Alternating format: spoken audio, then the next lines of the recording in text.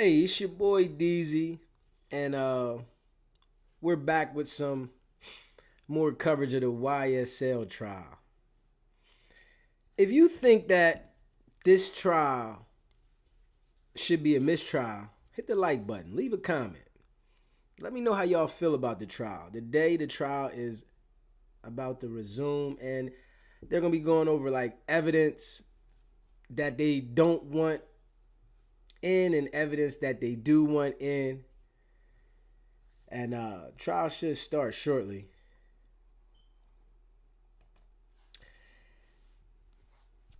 This is a situation that we all see as like the system is out of whack. Somebody's life is on the line. There's plenty of witnesses. They're going to be testifying. And some witnesses that don't want to cooperate. But they already cooperated. So you already stepped into the lion's den. You can try to take it back, but I doubt that holds really any weight. Some people, like Woody, are going to benefit, and some people aren't. I guess like the world took like a liking to Woody. So the world took like a liking to Woody, and it turned him up. This lets you know though that snitching rule, it really doesn't mean nothing. It only applies to the people that want it to apply to them. It doesn't apply in every situation. Is it real? Or is it just something that people want to abide by to keep things going the way they want them to go? Because nothing's happened to him. He's getting more money. That's what everybody's out here fighting for, to live and make more money. Everybody's fighting to make a living, to make more money, to live, right? It didn't hurt him. Yeah. So who should live by these rules, right? If we see people like Lil Woody elevating. You see people like Lil Woody elevating from this situation.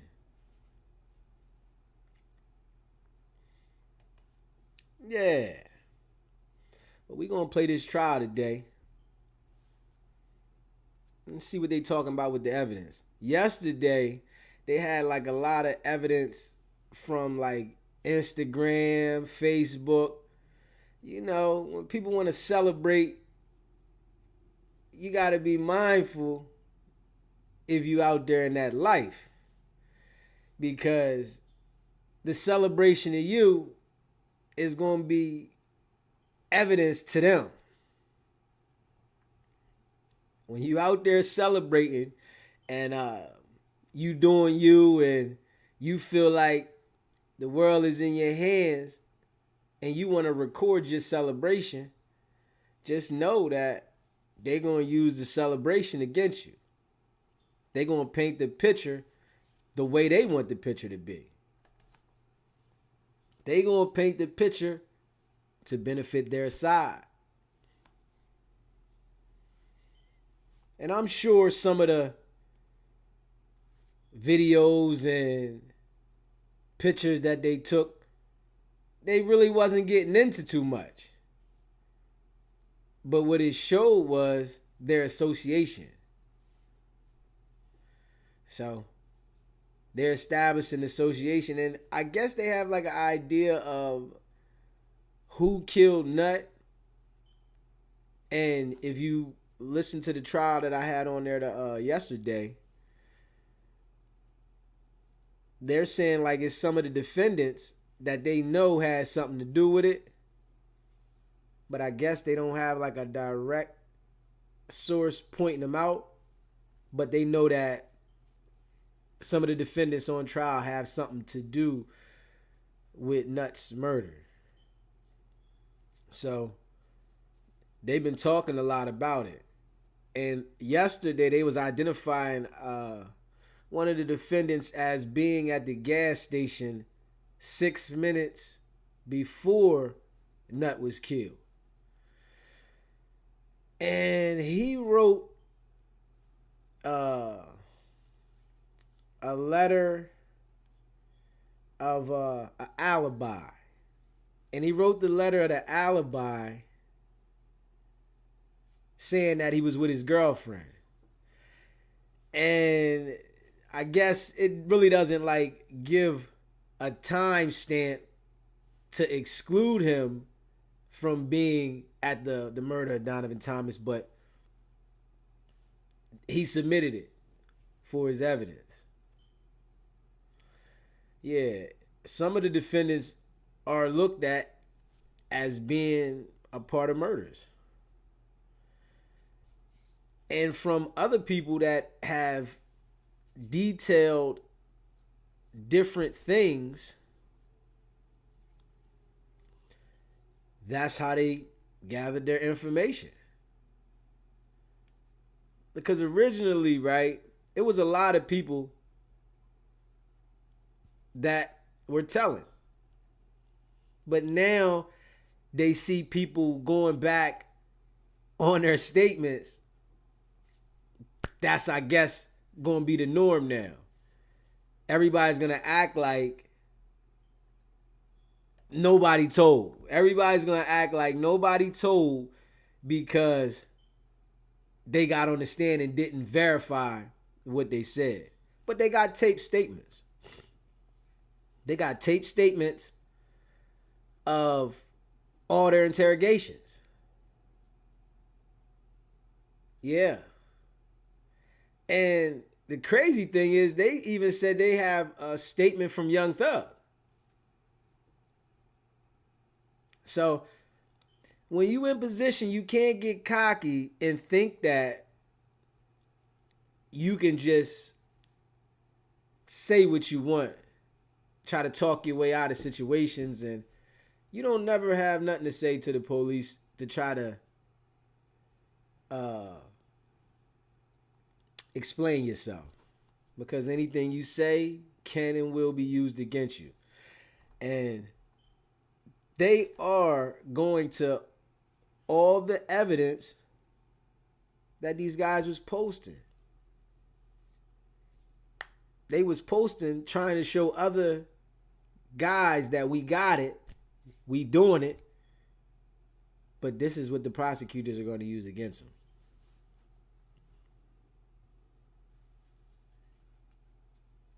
We get blinded by some things. And when we're blinded by things, we make decisions that could cost us. Because I'm sure all of them are sitting back thinking the stuff we post, that quick high that you got from posting it, is not going to amount to how long they're going to drag this post to try to finish your life.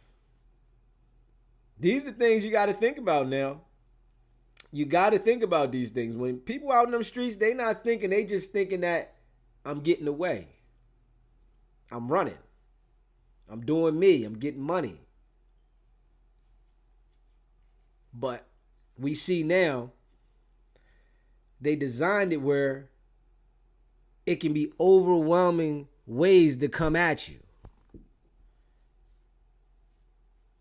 Putting the tools in front of you to hang yourself. These tools that was put in front of you can take you out the game. Yeah. And we do a lot of things so people can see us. People can acknowledge that we where we are at that current time. And that's what social media does. Instagram, Facebook, TikTok. It lets you let the world know and for them to acknowledge you where you at that point in your life. So if you're active, that's something that you shouldn't be involved with. If you're active in the streets, you shouldn't be involved on social media. That's plain and simple. We see every time when these people get in these situations that are active in the street, all they do is go use their social media posts. It's the same thing. And I'm not understanding why people coming up don't see it. You want that much attention from others to recognize you that you give evidence against yourself. Yeah, they're going to allow you to post it. You might feel like, I've been saying this all year and ain't nobody said nothing. But when they come, they're going to use all year against you. We got to pay attention to these things, man. These are the things that we have to pay attention to as people. Everything does not need to be posted, especially if you know you're active. You can see the destruction of the people that are active. You can see it. The people that are active, they want to show everything. They want to post they have a gun. They want to talk like they're ready for war. You can see the destruction in them. They don't see it because they're in the midst. They're enjoying that high. But the people on the outside that understand and been through some things, you see it. And I guess they're going to continue because they don't see it, you know? And Thug was a good artist, man. I mean, he is a good artist. Brother make good music. I like a lot of his music. His style was funny. But I like a lot of his music, you know? But he let the money get to his head and think he was untouchable. Money doesn't make you untouchable. Money makes you more of a target. So honestly, you gotta really put it in reverse. You don't really want to turn up as much because you have the money, because you're the target. Any mistake you make is emphasized. Any mistake you make as the target, having the money, is going to be emphasized. It's not going to be a pat on the back. If you're not known, you might get a pat on the back. But when you're known, they want to make an example out of you. Why don't we see that? Why don't we understand that?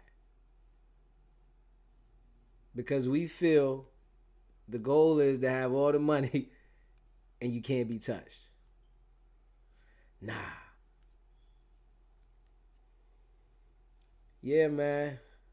Trial's been going on for over, about 9 months?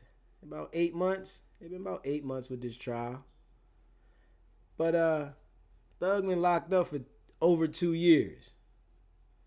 I guarantee you when he sits in there and thinks about it, like, a lot of the things that I was doing and the situations I was putting myself in didn't hold up to this. This right here is not what I wanted the end goal to be. This is not what I wanted to be the middle goal. Brother been in there all his 30s. He just turned 33. Brother just turned 33, been in there all his 30s. And you in there sitting really by yourself. You got people that you might communicate with. But when you in jail, you by yourself. When it's time to go to sleep, you by yourself. It's really not like a place that you can get comfortable with and make do with your situation for real. People do it, but it's not something that really sets well with, you know what I mean, with folks. Your situation that you put yourself in, you got to deal with it though. Yeah. You got to deal with it, man. You got to deal with it. It's one of those things that brother had it all though. But when we're young, right? We feel we know a lot. And you might learn a lot of information all at once, so you feel you know a lot. But when you don't have that experience, you don't know as much as you think you know. You may have an idea how something goes, but it goes a little different when you're in the middle of it. You know? I'm sure people on the outside was telling Thug, yo, bro, you doing too much. And even Lil Woody said, he said to Thug, yo, bro, you doing too much. And he said, yeah, the Fed's gonna get me. I don't care. This is what Woody said, Thug said to him. He thought the money made him untouchable. That's what it was. Money doesn't make you untouchable, man. Them days is over where you feel like if you got the money, you got power. And especially if you're black. Honestly, if you're white, you might slip through the crack. I'm going to be honest. You might slip through, but if it's overwhelmingly people going at you, nah, you're not going to slip through. The people of the world really dictate what's going on. When we come together, if something's wrong, pay attention how a decision gets made. But when we don't acknowledge something that is wrong, they just let it go. And that's real. You see it. When the world acknowledged something that was done wrong to someone, you get support. But if something is done wrong and nobody acknowledges it, you don't get no support. It just blows over. And that's why the celebrities that have been getting taken down is because people have been coming against them.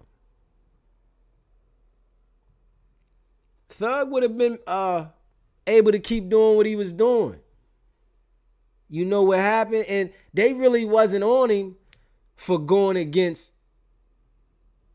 the people. They was letting that stuff ride. When him and Lucci was fighting back and forth and they was banging it out, they was letting them ride. Soon as one of those police officers got shot, they came and got Thug. That's what people don't understand about life. They will let you do a lot of things until it touch home. They will let you run around out in them streets and do a lot of things until violence starts. They will let you go out there and sell all the stuff you want to sell.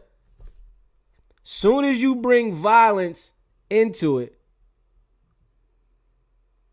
you are the target. And I guess people don't understand that. You can't lead and control with violence out here. It's not going to happen. They are going to come get you.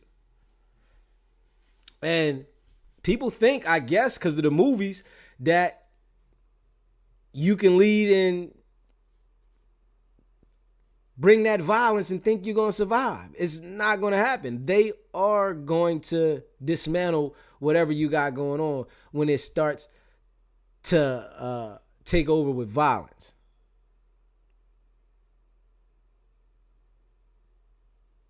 But Thug didn't understand that.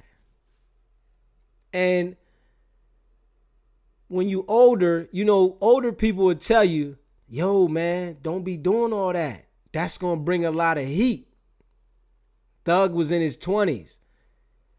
He didn't understand, I guess, that by you going to war with everybody in the city to take over these blocks or to let the people know that this my area,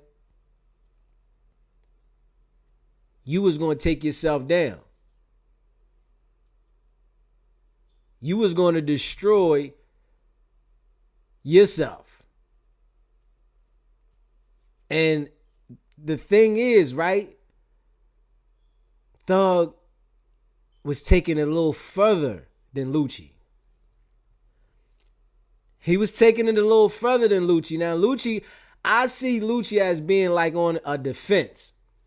He was ready to go to war, but he was ready to go to war in the defense of him and his crew.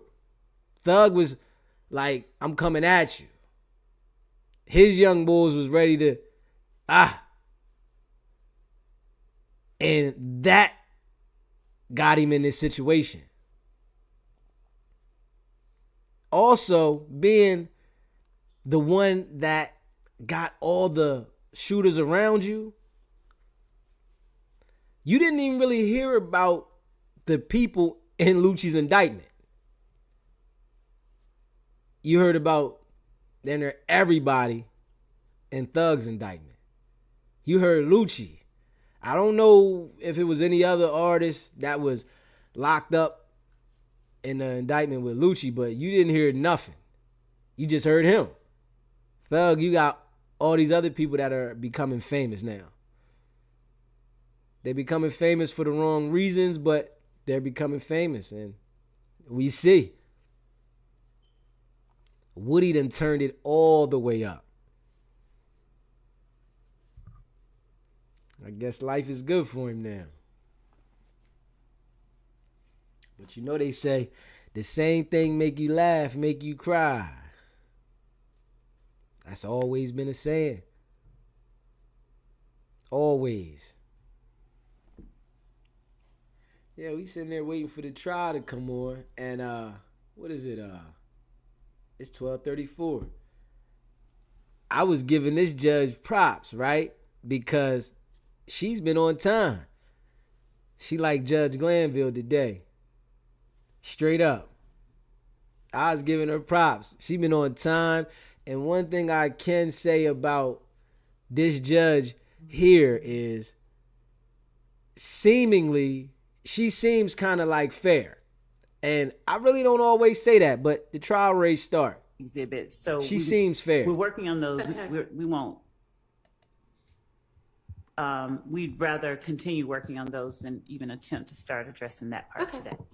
That's fine.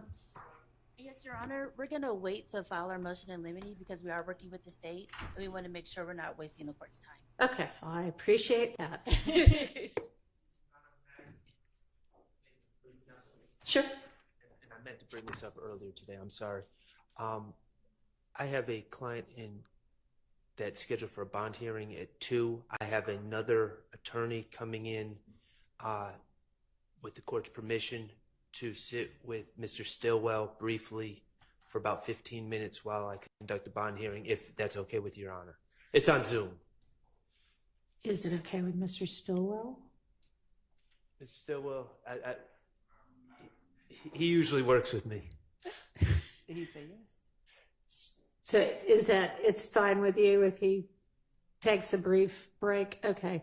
Well, obviously hurry back because you seem to be the main person making a lot of the evidentiary arguments. So Yes, Your Honor. we'll miss you while you're gone. All right, thank you. All right. Anything else from anybody? I know, Mr. Matthews, you had let me know after we went off the record yesterday in the presence of the state as well that you wanted to circle back on one of the items of evidence that we had reviewed yesterday. So you can go ahead and do that. Would you like to do that now? Sure. Okay. All right. That's discreet. We can go ahead and get that taken care of.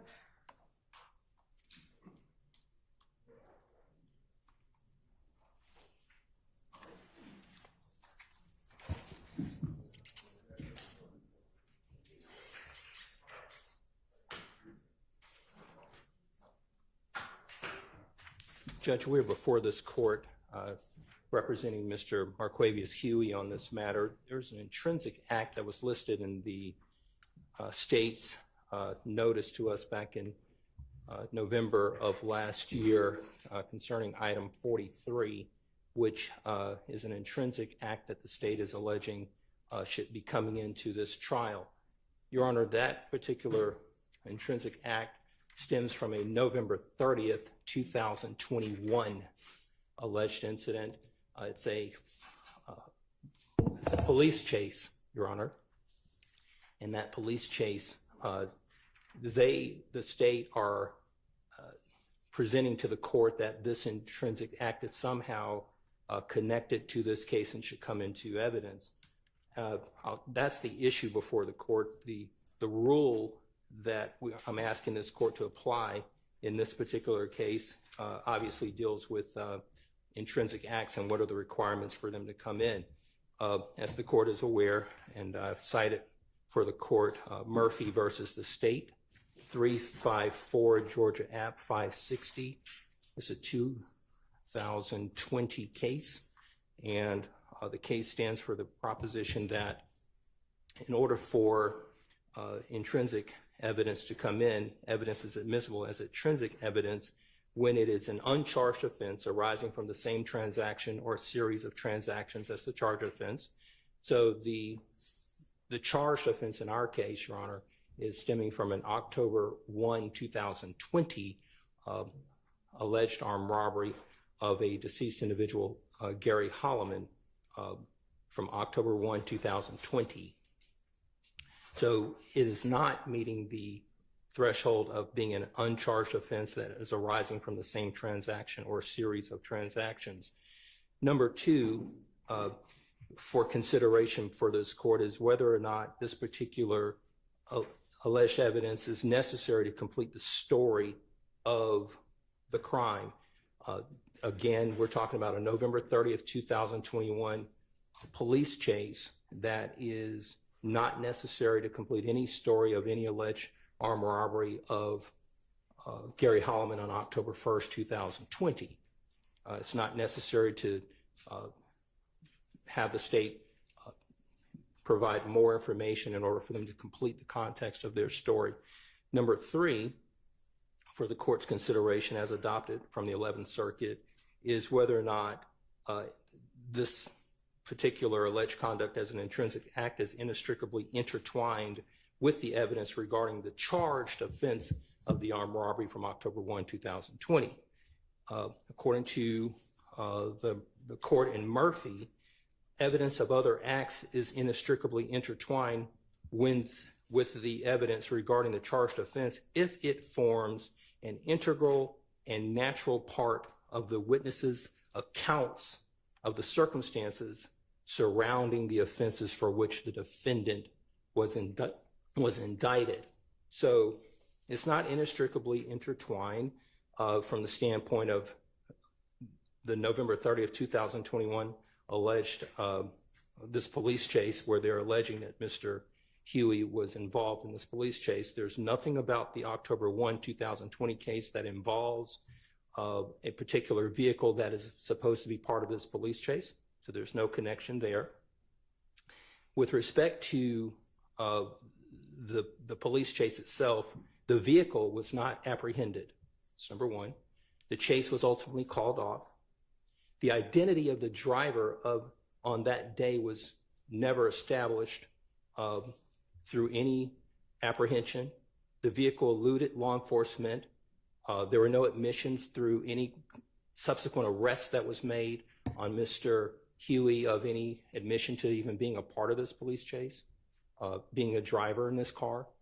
When you look at the video, there's no photos of Mr. Huey operating this particular vehicle. There's no ownership information that would show that he actually was operating this particular vehicle on that day.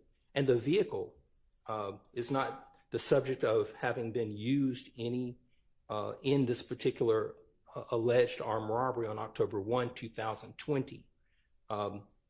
So the vehicle is not a nexus to any of the charges. And so the vehicle would not make it necessary to complete the story of the alleged crime in this particular indictment. So what we have here, Your Honor, is a separate alleged crime here of a police chase, that the vehicle was I think it was a burgundy Nissan vehicle. It was fully dark tinted up. So no one could see inside the vehicle from the windows to the vehicle because it was fully tinted. So when you look at what we have here, we're having a separate incident that is over a year after the October 1, 2020 alleged armed robbery. And just to give the court some context on October 1, 2020 alleged armed robbery. So Mr. Huey was arrested on those charges for the October 1, 2020 incident. When he was arrested, he sat in the Fulton County Jail for a period of time, and we had a preliminary hearing on the case, probably sometime in November or so of 2020, give or take. And that particular armed robbery offense, we were able to get the armed robbery case dismissed at the probable cause hearing for lack of evidence. And then the state, they made a decision to indict the case after there was a dismissal at the preliminary hearing stage. So subsequent to that, a grand jury indicted Mr. Huey on these charges from the October 1, 2020 incident.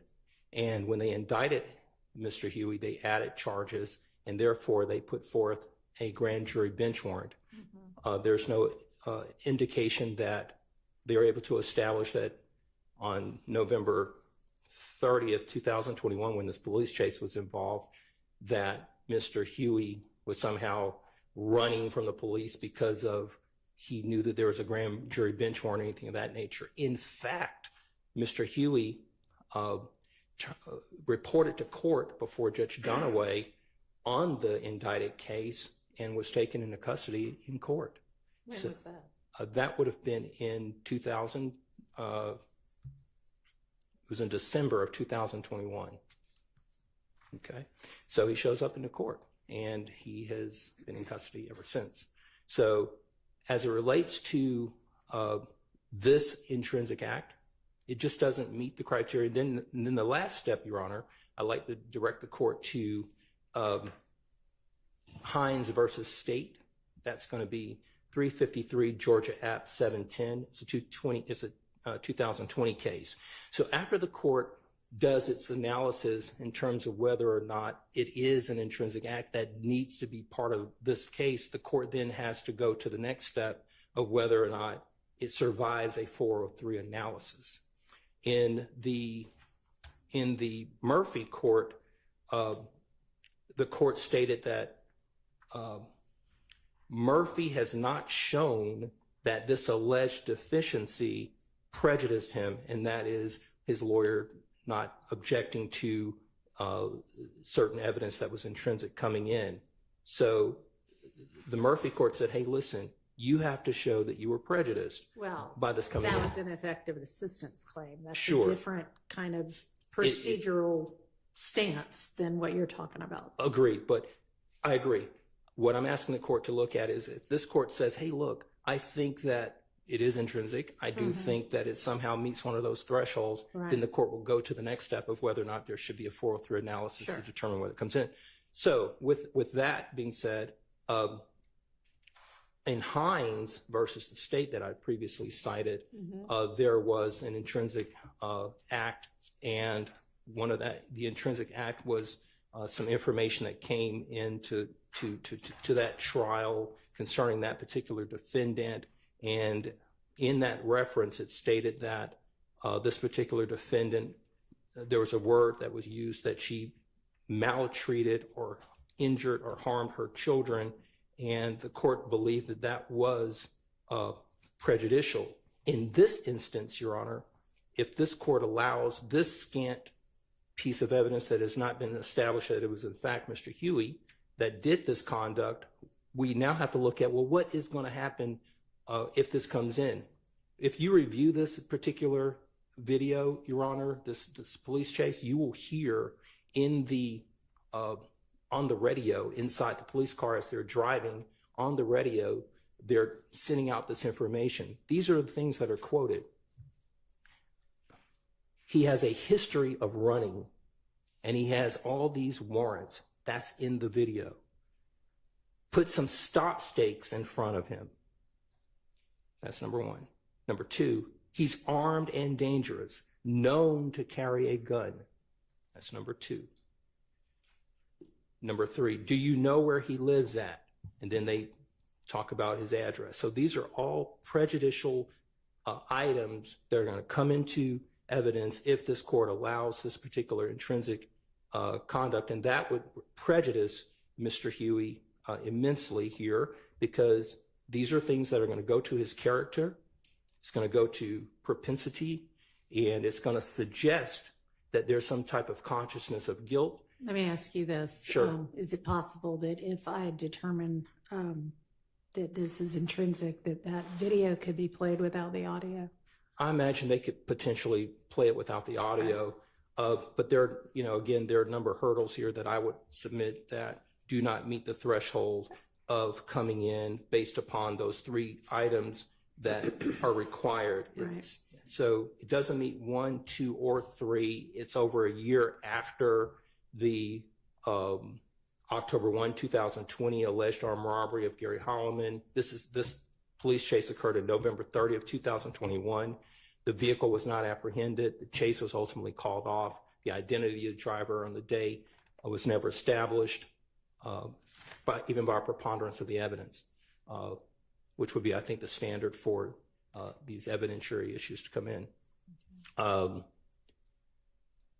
It was called off. There are no admissions, no photos, heavily dark tinted windows. So that's my position, Your Honor. I don't believe that this one would pass the muster and the requirements to meet the intrinsic acts threshold. And then after that, we believe that it's prejudicial and should be kept out on that as well. Because as the court knows, when we're talking about the 403 analysis, it talks about and tells us and teaches us that we should not be allowing under 403 prejudicial items to come into trial that are scant. Okay, I understand the argument. Let's hear from the state. And I appreciate you bringing to my attention that the chase was over a year afterwards and the circumstances of that. And I know that in the state's filing from November of 2023, they have the dates. So I'm not meaning to suggest that they were trying to pull anything over. We kind of ran through that real fast yesterday and, just kind of talked about a fleeing that was after the armed robbery that's an overt act. And I just kind of was thinking in my mind without looking at all of the words, oh, okay, this is at the same time. So thank you. You're welcome, Judge. Good afternoon, Your Honor. Hello. The state believes that this should be admitted as an intrinsic act. Just a few things for dates, Your Honor. So the preliminary hearing for the original armed robbery was actually in August of 2021. It was August 24th, 2021. At that point, the judge reserved her ruling and ruled either the next day or subsequently and dismissed the charges. Then in November of 2021 is when the state indicted the case. So November 8th, 2021 is when the case was indicted with additional charges, and the grand jury warrants were taken out on November 15th, 2021. This chase actually occurs on November 30th, 2021, so about 15 days after the grand jury warrants were issued in this case. And Your Honor, on November 30th, 2021, investigator Flores was actually conducting surveillance on Mr. Huey. So the notion that the police or law enforcement did not know who Mr. Huey was, they did know who he was. They were conducting surveillance on him and watched him enter into the vehicle, so they knew who he was once he entered into the vehicle. They tried to initially blue light him and pull him over. But Was he driving? I mean, did they He see was him get driving. into the driver's seat? He was driving. He was the only person in the vehicle. Uh-huh. They attempted to blue light him and pull him over. At that point, he took off, and he, amongst other traffic offenses, went to the wrong side of traffic. They were then able to get the Phoenix air unit up to follow him. And the reason why the chase was called off, Your Honor, is because Mr. Huey drove in restricted airspace. So the Phoenix unit could no longer watch the vehicle because he was near the airport. And so they could not go any further. So they had to pull back and could not keep eyes on him. So that is why the chase was Okay. Well, let me ask you this. So, I mean, you have evidence that it was Huey who got into the vehicle and who was driving the vehicle, and that he fled when he was blue lighted. Do you have any evidence that he knew that the reason well, two questions. Was the reason they blue lighted him because they were about to arrest him on the grand jury warrant? And do you have evidence that he knew that, such that it would arguably be intrinsic to this charged armed robbery? To answer question number one, yes, they were going to stop him based on the grand jury warrant. As to question number two,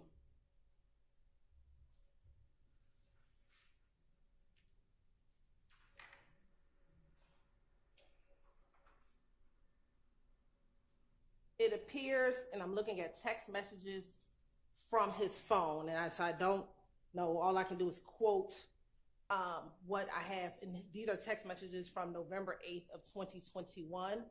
He says, just wait till after Christmas and the New Year and turn yourself in, see what they talking about. All right. Okay. So, and the chase is November 30th. So this is several weeks before then. Correct. And Okay. so the case went to grand jury on November 8th. The warrants were issued on November 15th. These are text messages he's receiving. And I want to make sure. Yes, it appears that these are text messages from his girlfriend to him on November 8th. And she's saying to him, just wait till after Christmas and the New Year and turn yourself in, see what they talking about. She says it might not be a lot of time. You think somebody's snitching on you. And then his response is, I can't miss another Christmas, man. And then he goes in, yes, I don't want you to, but you can't run long either. That's going to make it worse. I'm lost. I don't know what to do. I would say to go to court, they might lock you up. He's like, yeah, but then they might not. So it appears from text messages, he was aware that the grand jury at least had indicted the case. Again, warrants weren't out yet, but at least that the grand jury had indicted the case, because those text messages are from November 8th of 2021.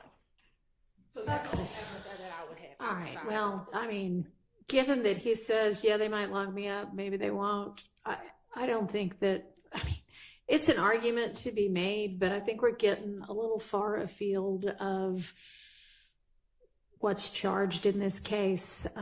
So I think I'm actually going to keep that particular incident out. But I would just argue that he's fleeing from the armed robbery. I know you're arguing that, but it's my ruling, so. Thank you. All right.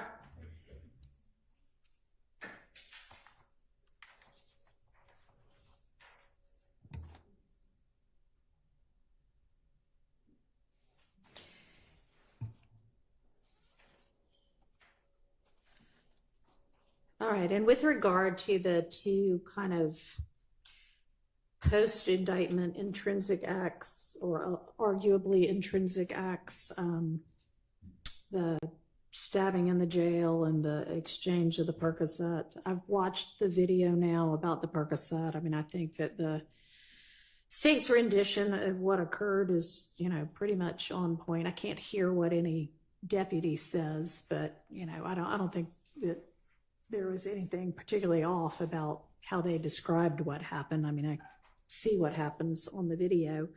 I've looked at some further case law, and how soon do y'all need to know what my ruling is on that? Because I'm kind of having the same thoughts about if we're talking about,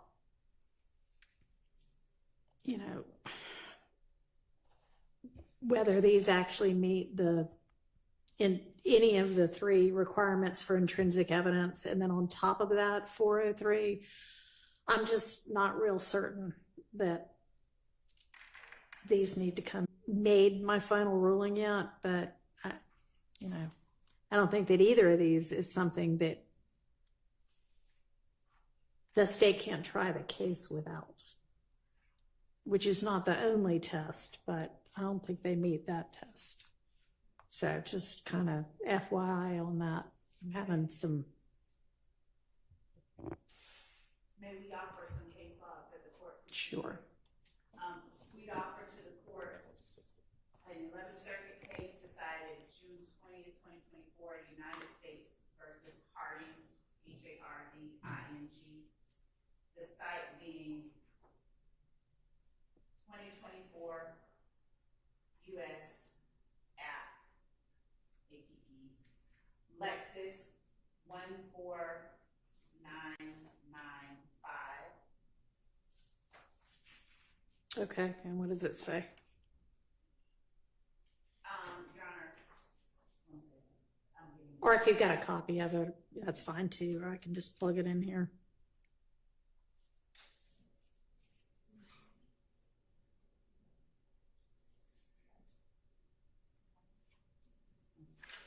and Harding, we do have a copy of it. Okay. And it's just standing for the proposition generally that an act that occurs after the indictment can be included. Yeah. Okay. No, I've found my own cases that say that. Yeah, that's clear. It's not post-indictment does not bar it from being an intrinsic act. That law is pretty clear. Right, Judge, and if I may, just very briefly, let me stand up. That's all right. I mean, I Voice is got just it. floating. It's just... I guess going back to the court's question in regards to how soon we need an answer from you in regards to that.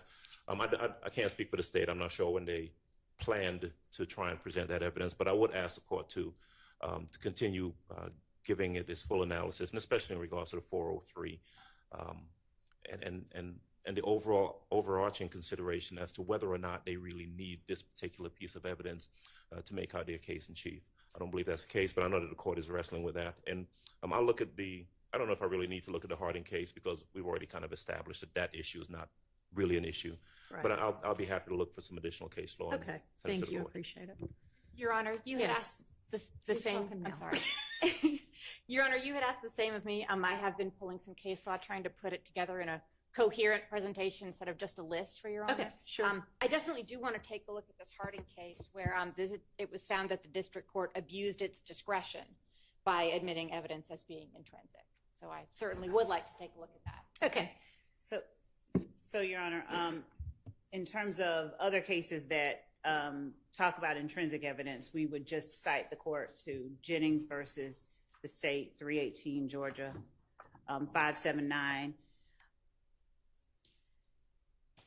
And I am just giving a list right now that for the court's consideration. This is not something that we have to decide right now. This particular one is not coming up at all soon. The next case is Anderson versus the state, which is 313 Georgia, 178. And what are these standing for? These are all regarding the intrinsic evidence and how it is that one is how one is to look at and determine whether evidence is intrinsic, broadly speaking. Okay. Yeah, actually, U.S. v. Harding, I'm pulling up what I put in my Lexus research folder this morning, and that's actually one of the cases that I was looking at this morning. Okay. And the last one is Hughes versus the state, 312 Georgia 149. And we too will present to the court a more coherent sort of overall arching All right. Appreciate it. argument. Okay.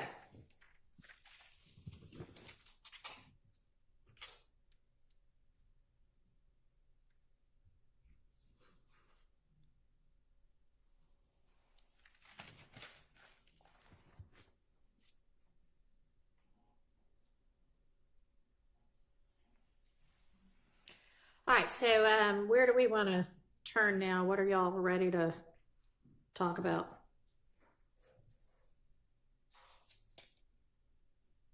So, Judge, if the court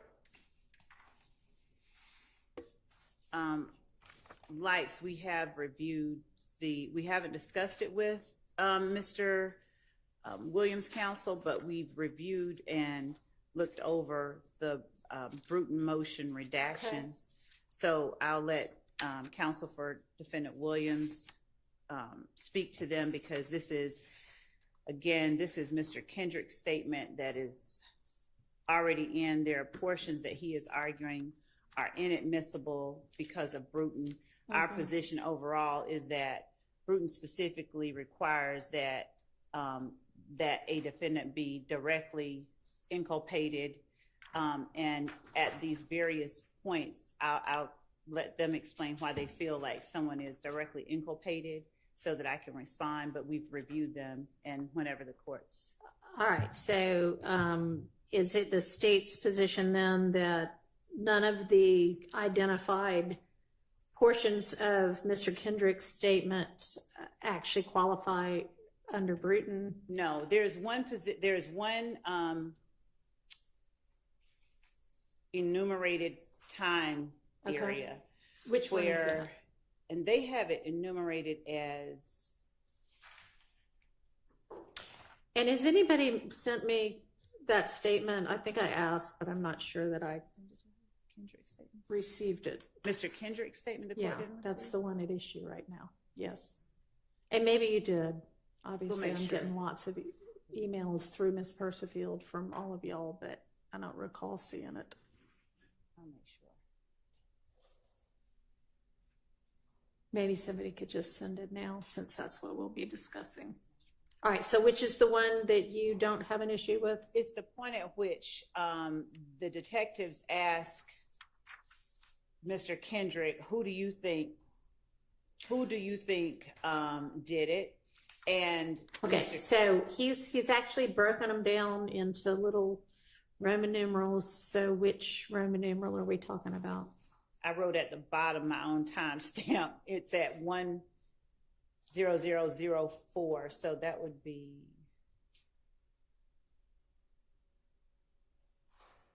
Here it is. It's their number 8.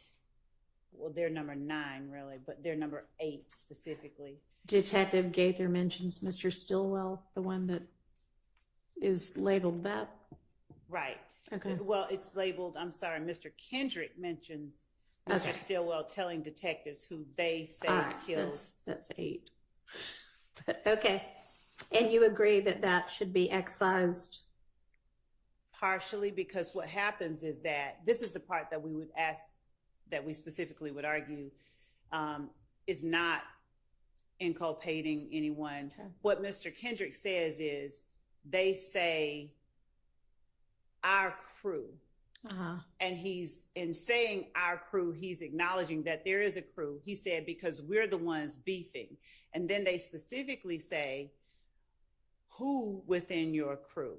And at some point, Mr. Kendrick says, they say Shannon. That part, we would agree, comes out, but they didn't enumerate it exactly that way on this sheet of paper. So they say Shannon, we would agree, comes out. He then says they also say Woody, and then they say Shannon and Woody.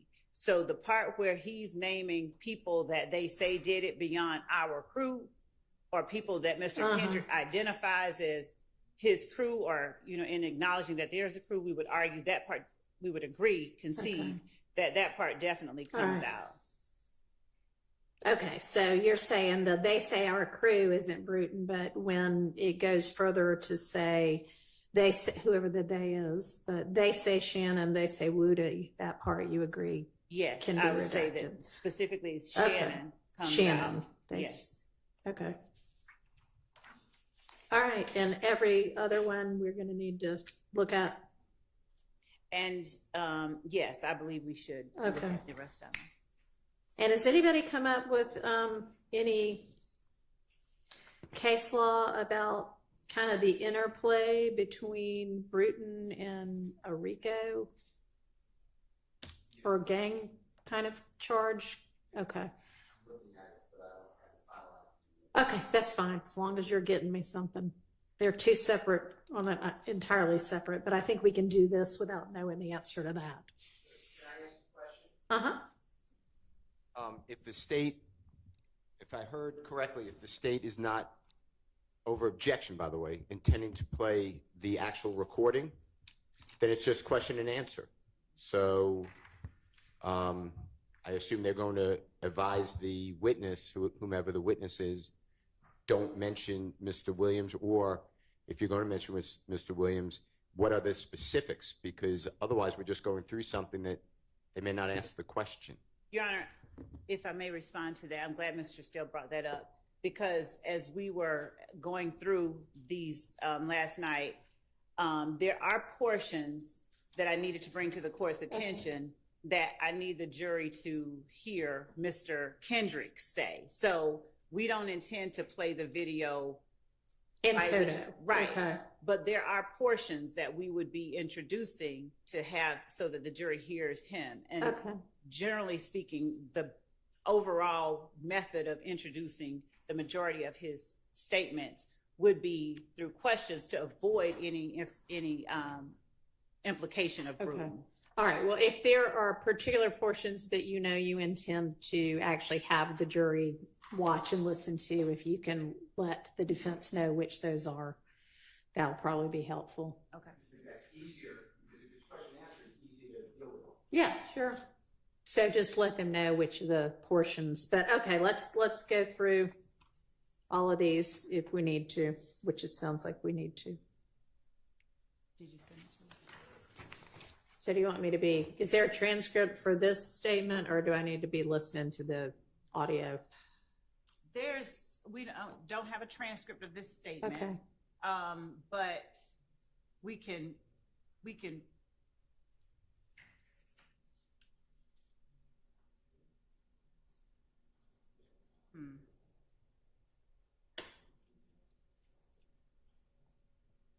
I don't know how they want to do this. Since the defense has timestamps on it that Okay. are different than what we have, I think they may have downloaded it into an MP4 format, so it may be easier for them to play it from their format, because I have a specific time. And Sure. Mr. Steele, would you be able to play the video or the portions of the video that you want to litigate for us here so that I can know exactly what that says? Okay, that'd be great. Okay. Yeah. Sure. Can I just bring up another concern on this subject? The concerns aren't limited to Bruton. I still like. We're talking about playing a tape where Mr. Kendrick says that other people are saying. He's not saying anything that he knows. He's not telling on anyone, but he's saying other people are saying that our crew and Shannon and Woody, and they're talking about taking Shannon's name out of it, which of course I'm in favor of, but I'm not even. Yeah, no, I agree. That's a little weird that the state's evidence would be, well, I mean, here's what the rumor on the street is. Right. So I bet Ms. Relev's going to say we're not intending to elicit that. Exactly, Judge. The point is not, and we can tailor the questioning and the presentation of evidence to, not include. Okay, well, I mean, I suspect the reason they're asking that now is because when we just went over that example, you thought that the only, and you may have just been saying the only part that I believe is brutal is this part where somebody is specifically mentioned, and that's fair. But if you don't intend to use any of that portion of the tape anyway, or get a question and answer that would elicit that information, then it would be helpful if you would say that, because there's no point in us, you know, spending time on something that the state doesn't intend to use anyway. So to speak to that example, for instance, I might ask the detective a question that, did you talk to Mr. Kendrick about the Donovan Thomas murder? Okay, that answer would be yes. Yes. Did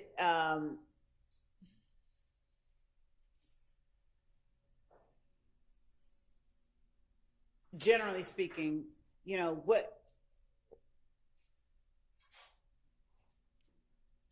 Let me ask you this. Do you think that it's relevant for the jury to hear that, you know, Mr. Kendrick said, well, here's what the story on the street is right now?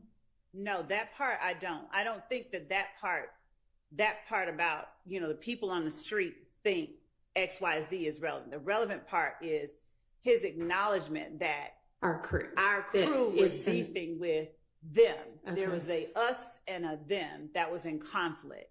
Okay. So then the only part of that then that you might elicit is that he acknowledged that at the time this all occurred, his crew was beefing with the other crew. Yes. Okay. Thank you for actually. All right. So when we're going through any of these other ones, if there's something similar, just kind of let us know that. Okay.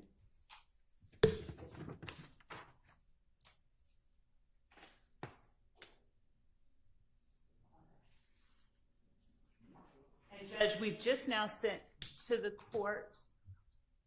We're sending to the court the October 6, 2015 interview. Does the court need the evidence reviewer player sent to it again? So, no, I don't think so. But if we're going to go by Mr. Steele's playing of it that has his timestamps, I guess I'll just watch that on Zoom.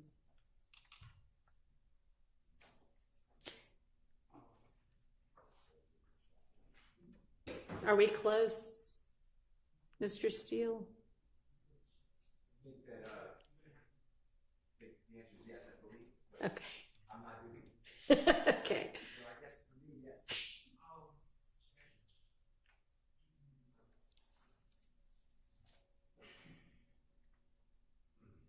And I don't want to belabor unnecessary points. Mhm. We are looking at it, and I was looking at this for the purpose of Bruton. Right. Sure.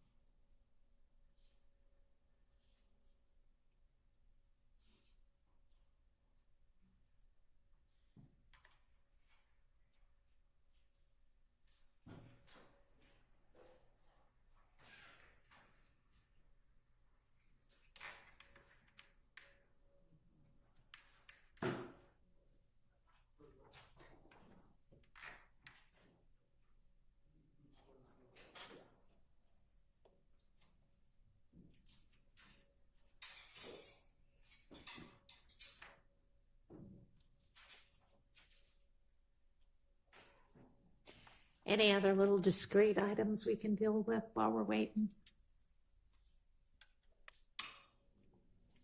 Nope.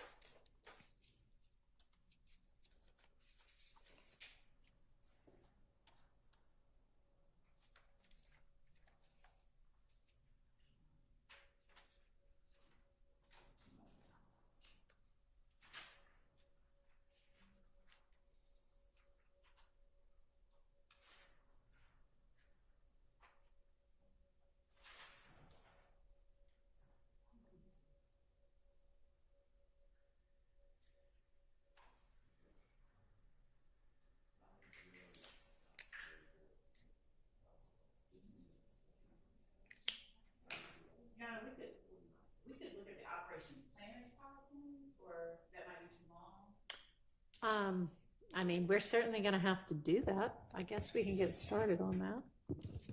Unless we're really close. 1 minute away. All right, we'll just hold for a minute. Or so. Or so. Come on, Mr. Kokobo. No pressure. Mr. Steele, how'd your oral argument go this morning?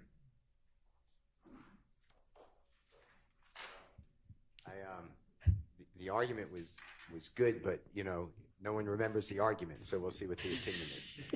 Okay. But it was actually a fascinating.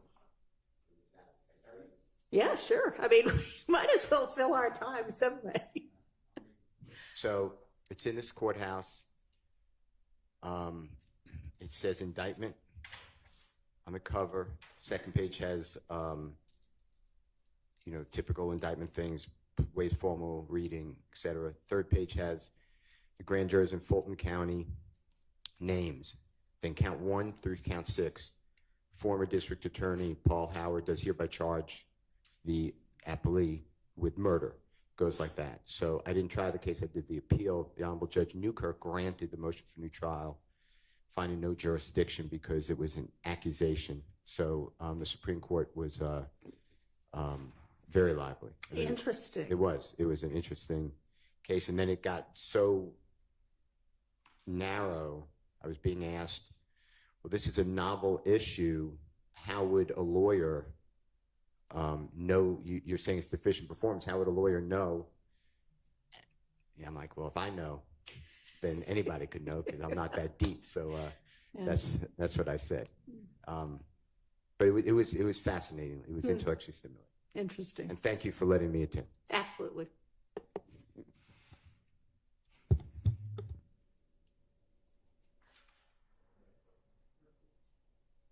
So, Your Honor, this should have, if I'm using Okay. time space, please correct me somebody, but this is 50. I just want to know. This is October 12th. No, it's October 6th. Uh-oh. We spent all that time on the wrong interview.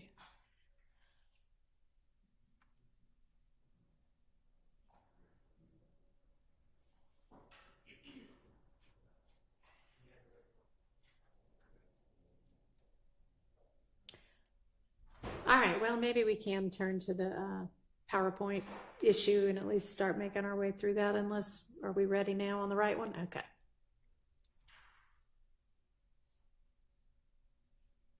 So we want October 6th, is that right? Okay.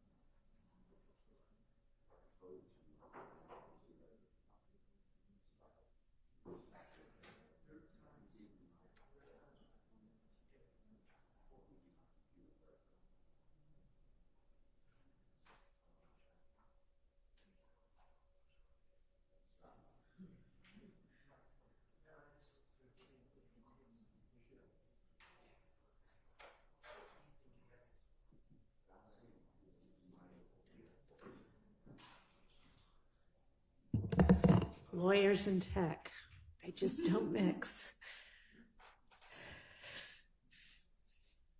I hate to defend Mr. Kokomo here, but this is a lawyer issue, not a AV issue at this point.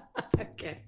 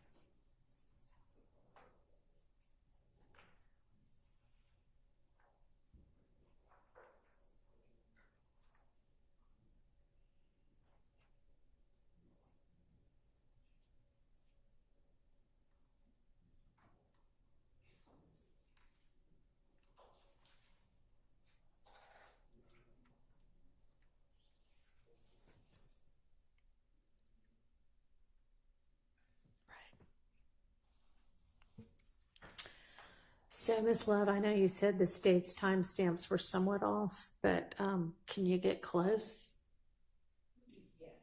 Maybe maybe we just go that way, since this seems to be taking longer than we had anticipated.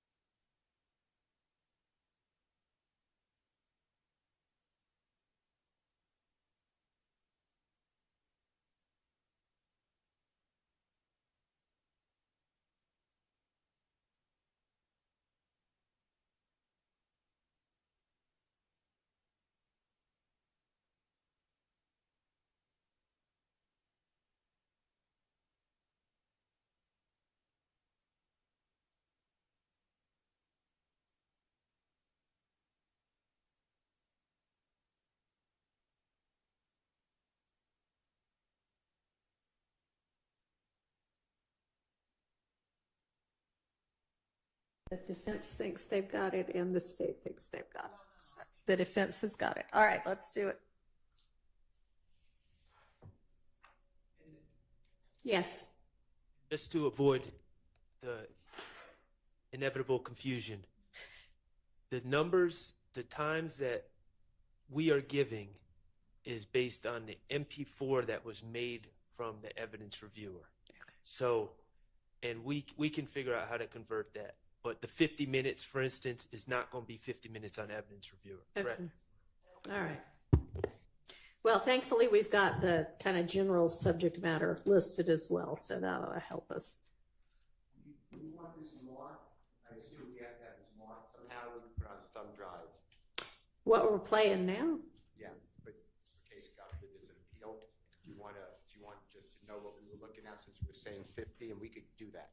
Sure. Yeah, that's probably the easiest way to do it. So I guess this is the hearing on Mr.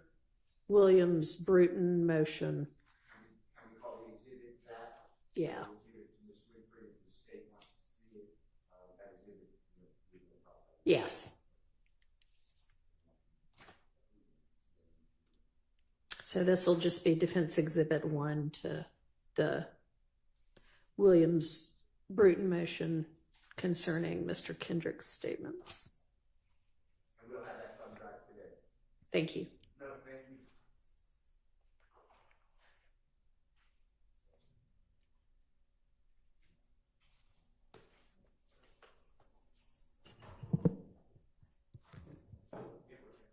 I think of other people you associate with. Probably. Anybody you can pick up? Oh, man, of course, that ain't no question, but that ain't like, that's on some whole other shit. Like, that's like my rep punk. Like, we do shows, he help me out. You feel me? Like, he bring me on to his show, just help me, just stay above flow.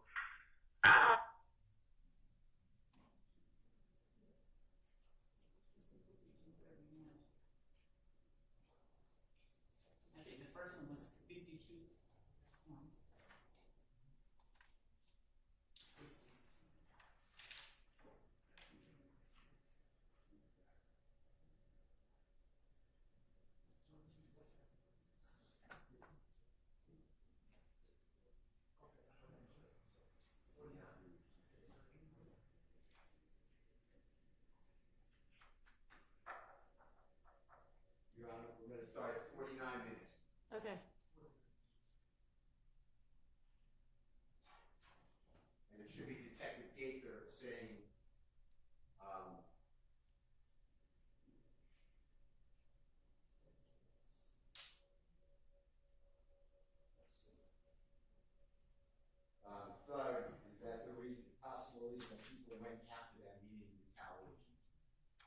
what it should be. So it's the detective asking the question. That's why I don't know if it's going to be needed because of the question, but that's the first. All right, and give me just a little bit more general idea of what they're talking about at this point in time. Okay. Yes. Detective Dennis is in here. Detective Gaither's in here. Detective Gaither's a female. Detective Dennis is a male. And the gentleman in custody is Mr. Kendrick. Yeah. And Detective Dennis at 4841 is bringing up that Mr. Arnold, he's a co-indictee, pled guilty. He also goes by Duke. He is the word Duke. Regarding the incident where Mr. Kendrick was tased, he was actually chased by police and tased. Okay. And Mr. Kendrick then mentions Duke or Mr. Arnold about the involvement in that. I didn't challenge that because I didn't think that's a proven issue. And then Detective Gaither talking about Duke, and then going right into whether Thug is a reason that people went after them, meaning that there was this Why, whatever that incident was, occurred. Okay. So, to me, I'm doing, I think, what the court wants, but this will never come up on a question answer because no one's going to say to Detective Gaither, I would hope, did you ask about Jeffrey Williams to Mr. Kendrick? It wouldn't happen like that, but that's the first one. Okay, well then maybe we can nip that one in the bud. So there's, if Mr. Steele would not mind just letting that part play from 49 Okay. so that we could. Throw him on the bus, but them, it's 40 over here. When I got tased on Bankhead, they was here. When I got on Collins Boulevard, hell man, I was leaving my little boy from going, so I had that. He was in the car. You're like, man, y'all see all this shit going on. You got it to me. I try to keep one then with that one, cause it's like it should go down anytime. Like, man, he been on some hang, jealousy. So why they coming at? I ain't talking about Duke. I ain't talking about the mother folks you roll. Why they coming at you? They thinking like I'm bad at it. They think I think I'm bad. Cause I used to carry myself. Like I see because of other people you associate with. Probably. Anybody you can think of? Oh, of course, that ain't no question, but that ain't like that's on some whole lot of shit. Like that's like my rep punk. Like we do shows, he help me out. He said like he bring me on to his shows, just help me just sell ball flow.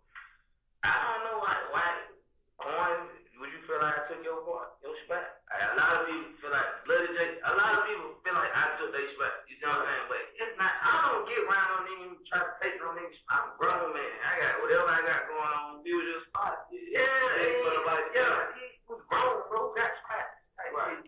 We grown ass men. Who the hell is like? But then when somebody had to tell me like, bro, you know these folks right? Feel like you take their spot. Right. I had to think about it, look at it from other people's perspective. Okay, that may be what it is. Yeah, but everybody. Okay. So, Your Honor, there's no part that I hear Mr. Williams' name mentioned in there. I didn't hear Thug or Mr. Williams' name mentioned, so I don't. Okay, well, let's just ask it this way. Do you have any intention of who's this coming in through? There would be either Detective Thorpe, probably Detective Thorpe later on. Is he even in this interview? He's right there in front of you. To the left. Oh, okay. I thought you had said Dennis and Gaither. Dennis and Gaither are sitting in front of Mr. Kendrick. And Detective Thorpe is to his also right. In there. He Okay, is. all right. There are three. So, I mean, you're not going to ask Detective Thorpe if Gaither asked if Williams was a reason why. No. Okay, so that would be one then. This example would be one where you could say, we don't intend to ask that anyway. Okay, so we do not intend to elicit or ask whether Defendant Williams was. All right, well, let's Whatever. circumvent spending the 5 minutes listening to it if you know you're not going to use it anyway, okay? That would be super helpful. Okay, next. But so when, again, this is one of those them, us, we, them situations. It is simply not one of those situations where we would be saying, you know, are they coming after y'all because of Thug? Are they coming after you because of we wouldn't be eliciting anything about another defendant. But if Mr. Kendrick is talking about a us and a them, like he is in this circumstance, they want to take my spot, things like that, then we would be putting that in. The reason I was saying we're looking at it in terms of Bruton is because if he's not talking about a defendant and he's not saying that person's name and inculpating him, then it's something that we will likely use. If there's a point at which I know that I'm just not going to even touch it, I'll do as the court has instructed, though. If, you know, and say, no, I wasn't even going to ask that anyway. It doesn't do us any good. Okay, so then what I hear you saying is that while you're not going to elicit that somebody asked if Mr. Williams or Thug might be a reason people are after them, you would maybe ask about some part of Mr. Kendrick's answer there, which said something about whoever they is, wanting to take my spot. Yes. Okay. And that we contend is not Bruton. That would not be Bruton. Okay.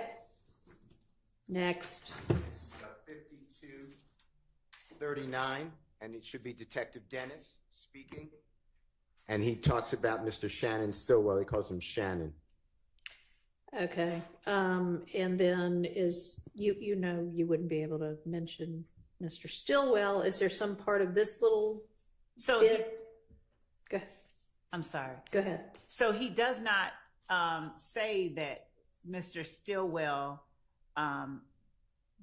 bought the gun. He does not say anything that directly inculpates Mr. Stillwell. And my understanding is that Bruton does not prohibit the mentioning of. All right, let me just hear it. I see this is the way it's going to go. Playing from 5214.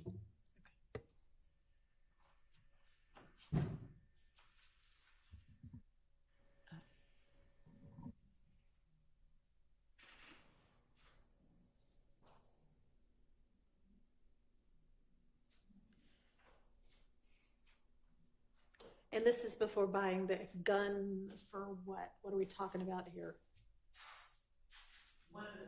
Oh, I'm sorry. Anybody? So one of he was stopped with a gun in October and one on January 28th, and they're talking about the guns that he had in those situations. January 28th and October 1st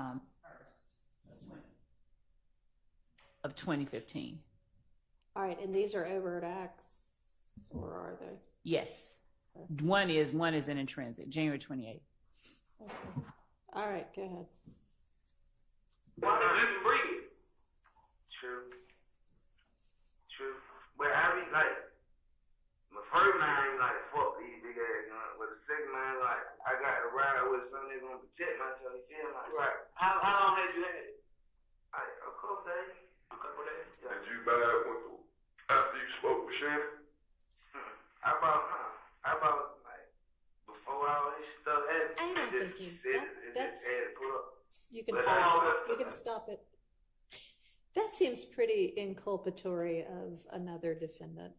Did you buy it after you talked to this person? As if no. Okay. Don't Leave that part out. That Got one's it. out. Okay. Next. It's right after that, but it's the same thing, Your Honor. Okay. Now it's Mr. Kendrick speaking about Mr. Stillwell. He includes Mr. Arnold as well to clarify what Detective Dennis just said about the gun. And that's at 5251.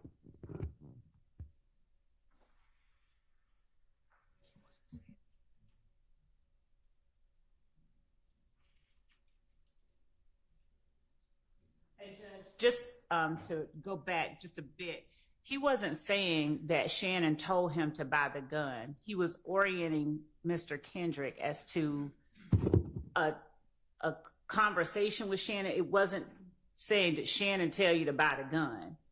So it wasn't inculpating Shannon. I think that it may be helpful to hear before the part that they started on. It's like, did you talk to Miss Hilton? Yes. Did you buy the gun after you talked to Miss Hilton? Yes. But it has nothing to do with Miss Hilton told me to buy the gun. Well, I mean, unless you can make it really clear that all that's doing is orienting him in time to something, but to have the question be in front of the jury that is, okay, you had this gun that you got in trouble for. Did you buy it after you talked to one of your co-defendants? Okay. Just seems too brutal-ish to me to permit this. And the state ought to want to try a clean case. We do. So that's fine. We don't have to keep that in. Okay. Go ahead. Next one.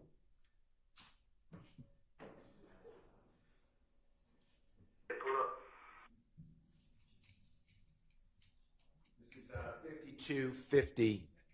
You should back it up. This should be Mr. Kendrick. Mr. Kendrick bringing up Mr. Stillwell and Mr. Arnold about clarifying the answer that you were just discussing, although I think that's out, actually. So it's really 54 minutes we can go to, and that should be Mr. Kendrick. And he mentions Mr. Copeland, Duke, or Mr. Arnold, and Rich Homie-Kwan, Mr. Lamar, and Mr. Stillwell, and he doesn't want to be associated with them. So we ask that Mr. Stillwell's name be redacted. All right, well, I'll listen to it. Give me enough so that I can hear the context of why he said it.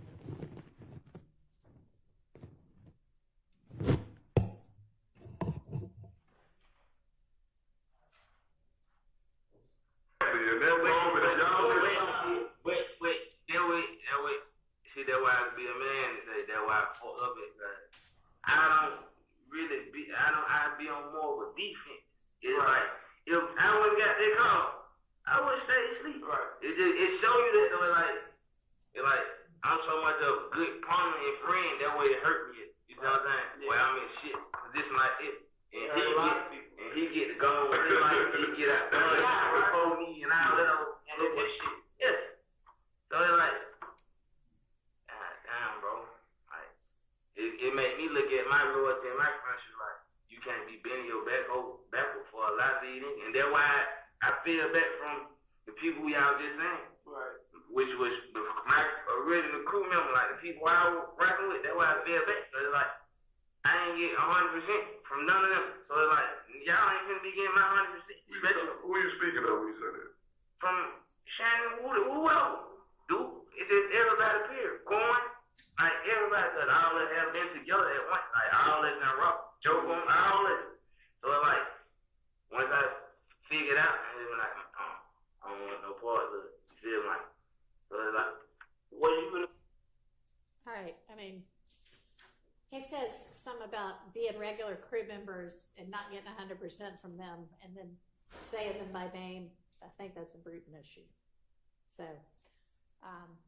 would you understand if you do intend to ask about this? Not having to mention Shannon's name. Correct. Okay. They'll announce the time to orient, but this is now Detective Dennis's voice, who's mentioned Mr. Stillwell swung first outside a club Crucial. That's the fight that you've been hearing about on the 6th day of January 2015. Well, I might not even need to hear that one. Your Honor, just before we go to that one, I just want to make clear Mr. Stillwell's name is the only one that is on trial that Mr. Kendrick mentions at the last little clip. Mr. Copeland, Mr. Arnold, Mr. Lamar, they have those names listed in their motion. I'm sure they don't intend that. That is a brutal violation. They're not on trial. So we would believe that it's okay to mention those names. But does the defense want to be heard at all on that, or what your position is on that? I'm still researching, Your Honor, like How did y'all redact this indictment? In We've what been way? asking for that to You be say redacted. redacted. It's been denied. Well, what got read to the jury at the beginning? Everything except, I think, overt act 26 maybe was redacted, maybe 2 overt acts, but I have to check my notes on which ones. Otherwise, the entirety of the indictment was read to the jury. Including the names of all of the co-defendants that are not on trial? Yes, every one of them. Your Honor, at the time, they were on trial. So severance happened during the course. So when we first had the indictment read, it was more than just the 6 that are Was it presently in the all, court. whatever, 19 of them? With the exception of maybe Yeah. the ones that hadn't yet been apprehended. Yeah, so everyone was here except for, And everybody at that point in time was on trial together? yeah. Okay. I mean, it's been a long time. Except for the ones that pled and a few that were not apprehended, yes. The ones that had not had attorney. Huh. And some that had not been apprehended. So, So- there were, I think, 6 that weren't. So Mr. Kitchens is indicted. He pled guilty around Thanksgiving of 2023. The jury first came upon us January 4th, 2023. So I made a mistake. Mr. Kitchens pled guilty under Alford in November of 2022. Mr. Arnold did the same. Mr. Sumlin did the same. Mr. Stevens did the same. Mr. Murphy did the same. Mr. Sledge did the same. Thank you. And I should look at the indictment for more. Mr. Garlington never had a lawyer, so he was already removed. Mr. Wani Lee pled guilty around the same Who time. was that last one? Mr. Wani Lee, L-E-E, Oh, okay. and Wani is W-U-N-N-I-E. Yeah. So, the state, I'm sure it was a miscalculation, but these people were all included in everything in the indictment, but were not on trial before the veneer panel was first put upon us. And if I left somebody out, Mr. Eppinger was with us for jury selection. Then he got, something happened and he got removed after that. So he was in a different category. Mr. Blaylock pled guilty after the veneer panel. Mr. Blaylock has not pled guilty. Mr. Blaylock was severed as well. So I believe I said everyone who had not pled and not been arrested was present. So there were individuals who were severed subsequently. So Mr. Blaylock was severed after the jury was impaneled. That's true. Mr. Dorsey was severed. Ms. Eppinger was severed. Mr. Mender was severed after the jury was impaneled. Right. So the people I mentioned pled before the veneer panel was read the indictment. And I'll look at the indictment. There may be a couple more, but that's my memory.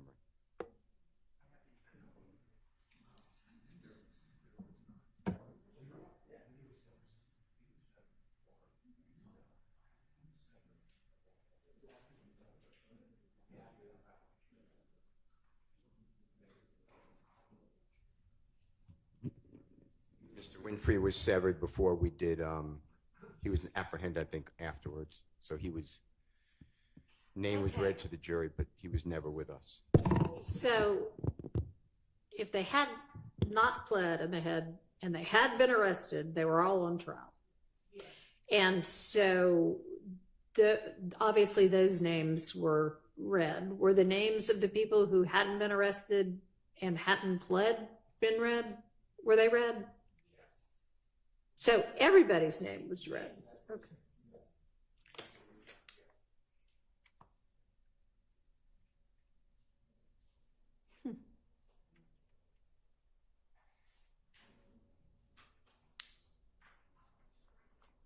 And I don't know if there were any counts of the was every count of the indictment read?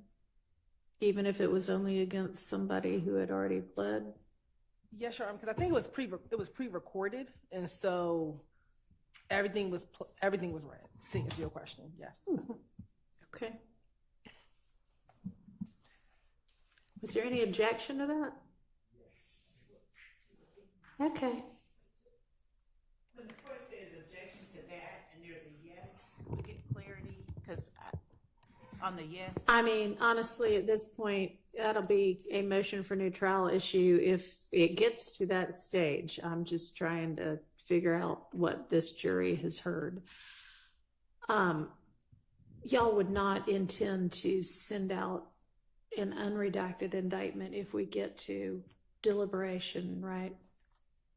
We had actually talked about redacting the indictment. I think we were actually. Okay. All right. Well, good. Because I don't think an unredacted one should go out. All right. Anyway, back to what we were doing. So I mean, the question was with regard to people who are not on trial here now with these 6, is there any kind of objection to those people being mentioned? Yes, so I'm finding Bruton under conspiracy. Yeah. And directly impact, and that's what I have to get to the court. Okay. All right. Well, why don't we circle back on this one then? Because that, obviously what the law is will determine what the answer is. So it's definitely out with regard to naming anybody on trial here other than Mr. Kendrick, but with regard to anybody else, TBD, depending upon what the law says about that. Yes, Your Honor. Okay. So y'all get the next one lined up and let me jot myself a note on that.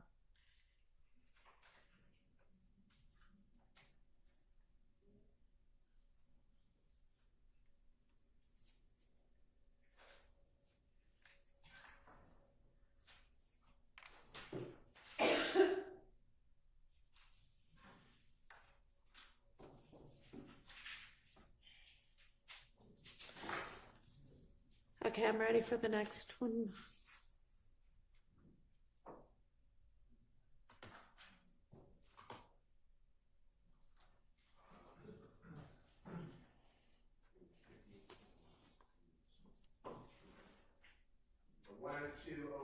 So Mr. Kokomo, you'll orient this earlier and what's going on here, Your Honor.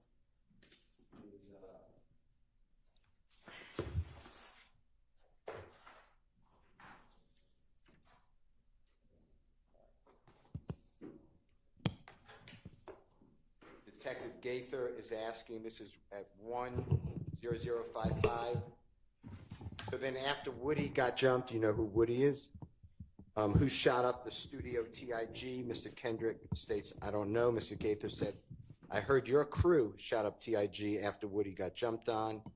There's a discussion of where is TIG. Then Detective Gaither says Metropolitan, like over there by Thug Studio. Mr. Kendrick asks, where's Thug Studio at? And then they talk about that location. They talk about YF and Lucy. And then at 103, Detective Dennis say, you still on Bloody J when he got locked up. And it goes on to that event.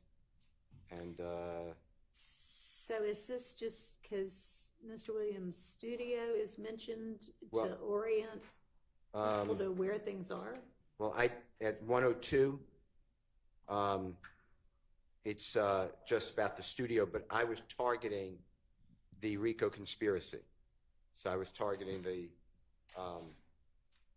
this is where,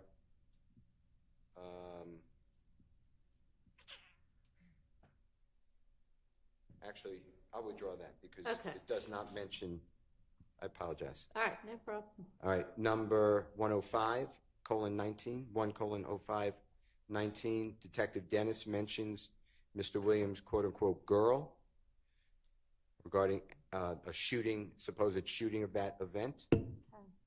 And that is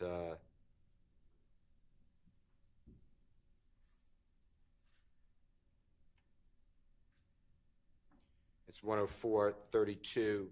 Detective Dennis states, didn't you catch them down bad? That's a reference to Mr. Kendrick's music. They laugh. It's a verse in a song. And then Detective Dennis says, so who shot up Thug's Girls event, or did you hear about that? And Mr. Kendrick says, I don't know. That's my first time hearing about it, so I wanted that excluded. What's the response? Doesn't, number one, evidence of that has already come in through Dennis, but number two, that in no way inculpates Mr. Williams in anything because it references him His as girl being a victim. right. Okay. Yeah, I mean, I don't think that's a brutal. So my issue with that then would fall back on a different issue then. What's the point? The answer is, I don't know anything about it, so we're now just using So the now question. we have a relevance objection. No, we'll do them all at the same time, so we don't. I don't have a problem not having him since he doesn't know anything about it, keeping that part out. He said, I don't know Okay. about that. I don't have any problem keeping All that right, part out. thank you. Next is 108, 1:08:40. And this is the part you heard earlier that may be stipulated to. Mr. Kendrick mentions Mr. Stillwell telling detectives who, quote unquote, they. Right, and on that one, what would be permissible to ask about is that at around this time, They were beefing with our crew were beefing with them. the other group, but not anything about the rumors or anything like that. So that one I think is clear. Okay. Next one. The next, Your Honor, will be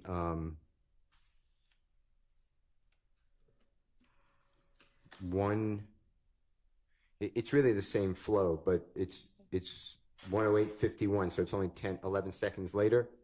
And Mr. Kendrick, mentions Mr. Copeland sharing that he was tied up with Mr. Stillwell, and specifically, and then Mr. Kendrick identifies a photograph 8 seconds later of Mr. Stillwell.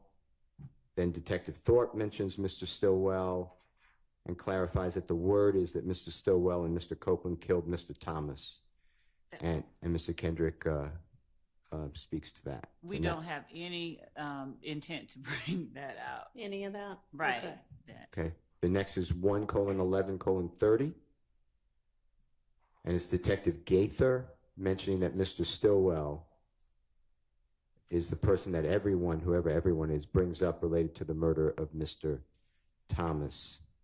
And this falls in with what we initially said, that when they were talking about who they said killed Donovan and bringing up Mr. Stillwell's name, we have no intention of doing any of that. Okay.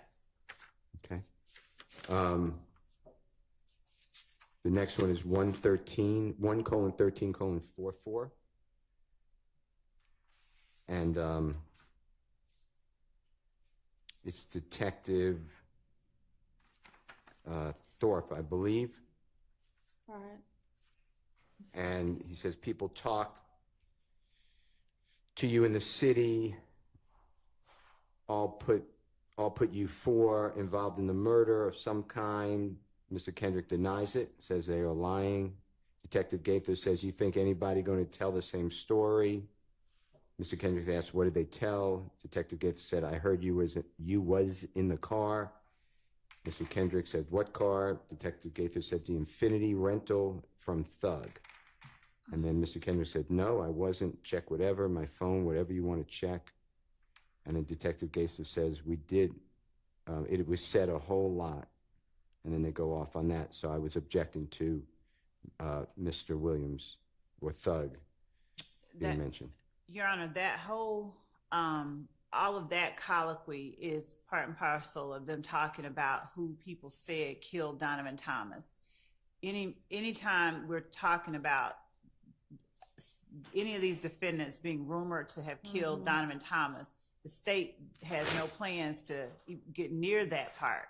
Now, Mr. Kendrick denying that he was in a rental by Mr. Williams, we would proffer that type of information because it would not inculpate Mr. Williams. Yeah, I agree with that. I mean, I think it's already in evidence that Mr. Williams rented an Infinity right? Yes. And up for dispute whether that was involved or not. Right. But saying, the infinity that he rented doesn't inculpate him directly. So that I would be okay with. I mean, I don't think there's a brutal violation if you ask or get an answer that talks about the infinity that Mr. Williams rented or that Thug rented.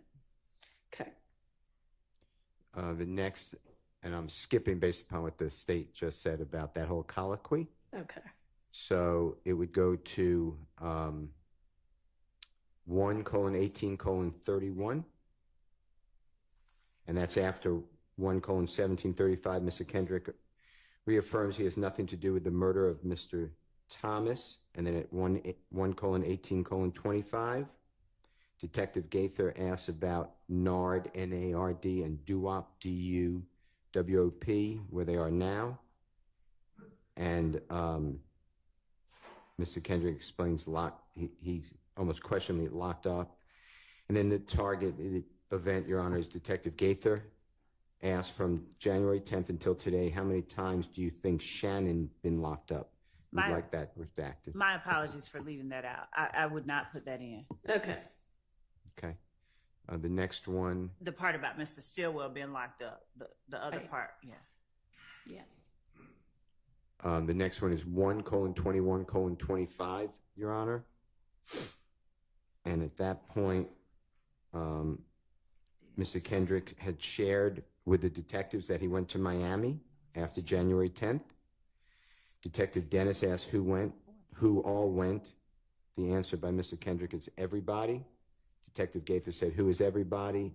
And then Mr. Kendrick starts naming little D, everybody, and then Detective Dennis points to the photograph of Shannon Stillwell. Mr. Kendrick says yes. He says, yeah, actually, YEAH. Okay. So that's the part that we were taking out, the picture and the pointing. Well, this is just him saying, here's who all went to Miami. Yes. Immediately that after doesn't the inculpate anybody directly in anything. It might be argued to be a part of the evidence, but that wouldn't be a brutal violation. Okay. We're just raising objections then, if that's okay. When I say okay, I'm not waiving anything. I understand. Okay, I said okay, but thank you. Yeah. All right, the next one is going to be included. Did Thug went? Was the question by Detective Gaither. The answer is yes or yeah, so I assume it's the same ruling. Yeah. The next one, Your Honor, would be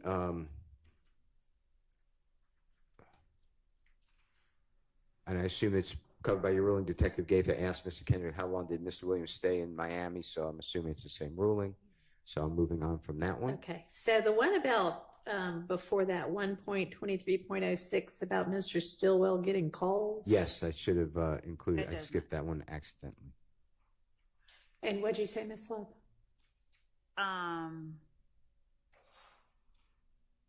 I'll let the court decide on that. I'll let the court hear that because I didn't count that as inculpating because everybody was, what he's contending is that people were calling, but I'll have to hear that part again. Okay, let's just hear that part because I'm not sure what it says. And start at about 1:22:40 if you can, Mr. Kokomo. And what it should say is, it should be Detective Dennis asking about what conversation was like on the way down to Miami. Detective Dennis specifically, I believe, said, Your Honor, the ride down had to be some type of, just like you just said, like when Duke got jumped on, people started hitting your line, so you all started to get worried. And Mr. Kendrick said, it wasn't on my conscience. And then in there, they talk about Mr. Stillwell was probably getting calls. all right, let's just see. One of conversation. Everybody just sitting there like, Yeah, I was just stoned with it. Like I get my own sprint. I'm an artist.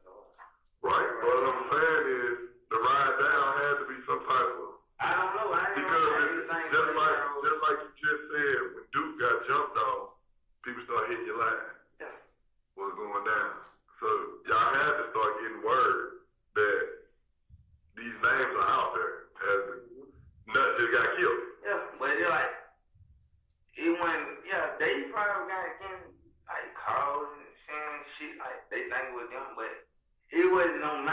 country or folk want to call me.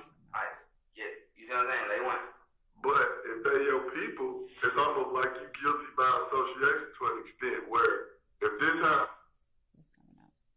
We wouldn't have any problem taking that whole last 2 or 3 sentences out. Like, they were probably getting calls thinking it was them, and then Dennis saying it was your people, you guilty by association. Like that, those 3 or 4 lines, we don't have any problem coming out. All right, does that cover it? Yeah, Mr. Kendrick, I'm sure it covers it. Specifically said Shannon, so I'm assuming it covered it too. Let's make sure. Yes. Okay. Yes. Okay. Excuse me, Your Honor. Can we take 5 minutes before we continue down the list? Sure. Yeah, that's fine. Let's take a quick break. Thank you. Sure.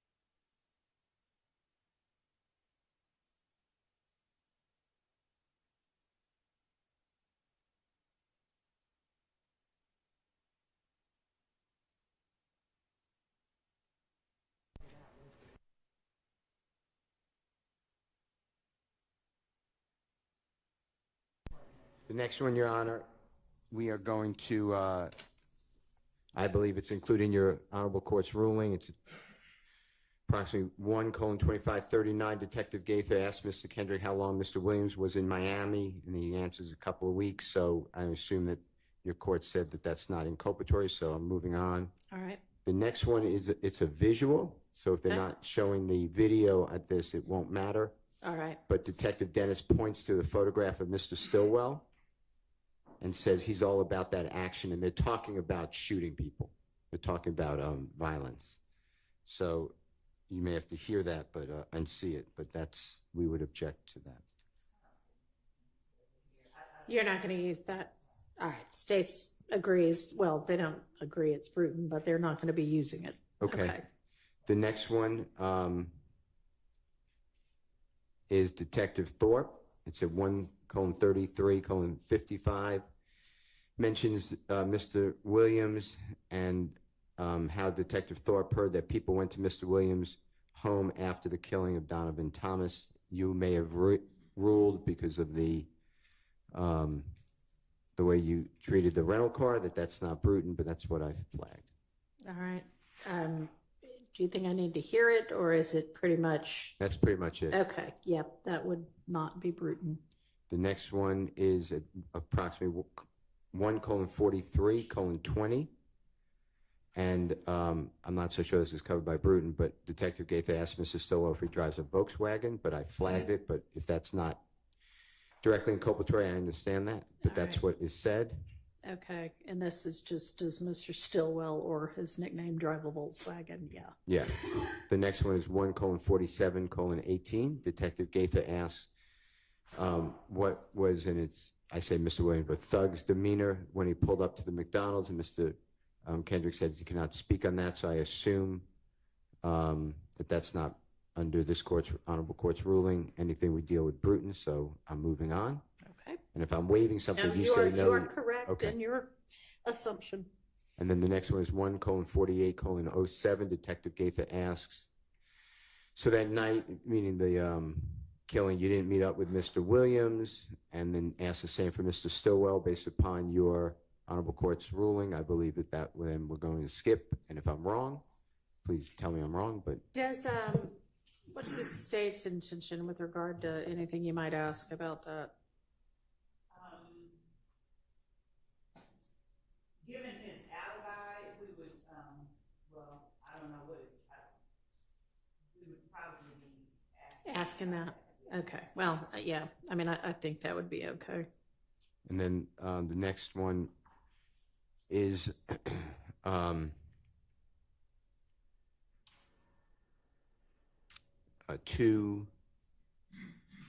well, it's really the same, Your Honor. It's clarifying the same thing.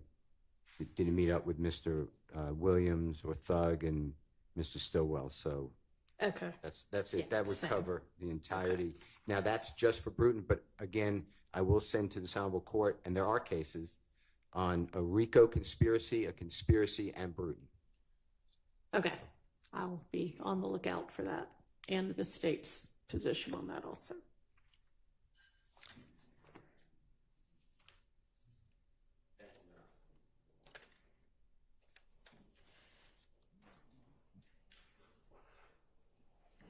All right, so we can circle back to going through the evidence that's going to come in with the next few witnesses, including Mr. Sprinkle. If y'all are ready on that, we can move on to the wiretap evidence that the state intends to use. We can. the PowerPoint maybe is. I mean, we can do the PowerPoint. Would the wiretap evidence come before the PowerPoint? No, it would come Okay, after the PowerPoint. PowerPoint. All right, yeah, we can look at that. So everybody should have the kind of revised PowerPoint, I guess, that the state provided over the weekend, I think. Let me display it on your Honorable Court allowed to display it on the screen so we can easily run through it. Yeah. And Your Honor, if I may just turn my back, you will give a thumb drive to Ms. Winfrey. Yes.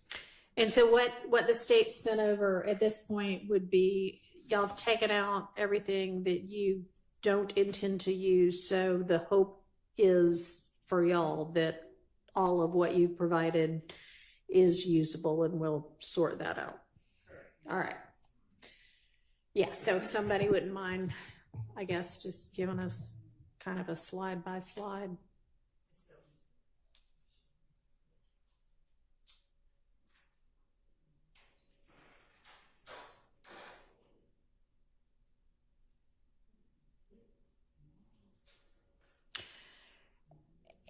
And I don't know that it needs to be displayed on Zoom as long as we're all looking at the same thing. That might be a better approach. So let's all just get our email that sent it over and open it up and look at the slides on our personal computers or laptops. Sunday at 9:15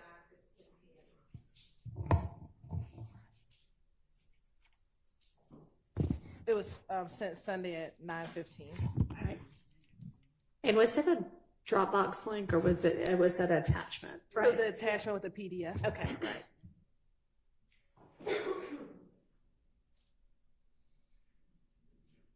Okay.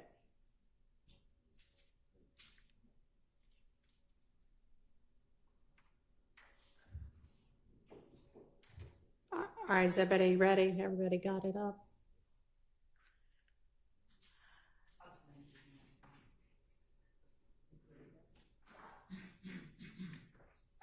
Yes, yes, yes. Okay.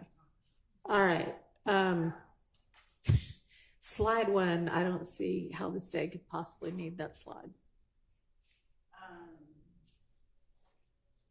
No, that's not. No, I mean, it's not just no. Okay. Slide 1's out. Slide 2. This is just sort of. These are identifiers that APD has. Identifiers that APD has identified, and All right. Hadn't there already been testimony about that? there has been testimony about snakes and tattoos and red flags. Yes. Okay. So that one's out too. If you say it is, it is. Huh?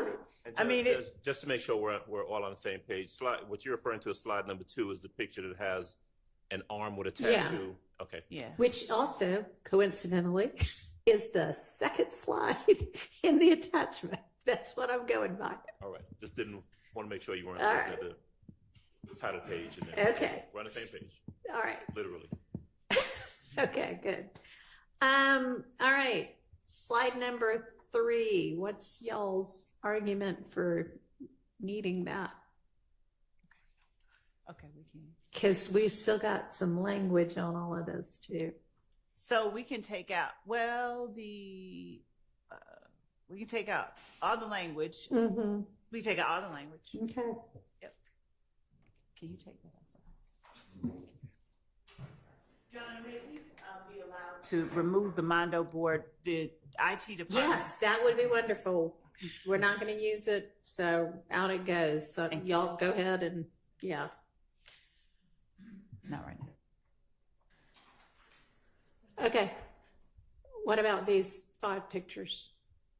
So the pictures, Judge, are just as he's talking, he would. All right.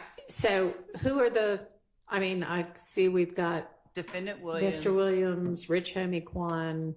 Bermian. Are there pictures already in evidence of Yes. those 3 people? Yes. Then use the pictures already in evidence. How about the bottom 2? Who are they? Donovan Thomas is on the far right side. Is there a picture of him already in evidence? Yes. There is a picture of him in evidence. All right, use that. What's the middle 5th one? And this is Defendant Williams.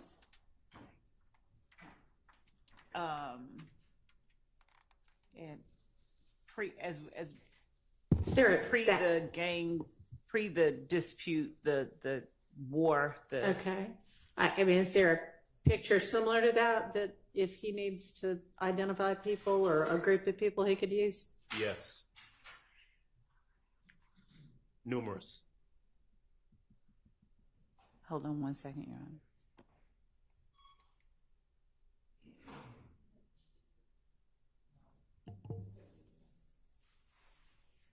We have videos of the groups of All right, persons so you together. could do a still from a video. We Okay. can.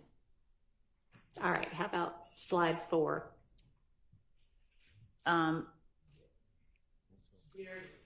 This is just, Your Honor, and our position regarding the displaying of these pictures is that they're demonstrative as he's talking about them. Of course, they've seen Mr. Copeland for what feels like ever. So they sort of know who he is. They haven't seen as many pictures, just face shots of Mr. Watts.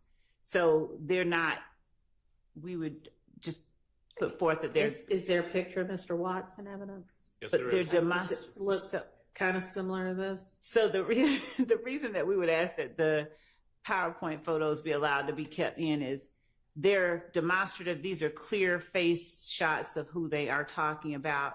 There's nothing that is inherently or substantially more prejudicial due to the cumulative nature of these photographs that would cause either defendant to be in danger of being convicted of something or on something other than proof of the crimes we have listed in the indictment. Are they going to, for some reason, be talking about Mr. Copeland and Mr. Watts together, that they're like, Yes. it's going to be crucial for the jury to see here's Copeland and here's Watts? Not crucial.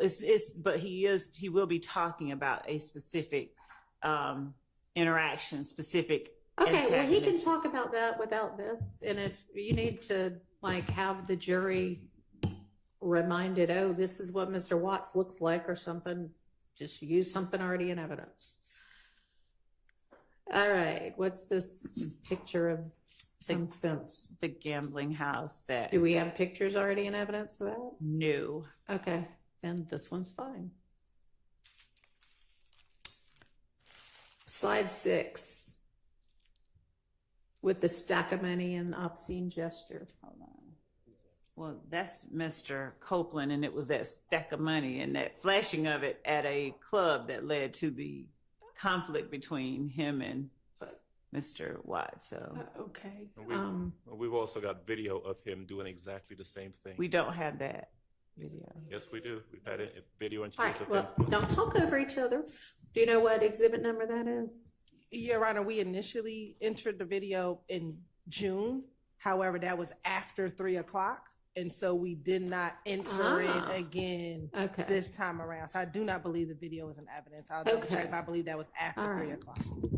Actually, good point there, because we do need to make sure when we're finally reviewing what evidence is in and out, that we make sure that everything that was entered in that little period of time is unentered, if you will. So, okay, this one's fine. He can use this one. Can I inquire as to exactly what the relevance would be of showing a picture of Mr. Copeland holding money and flashing the bird? Well, I mean, they said that was what had started a beef between him and Watts. The flashing of the large sums of money. Not the flipping the bird. I mean, I don't. Yes, no. The flipping the bird, I mean, it wouldn't have. Our argument is that it's relevant because it shows Mr. Copeland with that huge stack of money that we're talking about, and it makes. Is this the night of? It's. Or is this just? You say the night of, not Donovan Thomas. No, the night that the beef starts between he and Watts. No, Your Honor, it is not. It's just an example of him with a bunch of money. And holding money. An exemplar. Good word. I think it's January the 8th. The 6th, January the 6th. So it was the night, it preceded it. That's the night that the fight started that led to the arrest of, I think, Mr. Kendrick and Mr. Arnold the first time when Bloody J was punched out. But this is a picture from the night that you know, it all got shot up or something? I'll confirm, but that's After- what my understanding, that is January the 6th. How do we know it's January the 6th? Where does that date come I don't from? know.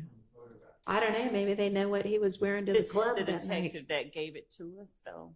My recollection is that he had different clothes on the night when he was flashing the money than he does in this particular picture. I do not believe. So do you have any kind of picture from that? I mean, if you can confirm it was that night, that's will. fine. Otherwise, it's just an example of, hey, Well, not just. here's what we mean about flashing money.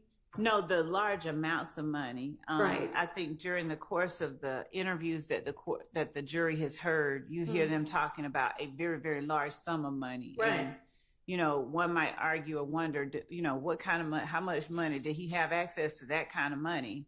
Him having a stack of money like this. I mean, it could have all been ones, but even ones would have been a lot. I mean, I'm just saying. So, the relevance bar is, of course, as the court knows, is a low bar, and the fact that he's sitting there with that. Okay. Well, he also is flashing the bird, though, or flipping the bird. So that's a little bit offensive, I'm sure, to some of the jurors. So maybe there's a.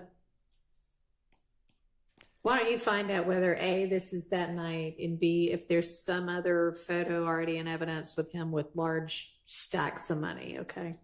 So we'll revisit that when we've got some more info. Yes, Your Honor. All right, slide 7. This just shows a couple of the, I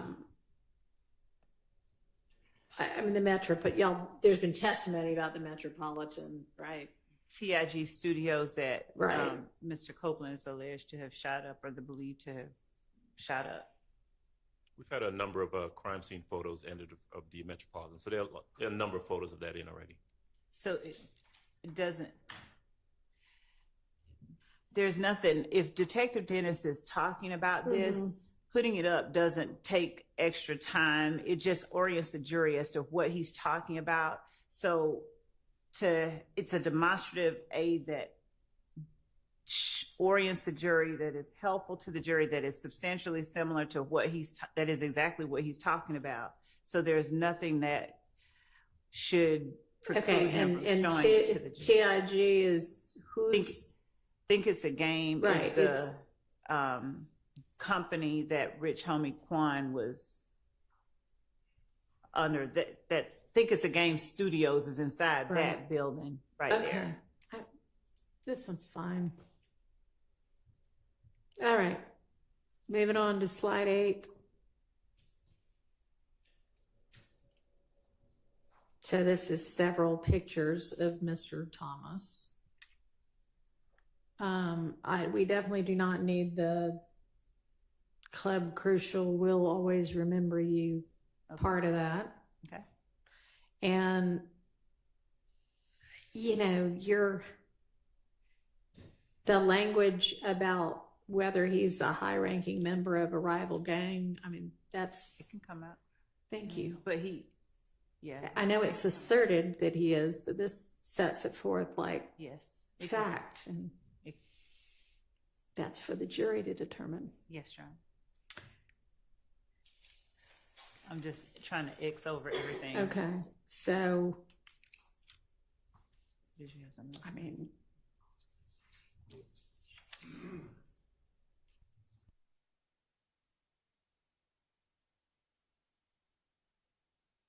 those 3 pictures basically of Mr. Thomas and some of his brothers, family. Well, whomever. I would object to the pictures of the pictures period. I mean, I don't know what the relevance is, and what a jury would need, or how this would aid the jury in understanding any testimony from Detective Dennis to show pictures of him and various individuals just standing around.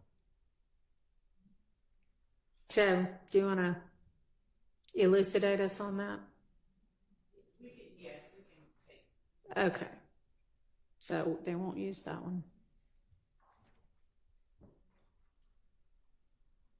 All right, slide 9.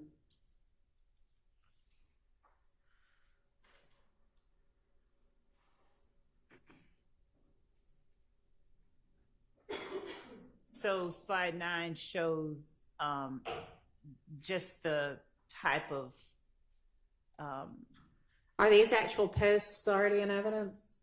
No, we did not. Okay, well, if they're not, then I would think if you throw these up, that is more than demonstrative. So if you want to enter those as examples, we can talk about that. But okay, otherwise, he can just testify that here's what happened on social media after the death. Okay. All right, slide 10. Your Honor? Yeah. I would be objecting to Detective Dennis saying this is what I saw on social. Okay, you understand that? Okay. It would be hearsay. And how would? Well, no. What he saw on social media, he saw on social media. If he's going to say I saw on social media and someone posted the following, I'm assuming that's for the truth of the matter asserted, and the post should not come in. I don't know who posted it. It would have to lay a foundation for the writing. So the fact that the posts were made and that they were publicly made is is the evidence itself, not that it's true. This death to the big homie sent the word out from behind the wall. What would you have the answer generally be? I mean, what would you presume his answer would be, or your question and his answer?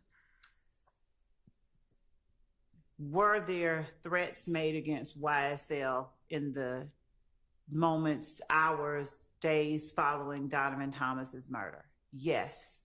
There were public threats, social media posts, and the like. And these would be them. Okay, well, that would. Okay. Yeah, and that would be overruled because it didn't be an offered for its truth. Okay. But we can just do that at the point in trial. We don't have to have this slide. Okay. So it slides out. Slides out. All right, slide 10.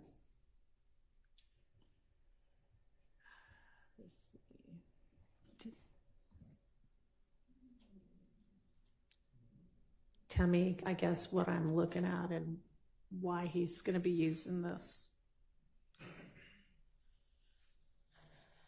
So I think we can take this out. I think that this picture is already in any event.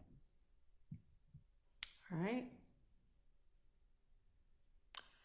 Slide 11.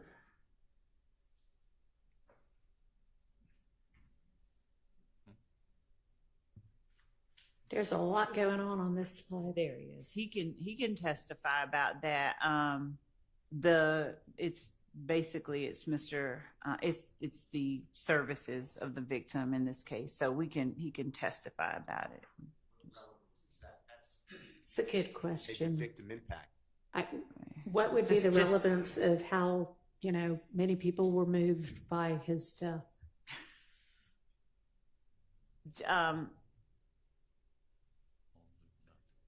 Judge, if I may come back to the court on that, I can take out the slide and as to the questions about it. All right. So 11's out. So the slide, yes, 11 is not going to be used, and she'll get back to me on the relevance of how crowded his funeral was. He's very loved. And maybe it is. I don't know.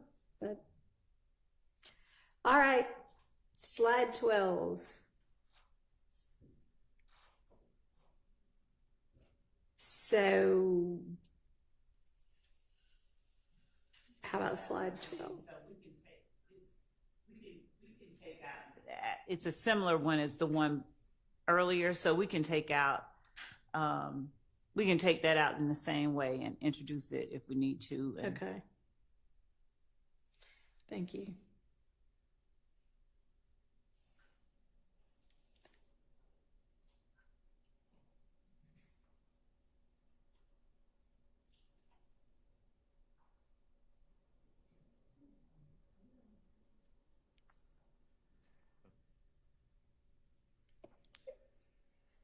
Is the picture with the placards from obviously some shooting already in evidence? I don't think this particular one is, but it will be. We anticipate that this will be admitted in evidence. If you want to present it to him and ask him about it, that's fine. Okay. And the second one on there, do y'all intend to have him talk about that picture? We can take that out. Okay. All right. So then 13 essentially won't be used, and you can, if he can identify what's the crime scene photo, then he can testify to that. Okay. Number 14. Do we?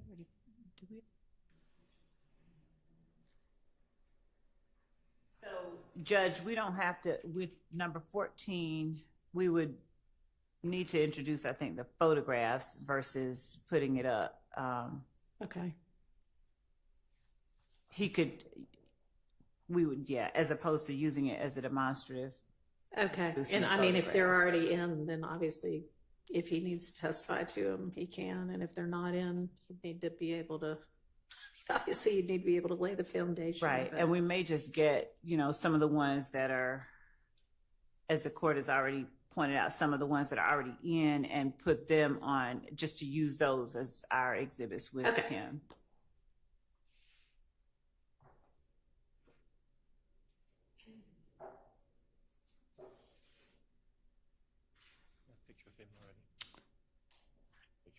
I mean, presumably this shows everybody's in a relation of these three people. It does. He testified about that. But this is just like putting faces to the names and sort of family diagramming, and I think we actually did that earlier. So it would be referring back to something that's already. I'd be objecting, Your Honor. The mother. If I interrupt, I apologize. If the mother of Mr. Thomas testified to family relations, the father of Mr. Thomas testified to family relations, and Detective Dennis testified. Now, he may not have, actually. He may not have. So definitely the parents, the mother and the father, I would be, it's just repetitive. Okay. Sounds like she doesn't intend to use this anyway, upon further reflection. All right. Slide 16.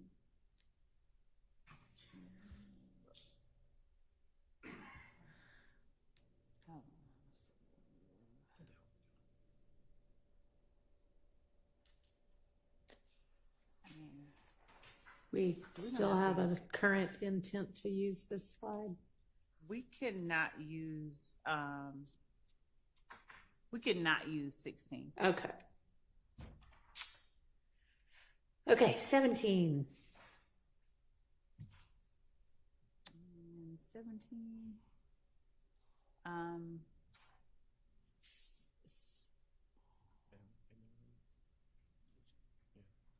We can as well not use. So I think that what we'll do is just take some of the photographs that we've already admitted. Okay. And use those as exhibits rather than trying to introduce whole hog. Sounds reasonable. So 18. Y'all still want to be using that? No, we cannot. Okay. We cannot use All right. Well, except that I think that the photograph in the bottom right corner were guns that were recovered. But I'll confirm with Dennis. I won't need so that might be something that we could use as an exhibit and not a slide. So if there's anything in this picture, certainly not the top three. Okay. But if that bottom right picture, if we do anything, we would tender it as an exhibit versus trying to put it in on a demonstrative slide. Okay. And these are all. It was the stuff that was collected from one of the vehicles. From an alleged rival gang? Yes. after the shooting at 1006 Hill Street. Actually, not the rival gang. This was the one that was collected from the people who were shooting back at the people who were shooting at okay. them. All right. Well, I mean, But I could anticipate some potential objections from the defense at the point in time if you seek to tender that, but we'll just deal with that at trial.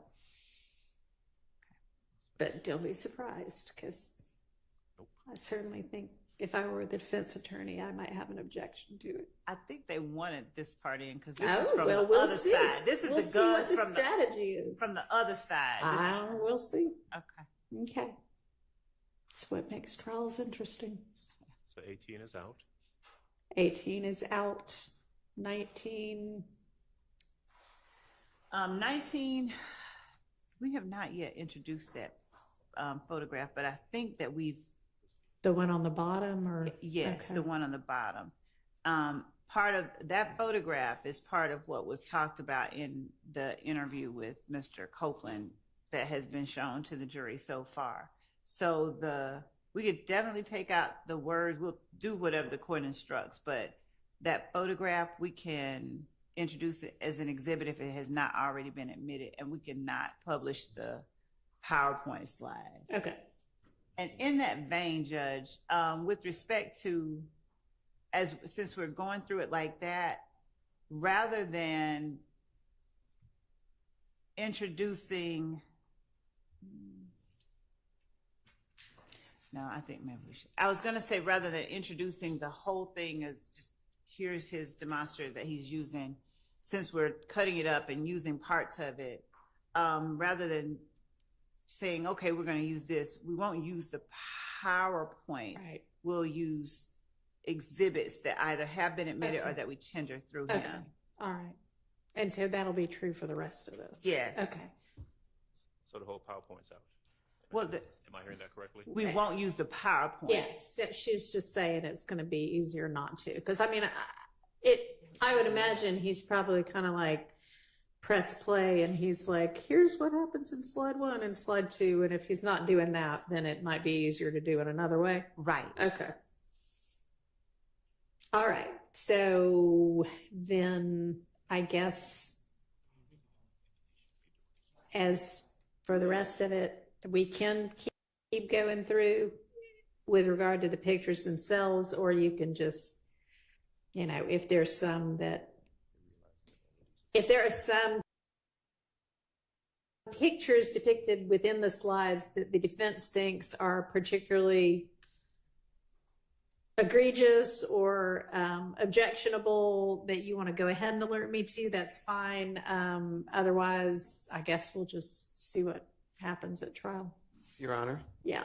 Wouldn't the same rule that your court said the state now will give us what they believe they're going to introduce as an exhibit through Detective Dennis, and we could raise it with you? Yeah, that would be helpful. I mean, you're going to want to take a look at this and then decide what you actually want to use. So once you kind of narrow that down, if you'll just let the defense know which ones you actually want to use, then they can raise any kind of objections that we could get taken care of outside of the presence of the jury beforehand. That's fine. So Thank you. Can I just make an observation? Sure. Or an objection? So before this honorable court took over, there were lots of objections as to, it was Detective Dennis allowing to say his investigation. So not a witness came in, the crime lab person didn't come in, just he was allowed to say, I learned of, and these CAD reports, I objected to everything on confrontation clause and hearsay, and the former judge denied it, so it all came in. I think the state, is about to do the same thing with the same witness, and I will be objecting again, and I also have this section. I'm looking for Georgia cases. Okay. It says, this is, I have a couple cases. This is United States versus Nguyen, Nguyen, F, that's wrong, 504 F 3rd, 561, 5th Circuit, 2007. Thus, while summary witnesses, which is what I call Detective Dennis, may be appropriate in complex cases in certain circumstances, they are improper for introducing evidence that the jury has not previously heard. We repeat our admonition that the government may not use summary witnesses for inappropriate means. While such witnesses may be appropriate for summarizing voluminous records, as contemplated by Rule 1006, rebuttal testimony by an advocate summarizing and organizing the case for the jury constitutes a very different phenomenon, not justified by the federal rules of evidence or our precedent. So, to me, this is what I call a summation or a closing argument, and I know that the court struck it, so I don't have the same exact situation as my motion to exclude this, but this whole thing is a closing argument. This is PowerPoint was a closing argument. I understand it's no longer like that. It's dismantled, and now we're going exhibit by exhibit and rulings. But my point to the court is if you can just, I'm not asking for an advisory opinion, but this is going to be, there's 2 Detective Belknap, 1 Detective Gaither, maybe 2, but 1 Detective Gaither I remember, 1 Detective Dennis. They've all been over objection, qualified as experts. They're on the exact same situation. And now we're going to replow. Detective Dennis already testified as to the alleged back and forth. He already said all this. Okay. So did Detective Gaither. It's all over objection. But I would object that it comes in now again. All right. And what would be, what's he going to be talking about new? Why are y'all presenting him again? So because he's sitting through some of these, specifically some of the interviews that we were talking about, some of the actual shootings that we're showing the evidence of, like on April the 28th, the Hill Street shooting, he touched on them. We did not get into, like, he as an expert talked about what their investigation led them to do and sort of what their investigation entailed. He didn't talk about the details. We won't be getting into rehashing something he's already talked about.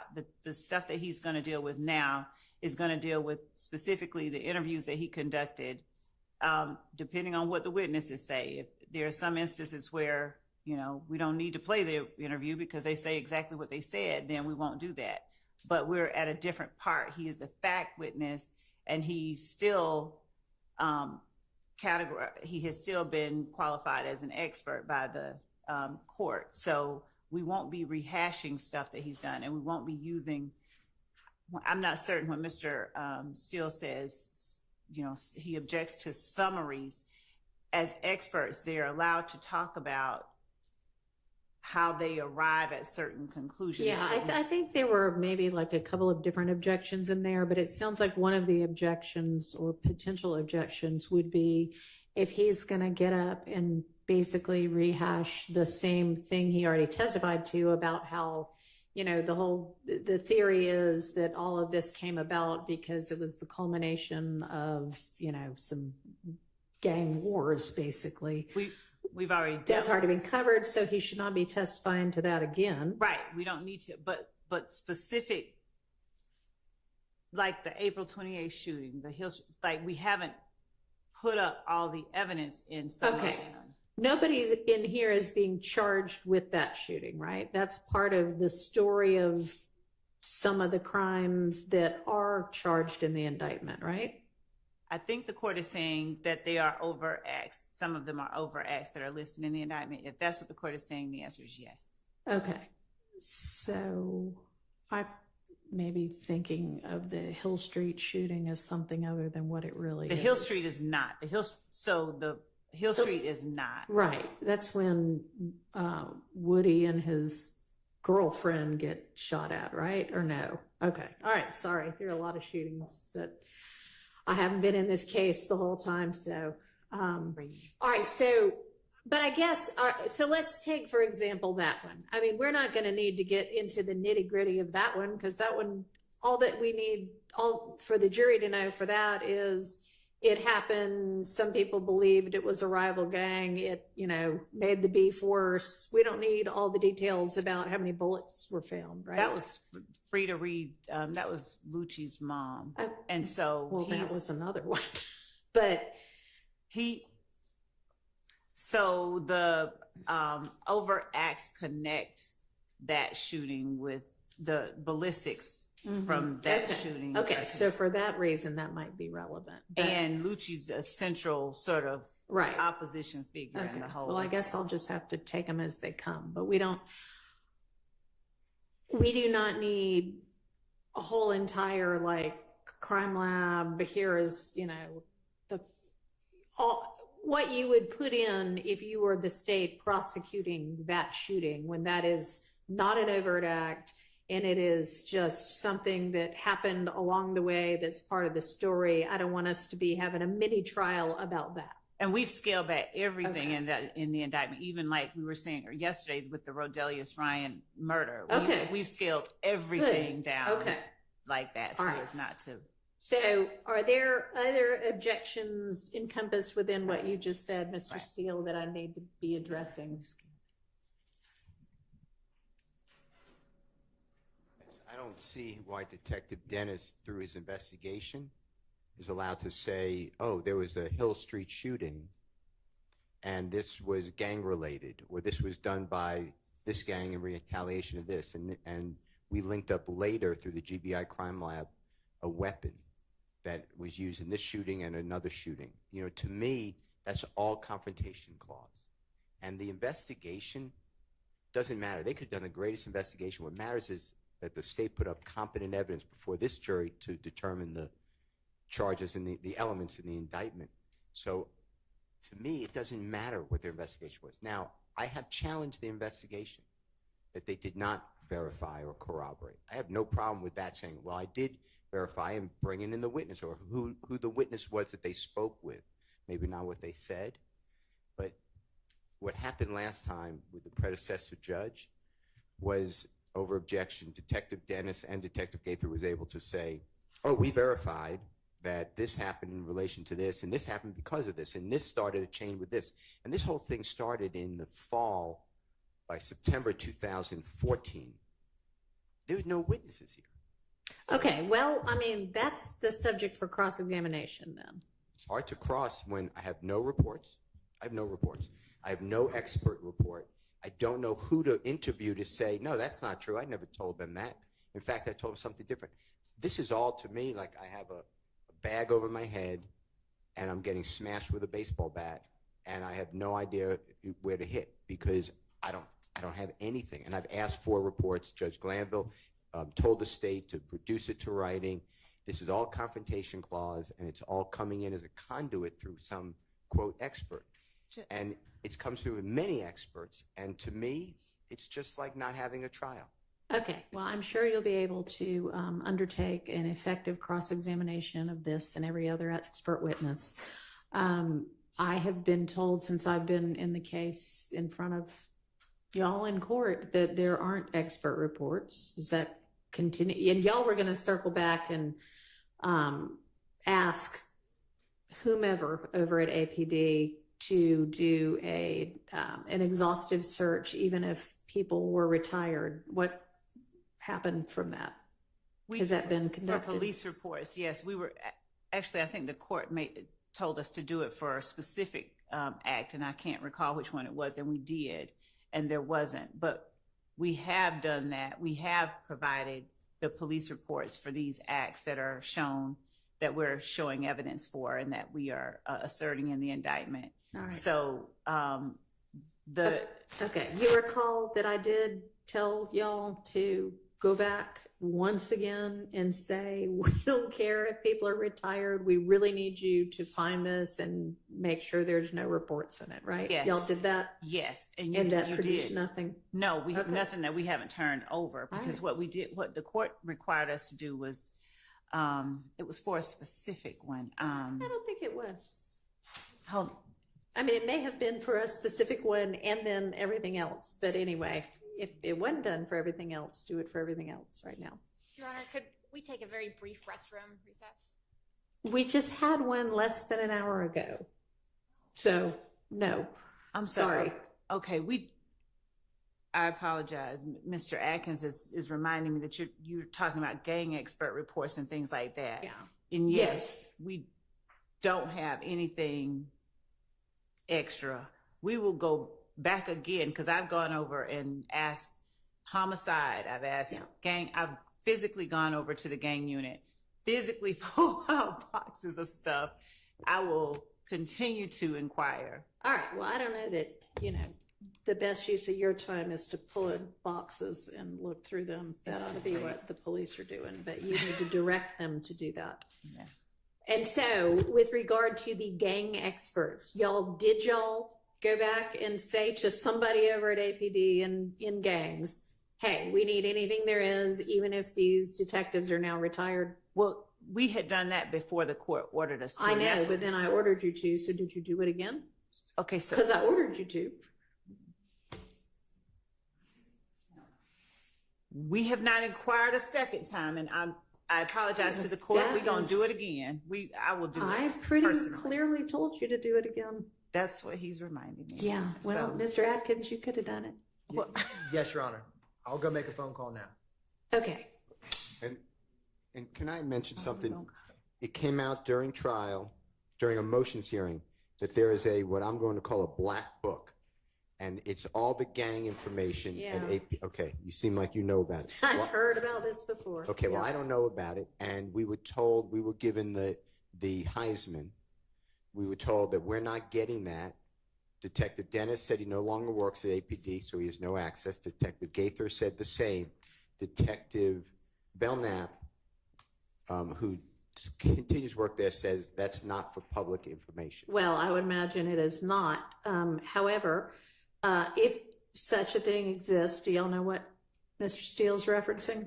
If he's talking about what Detective Dennis said that he used in the beginning of his career as a law enforcement officer where he collected information, I think maybe he called that maybe a black book. I don't know if he's talking about that or if he's talking about the information that they keep on gang members. I'll let him clarify, but. All right. Do you know, Mr. Steele? I'll take anything that has to do in any way with the testimony in this trial to either be able to go and interview the witnesses, confirm the witnesses. There was a lot of talk over objection.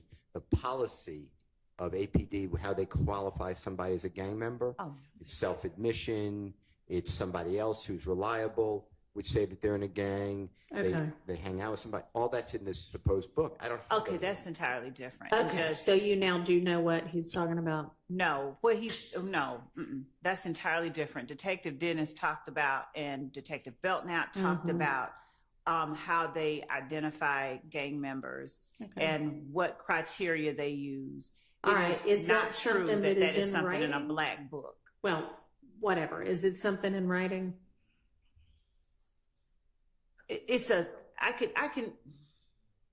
think that the criteria, those criteria that they use, that is something that is a written sort of criteria, and I'll get that. Let me propose, if that's easy to get and they don't have kind of security concerns with it being provided to the defense, then provided if they do have security concerns, then it can be satisfied by saying, Mr. Steele and anybody else on the defense team, you can come look at this written policy, at 12 p.m. on XYZ day over at APD.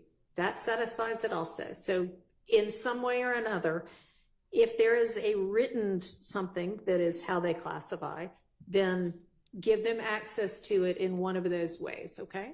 I will, and we will also check to make sure that we've not already given them standard operating procedures as it relates to gang unit. Well, obviously, if they've got it already, then they've got it. But in terms of being able to cross-examine the witnesses on specific incidents that they've discussed, we've turned over entire files relating to each of these incidents. Okay. All right. It sounds like what Mr. Steele's talking about is the sort of policy that you just mentioned, that are the guidelines, the criteria. actually want the specifics of who they spoke with. They're talking about. All right. Well, they may or may not have anything like that in writing. Well, and you can always just interview the detectives to ask them those things. Well, I have interviewed the detectives, and they tell me that they're not releasing that information. They would speak with somebody. They'd speak with Brian Steele. Brian Steele would say that Keith Adams is not involved in criminal street gang activity. That would go into some sort of book. Then they would speak with Carlton Matthews, and he would say that Brian Steele is in a criminal street gang. That would go in some sort of book. I'd like to see that because they're speaking about, we corroborated this. So I asked on cross, who did you speak with? I'm not going to tell you. Well, why don't I have the right to know? I don't know. Maybe they consider them confidential informants. He never said, I don't think he ever said, I'm not going to tell you, Judge. I think All that right, I'm not going to relitigate it. If it comes up again, we'll deal with it then. Okay. So I'm not even sure how we got on that. Oh, but Mr. Steele, you've said a couple of different times that you object to certain portions of CAD reports as being hearsay, and you were going to give me some law about that. And I don't know if other CAD reports are going to come in or not, but. Okay, well, provide it, and that way I'll. But provide it to the state as well, because if it's clear law, then they can just redact those portions of CAD reports which might need to come out as hearsay. Okay. So I have KAMUSOKO versus state. I'm sorry, start over. Okay. I just didn't get that at all. KAMUSOKO. Okay. Versus state 362 Georgia Appeal 276 footnote 3. And what does it say? 868 Southeast 2D 252 2022. Says Camusoko makes no distinction between any particular statements and declarations, and therefore has abandoned any challenges he may have regarding particular statements or declarations. There is nothing for this court to review where the appellant has failed to identify precisely what statements he challenged. In addition, although Camusoko mentions in passing that whatever was said to the 911 operators was filtered through people who did not testify at trial, he fails to include either citation to authority or meaningful legal argument that the CAD reports were inadmissible because the 911 operators or other persons writing down the declarant statements did not testify at trial. He therefore has abandoned appellate review of any challenge to the CAD report on this ground as well, and that ground is hearsay and confrontation clause. It's in Division 2 of that opinion, but I read from footnote 3. All right, so I mean, that doesn't establish that if objected to, it would have been an objection with merit. It's just saying, hey, you're raising it on appeal, you didn't raise it below, we're not going to deal with it. But it's right, but the CAD report could maybe be you could come up with one that instead of saying this is a potential issue says, all right, here's the issue, and in addressing it, here's the law on that. Can you try to do that? Thank you. All right. Okay. In this case, in Division 2A, All right. where the footnote 3 is, Okay. and what the court said was it's admissible under an excited utterance of hearsay. It's Yeah. hearsay with an exception. Right. So Okay. my point is, some CAD reports they don't identify an emergency situation. So they're identifying a past event. So that would be a confrontation. Okay. Well, then you'll just, It depends if you on the plan CAD. to make that objection to every CAD report, then give me the CAD reports Right. and I will make a ruling. That's right. All right, let's do that. So that can be on the agenda for tomorrow. Okay. Thank you for clarifying that. I do realize that there might be times. I just thought y'all had some kind of blanket, this part of a CAD report is always out. And that is not what we have. Right. It's like a Okay. 911 call. It just Yeah, depends no, on I'm clear now with what you're saying. All right. So we've done the PowerPoint. So I am going to give us another quick break, but I'm going to say, and I'm going to say this once, and I don't want to have to say it again. And this is kind of what you say to little kids when you're on a road trip with them, is if we're taking a bathroom break, even if you don't have to go right then, if you could hold it for another 40 minutes, just take the opportunity to use the restroom so that we don't then 30 minutes into court again have to take a break because now you can't hold it anymore. Okay? All right. So we'll have a little recess.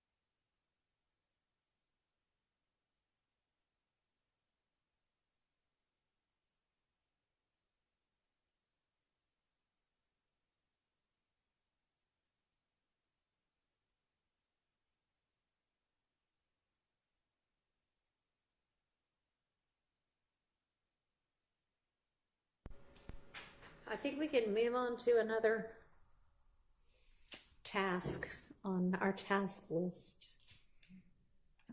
Open to suggestions, or I'll pick one.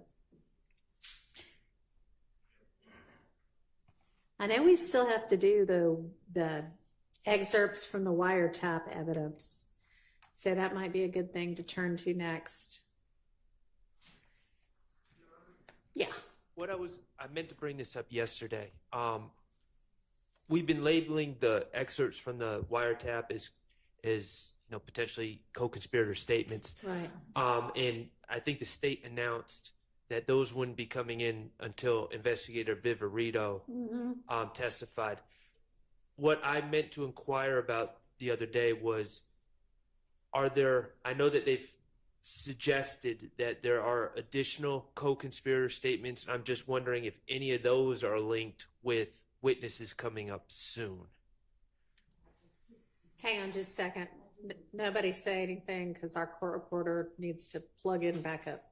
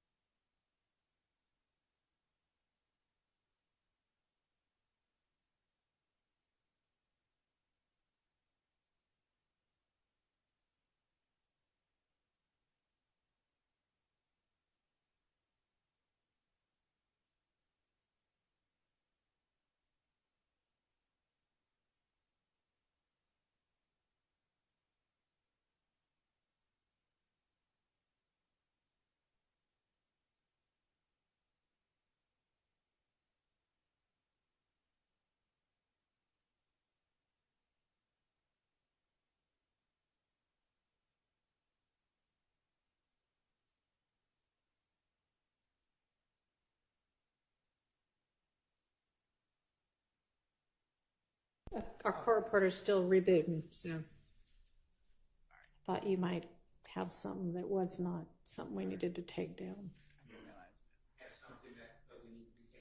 Okay. Some research to do on our case tomorrow. So with Mr. Williams' permission and Mr. Adams' permission and the court's permission, I was going to do that at my office. And I will not be here tomorrow, if that's okay with the court. And Mr. Williams said that's okay with him. He could speak for himself, and Ms. Adams said that's okay with him. All right, sounds good. Thank you. Okay, we're back up now. So I don't know if all of what Mr. Shart said got on the record. Do you mind just reiterating it? So, yes, I will. We put off.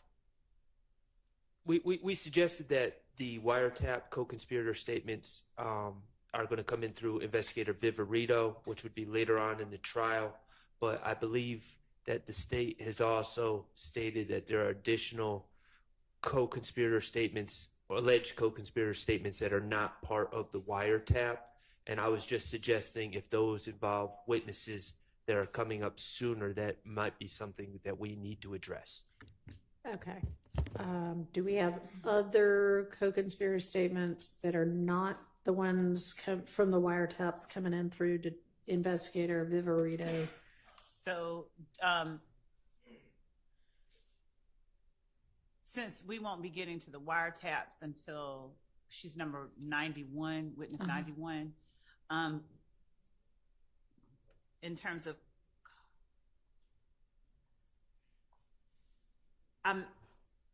okay.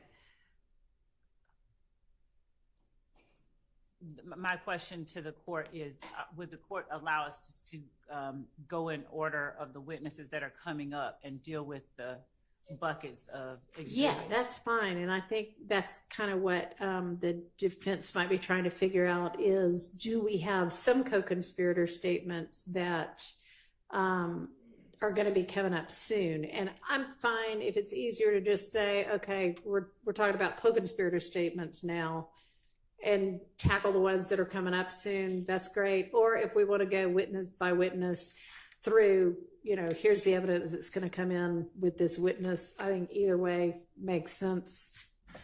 But let's do one or the other. So yes, it sounds like maybe there are some other co-conspirators or alleged co-conspirator statements that are going to come in soon. Not any that are coming up soon. Not soon. Not soon. The witness buckets would be the most.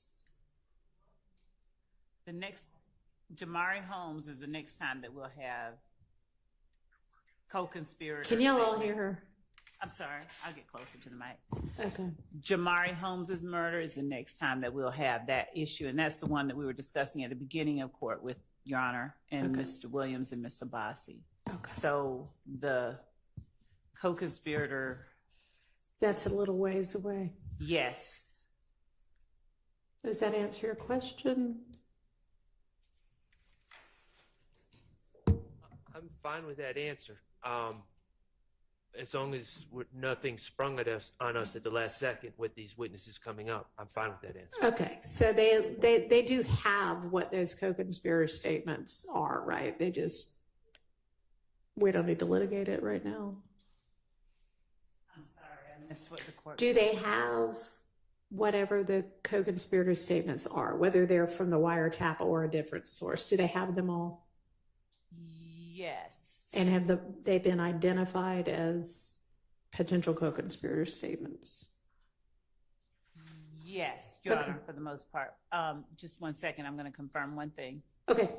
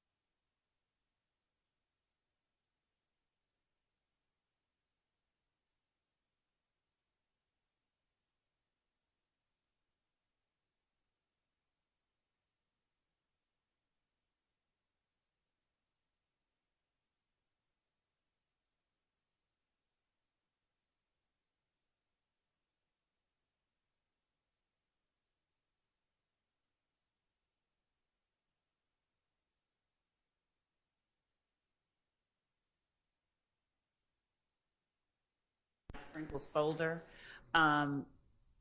have potential co-conspirator statements in them. We don't have them extracted out. We just have the ones in there that we intend to use. All right. I mean, y'all ought to be aware that if there are jail calls by co-defendants, that those might contain co-conspirator statements. So that would be the only thing that might not be specifically identified. Is that okay? My expectations are correct in line with the courts. The state is going to specifically identify those alleged co-conspirator statements. Correct. I mean, there's thousands of jail calls from probably, I'm underestimating, well, thousands, yes. So we would need to know what statements, when they're made, between whom and whom, if the state, because we would like to litigate these beforehand. I know the court would too. We've put in the Mike Sprinkle bucket the jail calls that we're using. All right. So Jail calls y'all intend to use are all in the Mike Sprinkle folder. The ones that the ones that we have identified that we intend to use, and those are the ones the court told us to. Okay, so the universe has been narrowed, hopefully substantially. I haven't looked to see how big the Mike Sprinkle folder is, but If it's the same one that I think they're talking about, it's about 200 calls. okay, well, 15 minutes each. So that's 50 hours of. okay. Which I presume is one of the reasons y'all said let's hold off on dealing with what's in the Mike Sprinkle folders.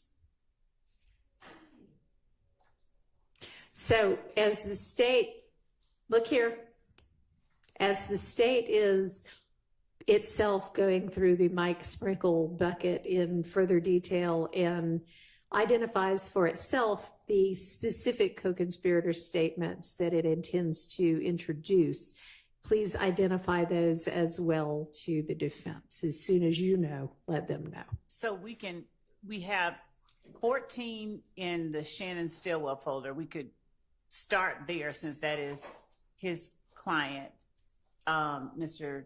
Shart's client, that we could actually review. Okay. Let me get some clarity. So in the Stillwell file of jail calls, are those already identified? Just here are the co-conspirator statements, or are they just like, here's a 15-minute call, here's a 5-minute call?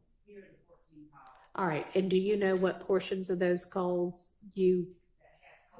Yeah. All right, but whether you've broken them out or not, do you know what those are?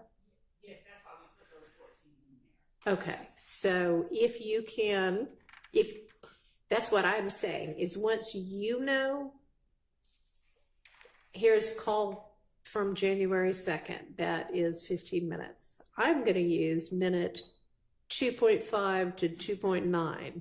That's the part I care about.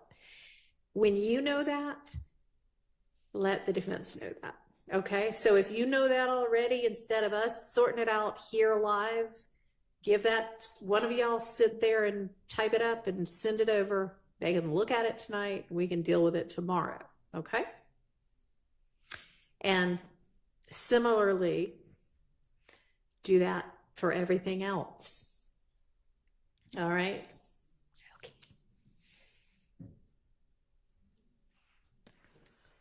So that it sounds like the most productive thing to move to next, unless somebody else has a different idea, I'm willing to listen, is to just open back up, you know, the witness folders and move on to whomever the next witness other than Mike Sprinkle is going to be, and go through that proposed evidence for any kind of evidentiary issues we can hash out now. All right, let's do that.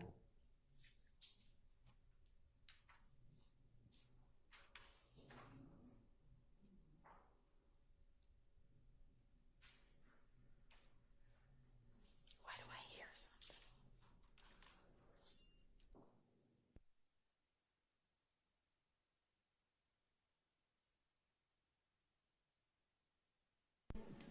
Dropbox link we were working from yesterday, that is the Dropbox link of the first 30 witnesses.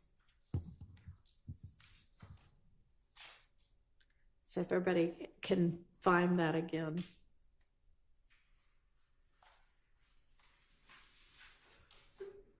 Bless you.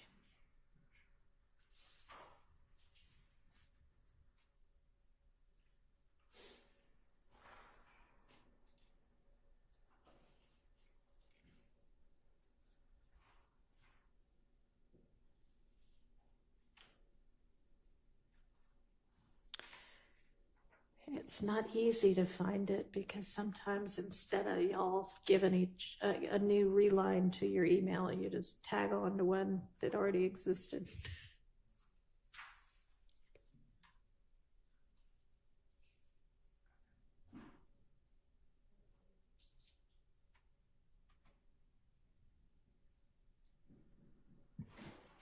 Gotta get to it. There are many, many different things to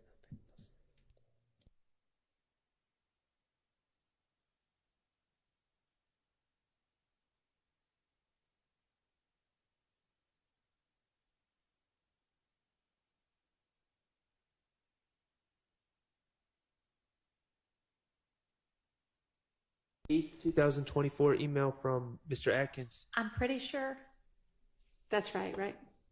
Yes, Your Honor. It says 30 witnesses, and then it has 8 August 24 in parentheses.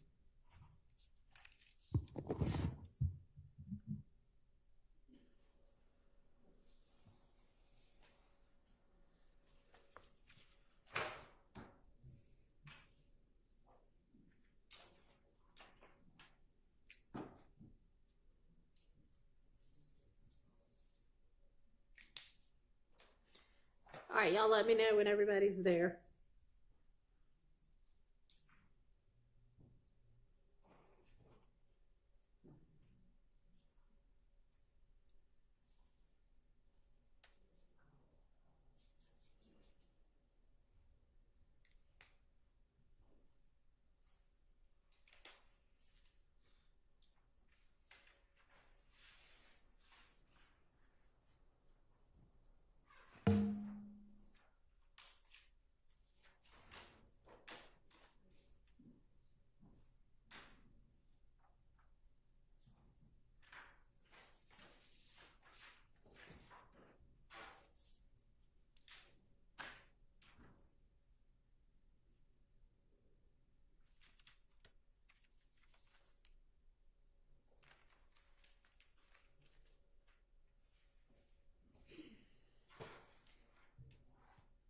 Is everybody there now? Almost. All right.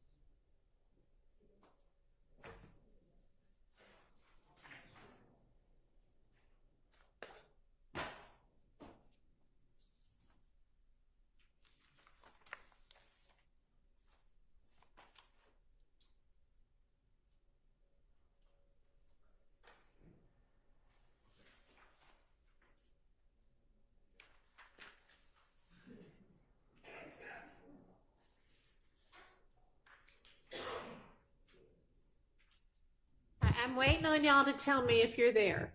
All right, is everybody there?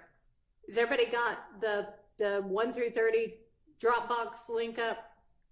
We have the folder. Kendrick has the folder. We have the folder. Okay, I don't know about you. great, thank you. All right, I've heard from 2 of the 6. Y'all ready? Okay, 3. Stay ready. Okay. Mr. Matthews, you got it? Yes. All right. Who else? Are you ready, Mr. Sharp? Okay. Mr. Adams or Mr. Steele? Okay. All right. Here's the one we're waiting on. Okay. You will catch you. Okay. All right. I think that we yesterday had gotten, other than Mr. Sprinkle, through. There was nothing with regard to any of the phone custodians, right? Not that can I have one moment, Your Honor? Sure.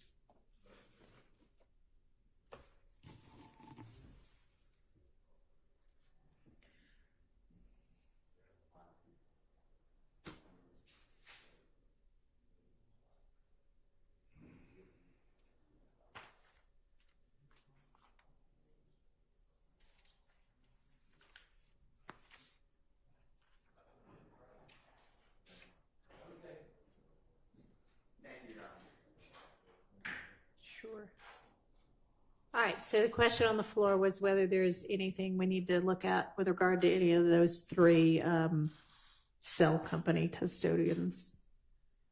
Your Honor, if they would like to stipulate,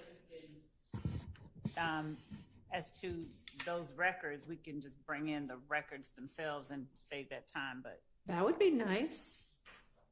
How about it? Miss Westmoreland doesn't want to. Okay, no, that's not going to happen. All right. Well, so we'll have three more witnesses, but with regard to the evidence within those, any kind of motion and limine type issues we need to deal with on those? No. Thank you. Okay. Then James Burney is the next witness listed. Do we need to look at anything with him? He's the expert from the FBI phone records. Okay. And this is one that I voiced an objection to repeating the testimony because Agent Racy talked about for a long time where the phones were located. The prosecution stated that based upon questions by some of the lawyers for the accused, that they needed to do something else. I'm still holding my objection because I believe it's going to be, I looked at the report, it's the same thing, maybe a little nicer because it was done nicer. And I don't mean to insult Detective Racy. He didn't have like a chart, but I just believe that it's the same. And by when the same, I'm talking about the April 26, 2015 shooting of the tour bus of Mr. Carter, a performer known as Lil Wayne. Otherwise, no, I don't have any issues with with Agent Burney. All right. And Your Honor, Yeah. per the court's guidance, this April 26, 2015, we are not discussing with Special Agent Burney. When he speaks on specifically the January 10, 2015 murder of Donovan Thomas, that's the only cell records he's going to be testifying to right now. He does analyzes cell site tower data for other acts in this case and counts. So he's one of those witnesses that testifies multiple times when that act comes up. So what Mr. Steele, specifically the April 26, 2015, we will not be calling him for that purpose. Correct, Your Honor. Okay, but so when he's called here, it'll just be for the January 10th, 2015. 2015. Yes, Okay. Anybody else? Nope. I hear. All right. Not hearing, but I'm seeing nods. No. Okay. All right. Great. We'll move on to the next witness folder. All right. GBI Firearms Voss in Wheatzel or Whitesell.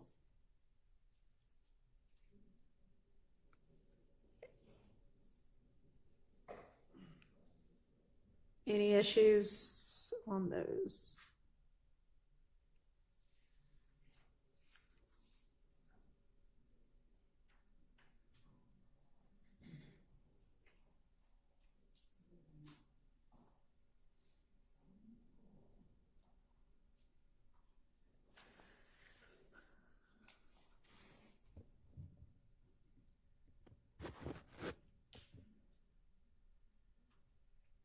My understanding is that these witnesses listed are the witnesses that are going to be called. Is that correct? Mr. Voss is not going to be called pursuant to the information we sent to you all a few weeks, 2 weeks ago maybe. Mr. Whitesell is going to be called. I believe there's on the email that we sent to the court and to counsel for the defense, the peer reviewer and the verifier for David Voss would be called rather than Mr. Voss. All right, and is that peer reviewer / verifier Whitesell? No, it's actually Vanna Kelly. Vanna Kelly? Okay. Yes. is that Ms. Kelly? Yes. Okay. Does she have her own reports? No. Actually, what we're doing is getting the data, the underlying data. So she verified these. And so any underlying data that she has that they may want, just in case they want it, we have to get that for them. Okay. It's unclear to me the work that I guess Miss Kelly did on this case. It's unclear to me what the work she did was, but obviously, Your Honor, there's potential for confrontation clause issues involving Miss Kelly testifying to the results. All right. I would presume, I mean, typically when they testify, they say, I ran all the tests myself. Right.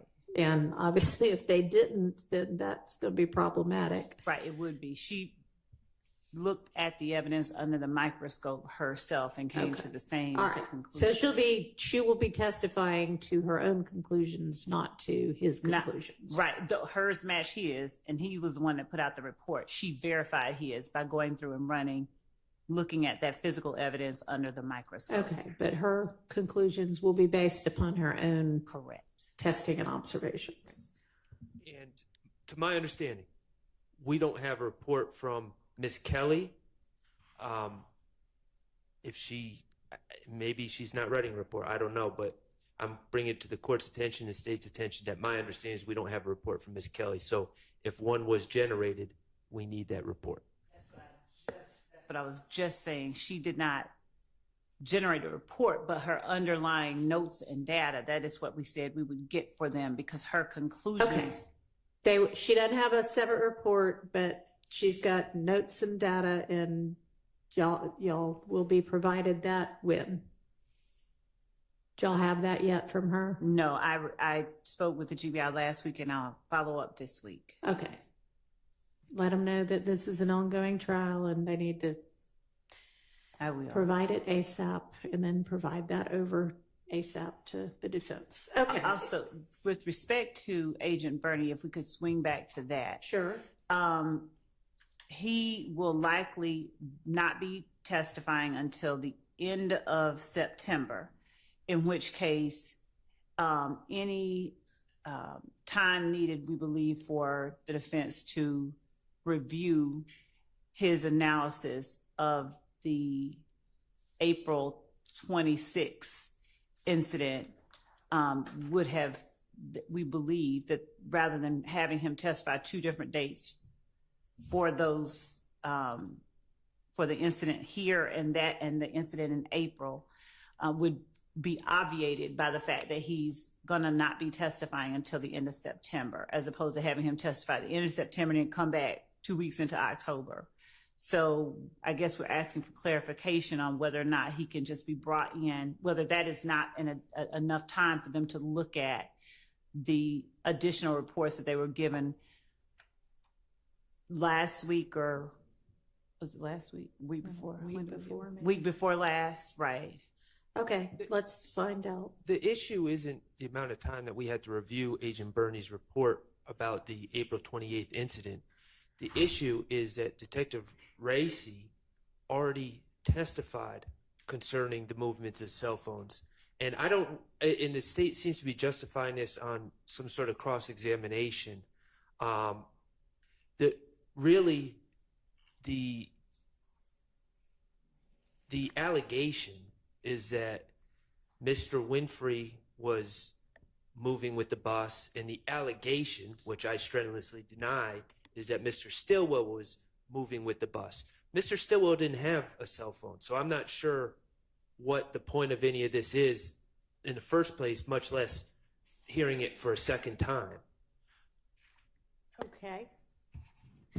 Yes, Your Honor. During cross-examination, they challenged Detective Racy that he was not an expert, and therefore that he could not testify as to what side of the tower that the phone was on, only the tower placement. Okay. And because it was specific as to what side of the tower it was on, that's why we asked Agent Bernie to do the analysis based on their cross-examination. I think specifically Mr. Weinstein objected that because Racy was not an expert, he could not testify to what side of the tower that the phone was actually on, which is important given the movements of where the phones were at particular times the evening or the morning of April 26th. So that's why it became relevant for us to get Agent Burney to do the analysis, because he can talk specifically about what side of the towers the phone was on at particular time. All right, which phone? This was, it was Mr. Winfrey's phone, also the phone that we're identifying as Dolly White or Max's phone. There may be about 3 or 4 other phones that I can't just recall off of the top of my head, but all these individuals were ascended upon the compound, which is where they started, and followed the bus all the way up to the hotel. Okay. And then went down to the studio afterwards. Okay. And does anybody identify a phone as one belonging to any of these co-defendants?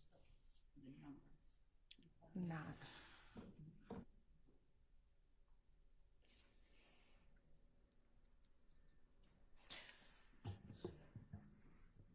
I can't get this to go back to.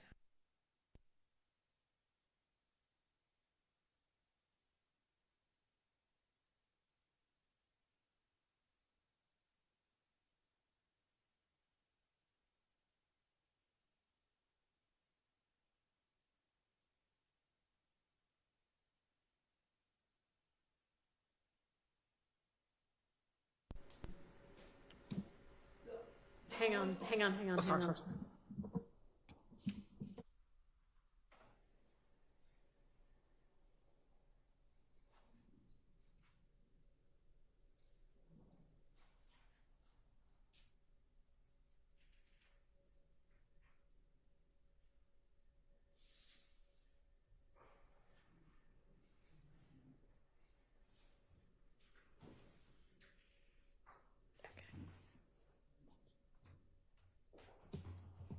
All right, go ahead.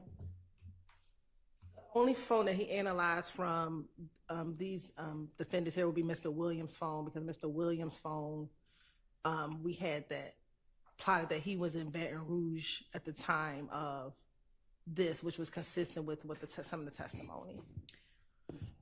Okay, so tell me why we need to hear from and we may, but tell me why we need to hear from Mr. Burney about the side of the tower that other people not on trial hear.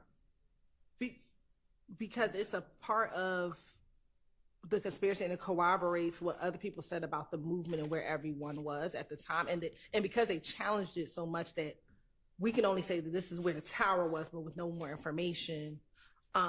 Okay, and was there testimony, whether there were cell phones for these people or not, was there testimony that X, Y, or Z co-defendant on trial now was with this crowd?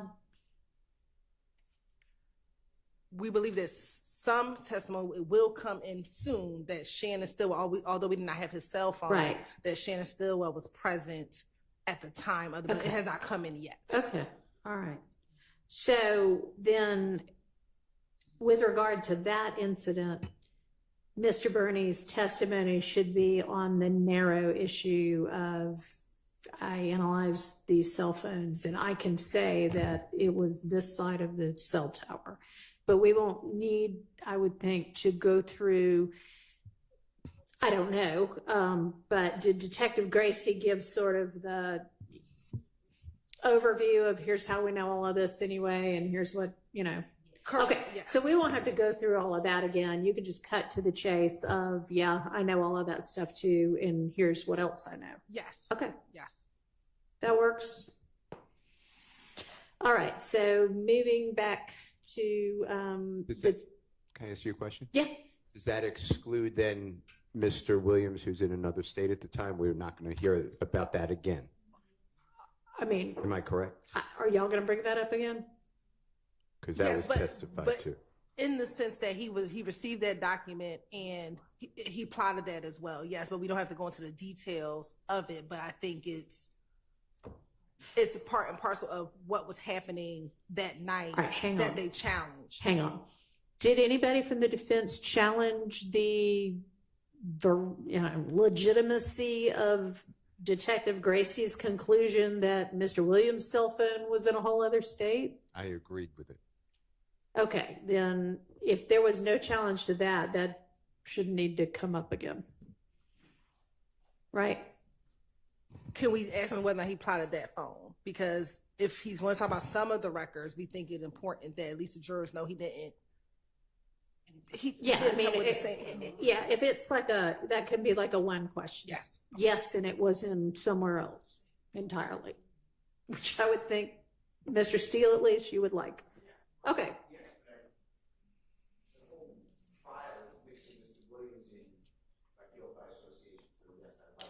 Well, that part certainly wouldn't. So you.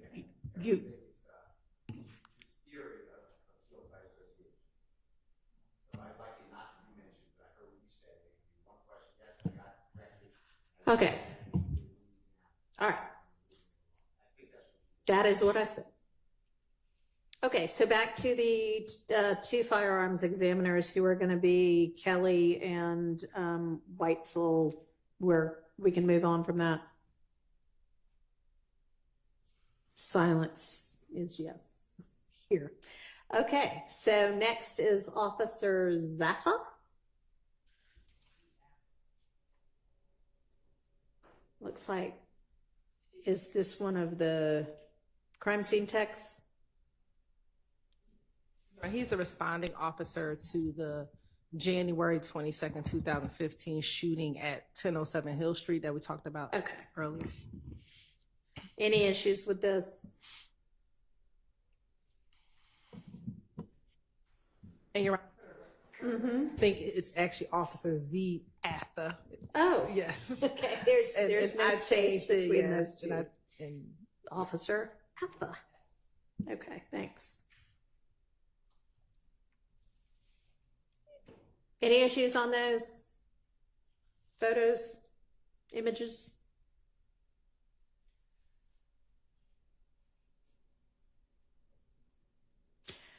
Are y'all just looking at these now?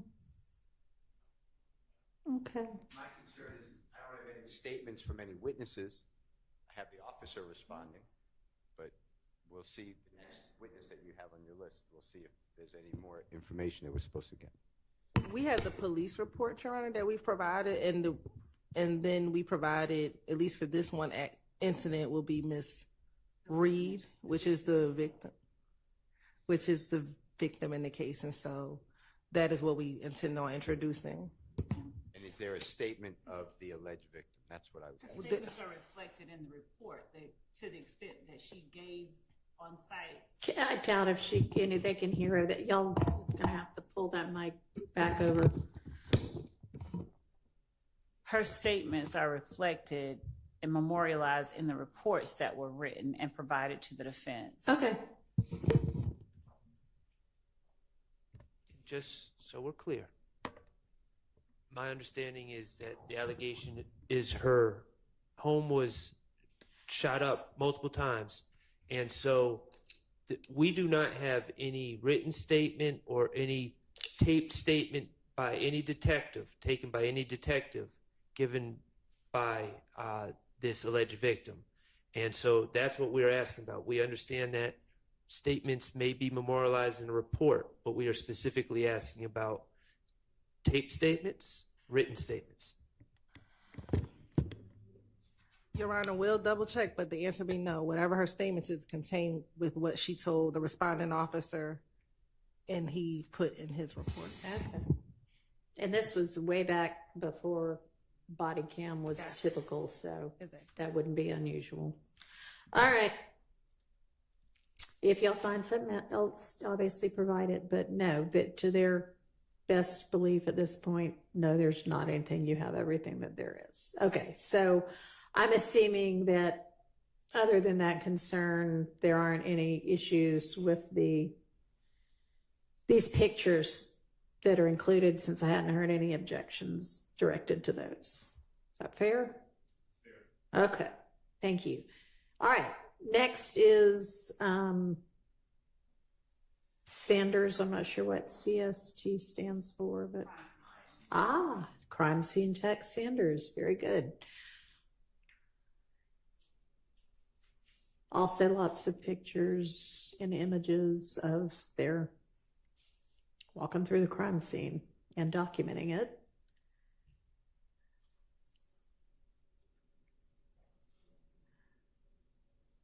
And then the report. Any issues?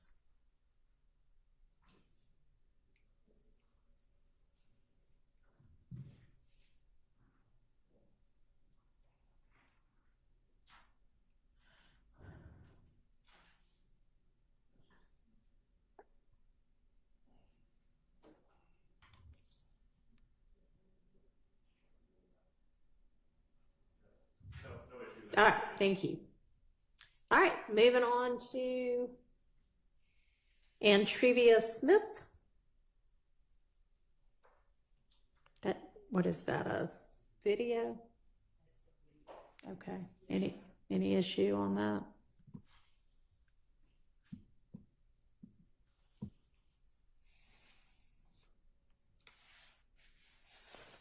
Oops.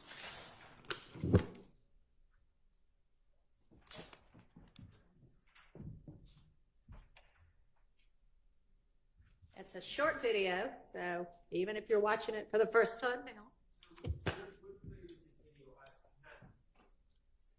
I was under the belief that they were going to introduce this video through Mr. Sledge, but All right, hang on, and nobody can hear across the courtroom if we don't talk into the mics. I know it's annoying, but we have it coming in through Mr. Sledge. That's why we were just pausing, because it's already been an exhibit that's identified as coming in through Mr. Sledge, but it was Ms. Smith who gave it to the police following the shooting of her apartment to show the antagonism that existed between Mr. Sledge and YSL and Mr. Watts, whom she was also seeing. So that's the reason that it's in both folders. I would hope the questions are not articulated that way in trial, because it's Mr. Sledge arguing with another man over a girl. I don't know YSL how that fit in, but I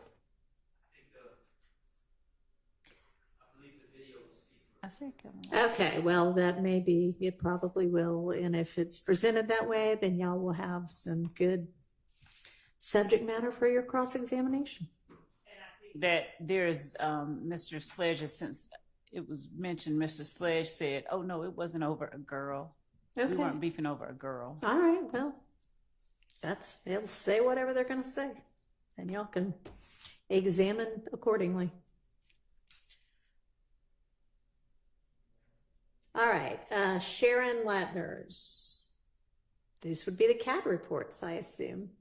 So we'll hold those for tomorrow. Does that work? Okay.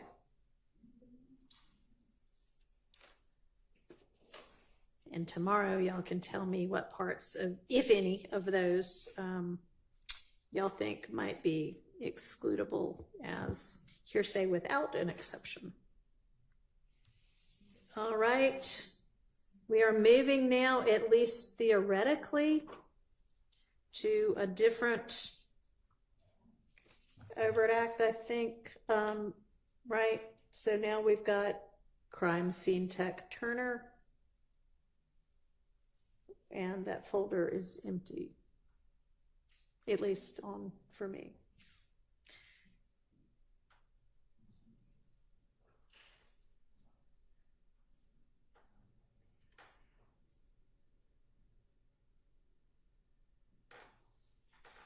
Do y'all have something in y'all's folders for that? They're empty for y'all too? Okay, well, maybe that was just a mistake. Is there supposed to be something in that folder? I'm going to check. I think that we may have already. All right, we'll come back to that one. Y'all check on that tonight. And that may have been the ones that they told us at APD no longer existed. It may have been the ones that we identified and told the defense about. There were about 127. From the hack from whenever Yes, that was? we had asked them for the physical copies, if there were any, because they said that the digital copies did not exist. Okay. And so that, I think that those were, it was Turner. It was Turner's Okay. photos that were those photos that we were trying to Those get. were lost in that several year ago hack, it sounds like. So that's why that's empty. That's what the photo lab Okay. told us. All right, moving to Jenkins. And these are just crime scene photos. Look pretty standard. Any objection on those that y'all anticipate? Okay. All right, Tyrone Dennis.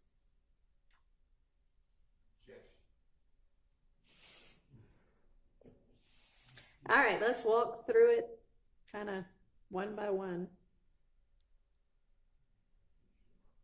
All right, so the first thing is what's identified as States Exhibit 71, Act 78, and then the lyrics to Bad Boy.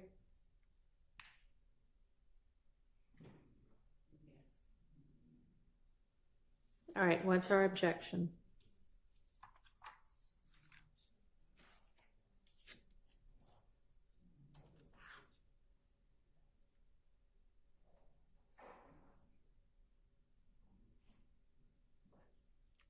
And this is only if this hadn't already been litigated. If it has, it has.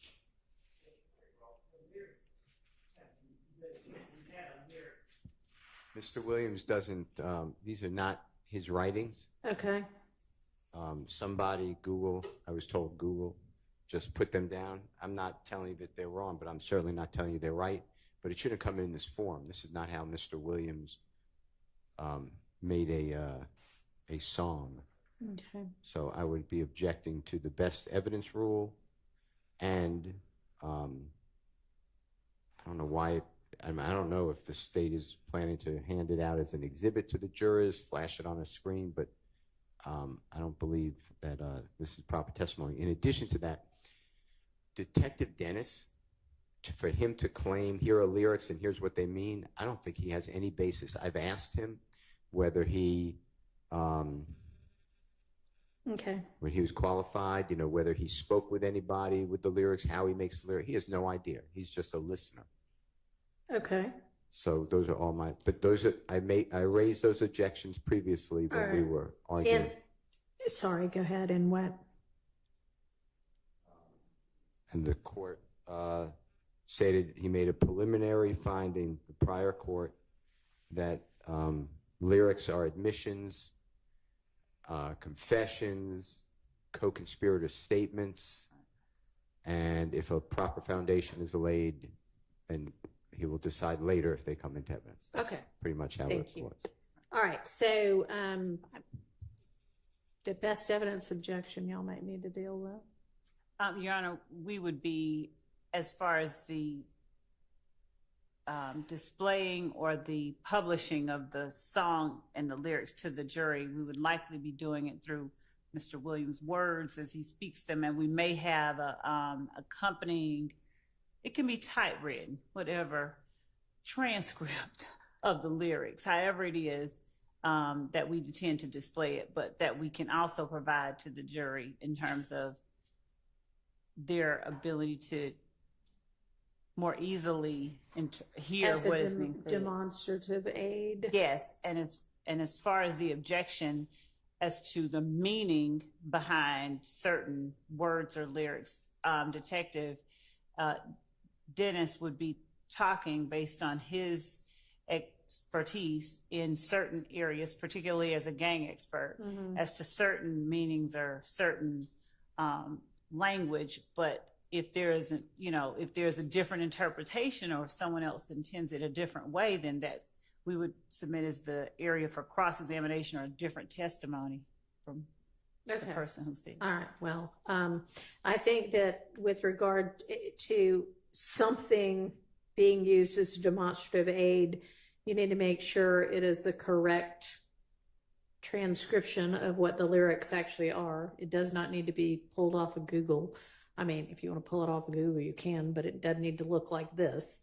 And please provide it to Mr. Steele and Mr. Adams beforehand so that if there are any disputes as to what the words actually are, those can be dealt with. And then I would permit Detective Dennis, if he's been qualified as a gang expert, to say, in my expertise, this might mean XYZ. Obviously, it doesn't mean that is what it means, but that's his opinion of it, which the jury can accept or not accept. It's up to them. And of course, he can be crossed as to how on earth he might know that, and, all sorts of good things, I imagine. I guess it depends on the lyric, but intention can never be discussed by an expert. A person's intention, because it's not beyond the Agreed. jury. I mean, yeah, I wouldn't let him say, here's what Mr. Williams meant when he wrote this lyric. Okay. Just this lyric in common gang parlance, we believe means whatever. Okay. All right. All right, the next is Exhibit 72. Is basically the same thing. It's just another set of lyrics. Okay. Your Honor, one other thing when we're talking about these lyrics that I think I need to bring up right now. Okay.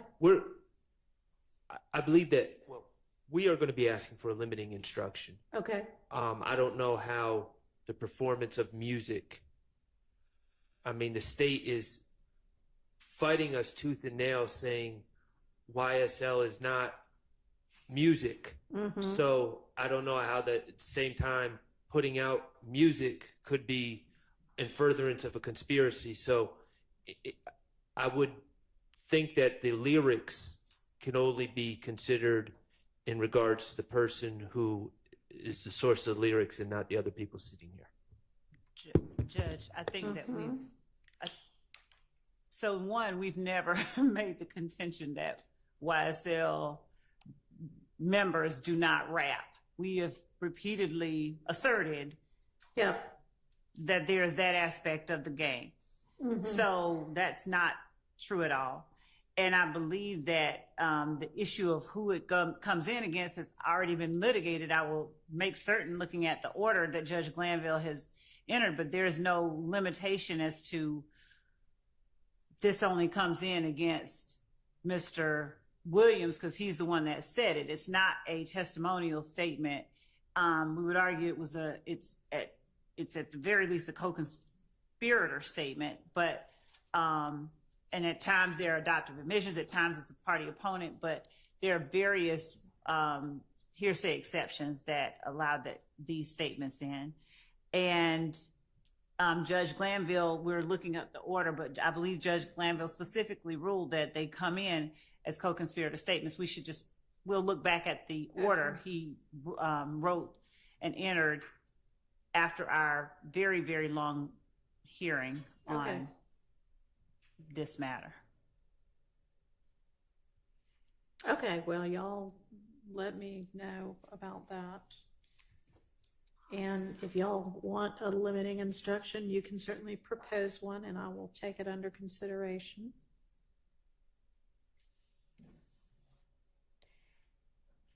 And, if it's a blanket, every bit of this is a co-conspirator statement, that's one thing. If some of them are one exception and some are another, I'll just have to look when I'm considering a potential limiting instruction.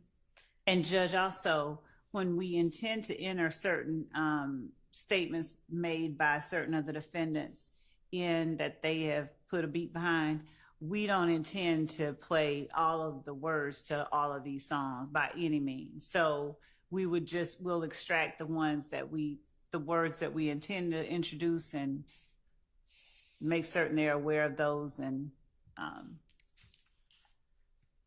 tailor those to the order that has been entered in any order that rulings that the court makes.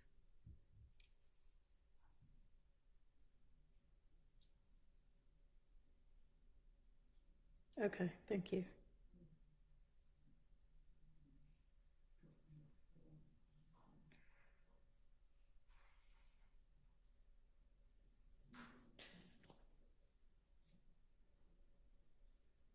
All right, so our exhibits down through 79, also lyrics.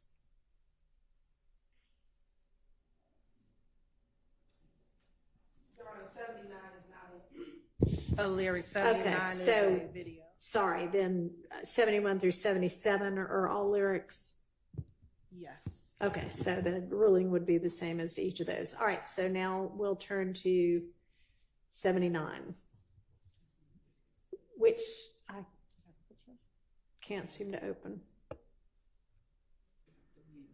It's a picture, actually. Okay.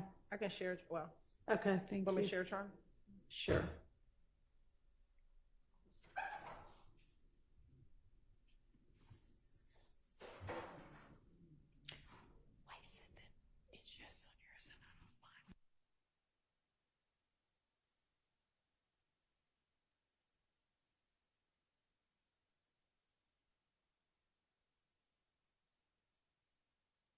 Okay. Okay, it's already in. I couldn't hear you. What'd you say? We believe that's in already. We agree. Okay. Mr. Steele, did you say something about Bruton? That's what I'm reading, but no. I said the same thing as Ms. Adams. Okay. I cannot be 100% sure, but I believe it's. All right. Well, if several of you over there think it is, and y'all think it might be, the caption may not be. Okay. Any issue with the caption?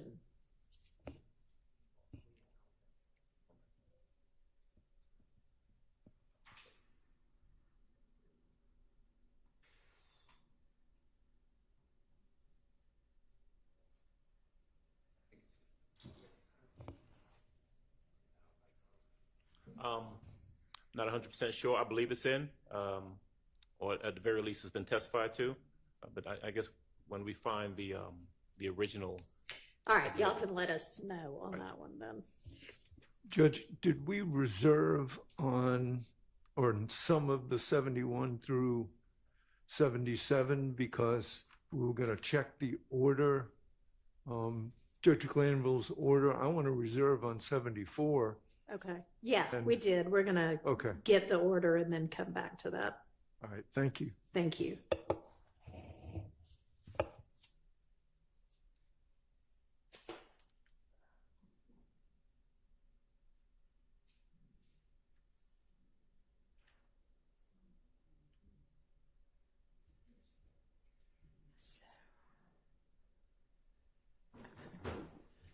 Suddenly. I've seen it. I just remember whether it's in or not.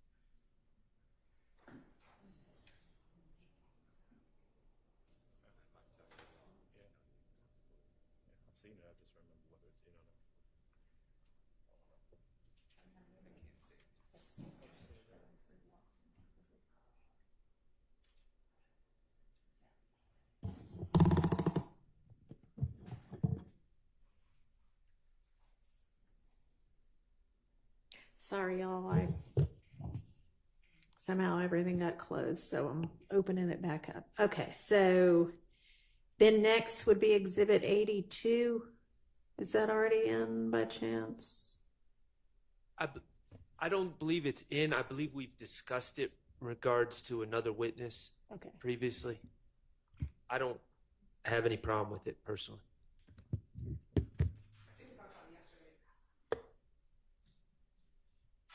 I believe we talked about this picture I think we've yesterday. already dealt with this.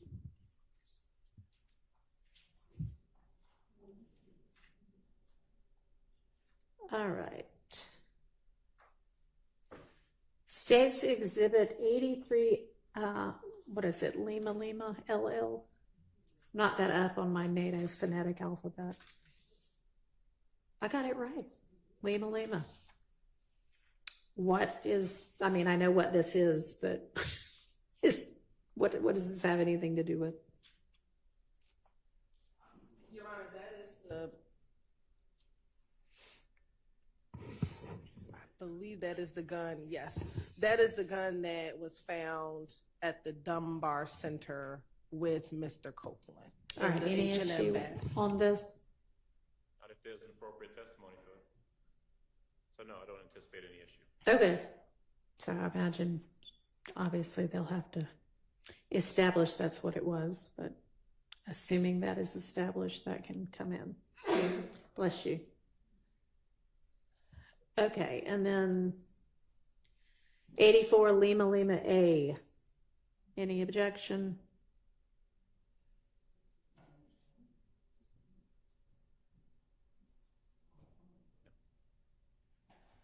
If this is this the black and white picture, Your Honor? No, this is a video of a club. So this is, Your Honor, September 30th, so the night preceding the October 1st overact with Mr. Kendrick and Mr. Arnold, where Mr. Arnold gets into a fight at Magic City. This is a video of that. And that's also 84, it's 84 LL A and 84 LL. Okay. Any issues? Evidentiary issues? Not assuming they can lay the appropriate foundation. Okay.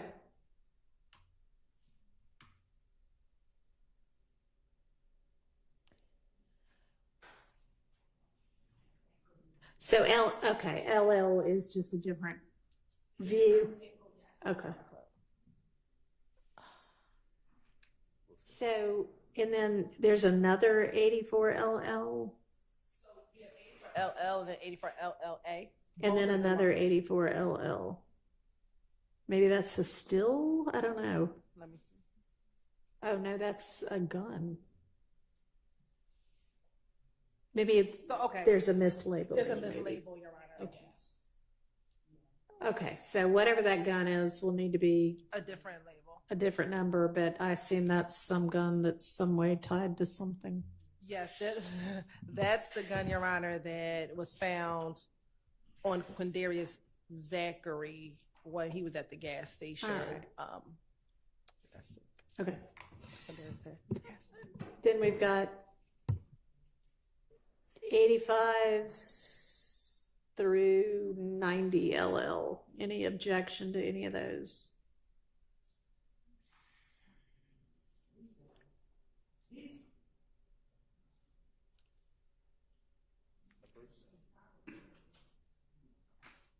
One of them we've already. So 85 LL is the interview of Mr. Kendrick. Okay. Yeah, and we've already dealt with All the right. PowerPoint, which is 86. All right. 87 as well.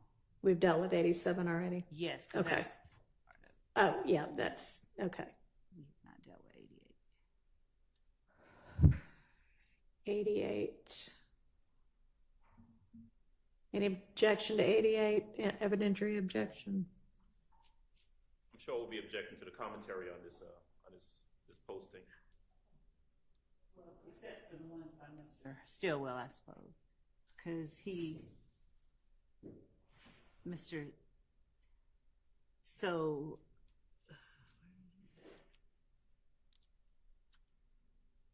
Yeah, okay. We wouldn't have any problem taking out anything that Mr. Stillwell doesn't post. Okay, yeah, I mean, that's going to be done for all of these kind of Instagram-y type posts anyway, right? Yes. Okay. All right.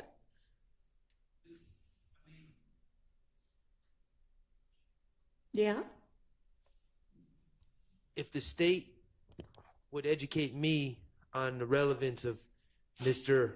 Stillwell's posting there.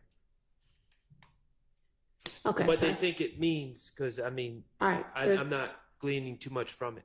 Okay, there's a relevance objection. All right. So, Judge, we are alleging that Mr. Stillwell is a member of and a participant in a criminal street gang and a criminal enterprise known as YSL.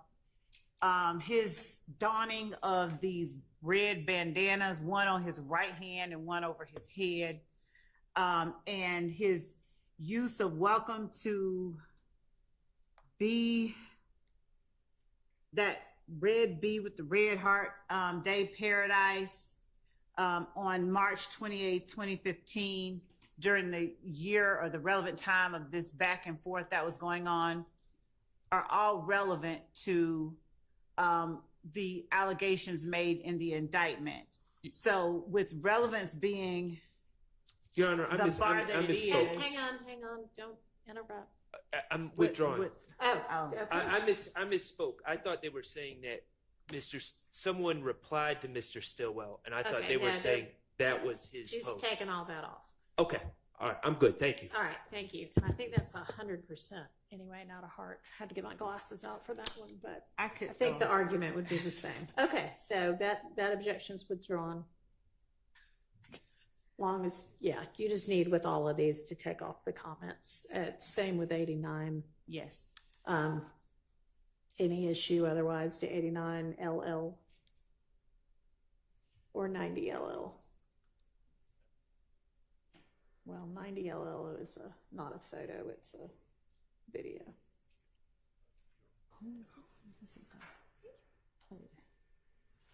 Any objection to either of those?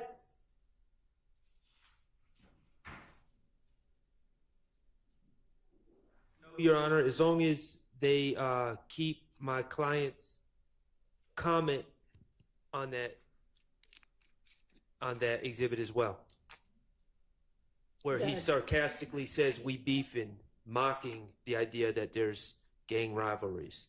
Are we talking about 90 LL? We're talking about 89 LL, right? Okay.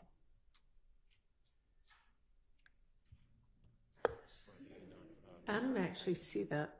He doesn't say his client says dripping through Cali with some real ends at Gotti with that red B.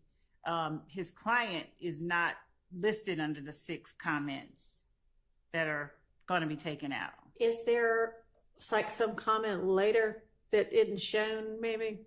Because I don't see it on this. You're right. I think he's talking about, correct me, the first comment says at SB with the we beefing, but I don't think that that's Mr. Stillwell. That's the other person posting that she's beefing with him. What's going on is these comments are in dark blue on the black background, so I'm only seeing the white. So I'm seeing my client commenting we beefing, which obviously would be sarcastic. He's sitting next to his friend, but now I see the blue that Akoya having her way posted that. So yeah. Okay. All right. How about 90 LL? We'd be objecting to 90. I don't know what the relevance is of Okay. 90. All right. There's a relevance objection to 90 LL. And 403. And 403. Judge, I think it's best if we just play this one.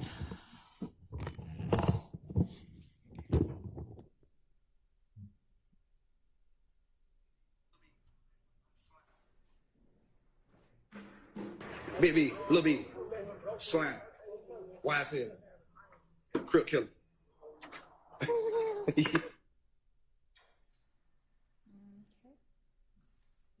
That's Mr. Williams's voice.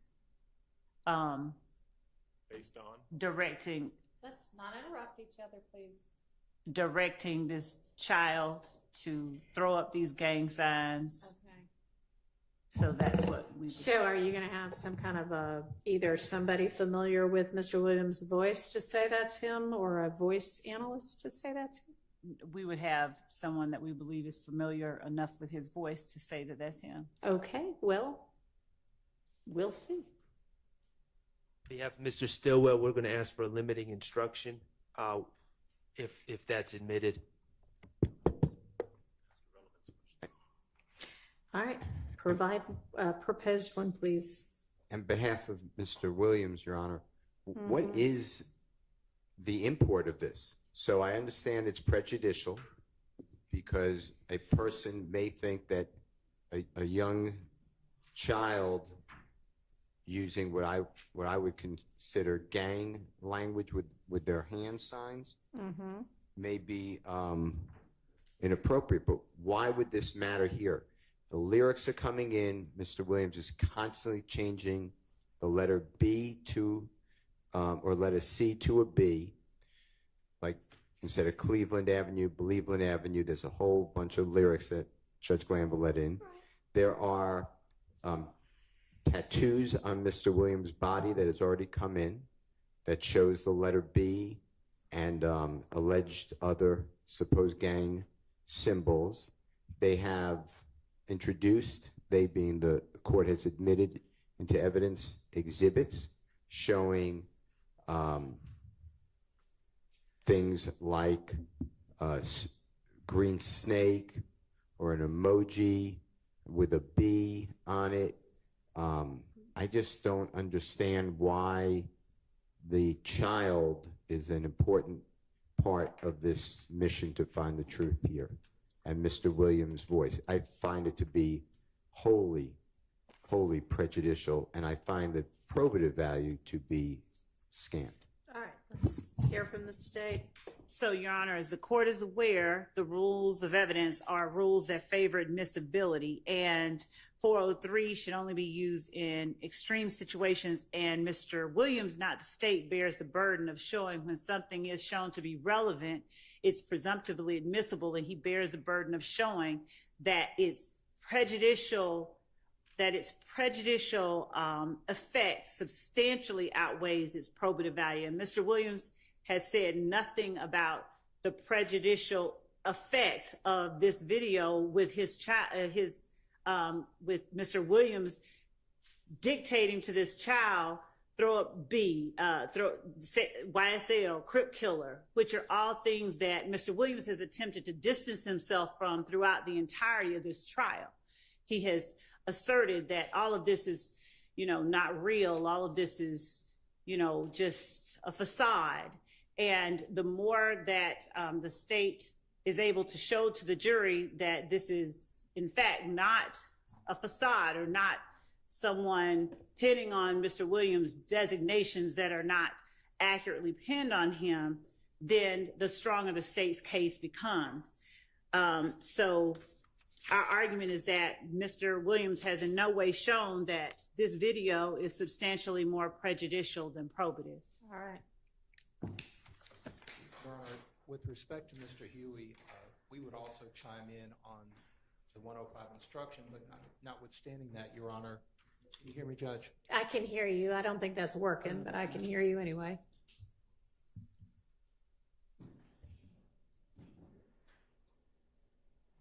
Can you hear me now, Judge? Yes.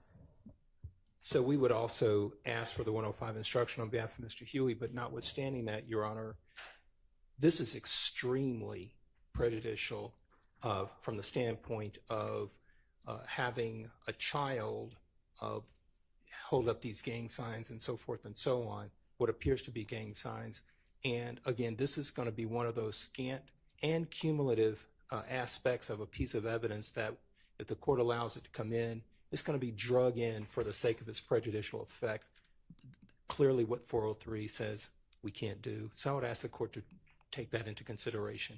Okay, well, I'm certainly considering the appropriate law. Yes, sir, Mr. Steele. There's also another, I can't find the exhibit number, but there's a video that came in over objection that Mr. Williams is doing something similar, or someone's doing something similar with a child. All right, why don't y'all get me that, and I'll consider whether there might be a cumulative issue here. But with regard to just 401, 403, it's certainly relevant, and I agree that it's prejudicial, which, case after case says most of the state's evidence is prejudicial against defendants.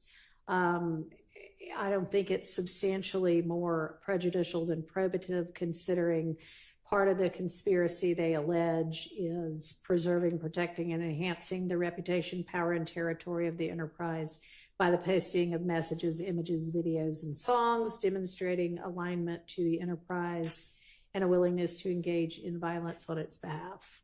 I mean, it's wildly probative to that. And Your Honor, we're also going to ask for a Rule 105 instruction on behalf of Mr. Kendrick. And we echo the comments made by the others. Okay. Yes, ma'am. We don't believe that a 105 instruction on this type of evidence is appropriate. It's not a testimonial piece of evidence, a testimonial statement. So we would ask that a 105 instruction not be given in instances where this is the evidence being presented. And we would also submit that Jeffrey Williams is alleged to be the leader of this gang, and in having or directing this child and other children to do things like he's doing, he is, in effect, he's starting early and starting young. That is part of the state's theory in this case, that this gang recruits young children, and this is what it ends up being. Judge, I think there was a piece of evidence that came in on, or we reviewed a child on yesterday, if I'm not mistaken, that we saw in an image. It was either posted. Yeah, but I don't remember that being anything that the child was doing in response to somebody directing them to do it. I think it seemed like the child was, I mean, I'd be happy to look at it again because that's not specifically what I was looking at it for then. But if that's what y'all are thinking about, you know. Well, that's one at least that immediately came to my memory. And do you recall that child was doing that in response to somebody directing them? I'm not sure if there was sound associated with that particular image, but it was certainly at the direction of an adult, and then the child was. Was it Mr. Williams? I believe it was. Yes, Judge. It was. It was the one of the two videos that you saw on yesterday, and when you listen to the sound, it's exactly the same thing. The child is being directed, and in fact, it's the same child. Okay. He says Big B, Little B. He doesn't say Crip Killer. He doesn't say YSL. All right, that is not cumulative if that's the only one that y'all had in mind. So that's I'm overruling those objections. Okay. I think that takes care of that witnesses exhibits, at least for now. Martinez Arnold. I see there's a plea agreement in that one also. Same grounds as before. Is there anything in particular on that one? I know there was. This isn't the same one we talked about before, is it? No. Mr. Sledge. Okay. It will be similar grounds. You know, he's testifying, so why do we need a plea agreement? And the state wants to put it in, my understanding. And it would be continuing witness because it's a statement, and he could testify to whatever, and then he can get impeached. All right. Well, continuing witness is only about whether something goes out to the jury or not. Correct. So that's not relevant to whether it actually comes in or not. And then it's the state's intention to use this only if you need to impeach him as to something? Correct. Yeah. Okay. Correct, Your Honor. And if he's truthful, then we don't need to accept, I mean, if he's truthful, then we don't need to go and show and introduce this as an exhibit. And I'm assuming they're talking about the factual acknowledgments, not the conviction itself. I don't know. Let's find out. Are you talking about the factual acknowledgments? I'm talking about the factual acknowledgement, and then there would have to be a proper purpose for the guilty plea, which there could be one, but I didn't hear it yet. All right. Is there anything about the factual acknowledgments here? Like, I know that last one y'all were saying, I don't think this person has any firsthand knowledge. Is there anything like that I need to look at in particular? Okay. All right. And so for these people, you just intend to have them admit they pled guilty? Okay. So this wouldn't be relevant at all unless they say, no, I didn't, or no, I never asserted that fact, or this would be. So right, or that he was forced, or he didn't know what he was doing. Right. I think the certified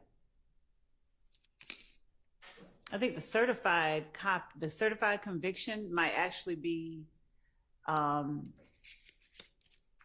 proper evidence. I need to think about that. But as far as the other stuff that they're talking about, yeah, and you can certainly, I guess, tender that if you want to.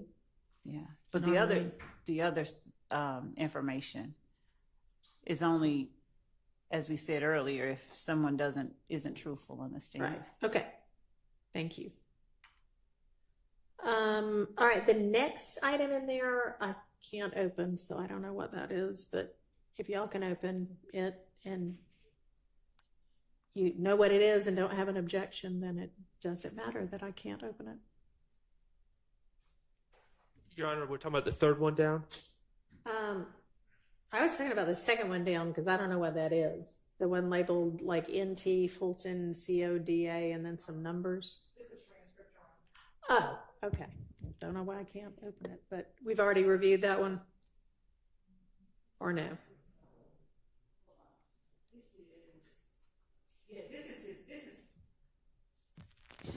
So this is a transcript of an interview with Mr. Arnold, and there is no need to enter this or use it unless we need to impeach him. Okay.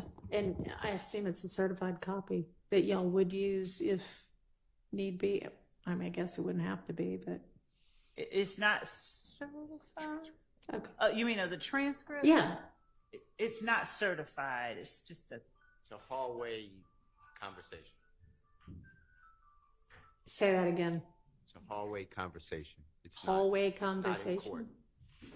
It's a 130-page transcript of a conversation.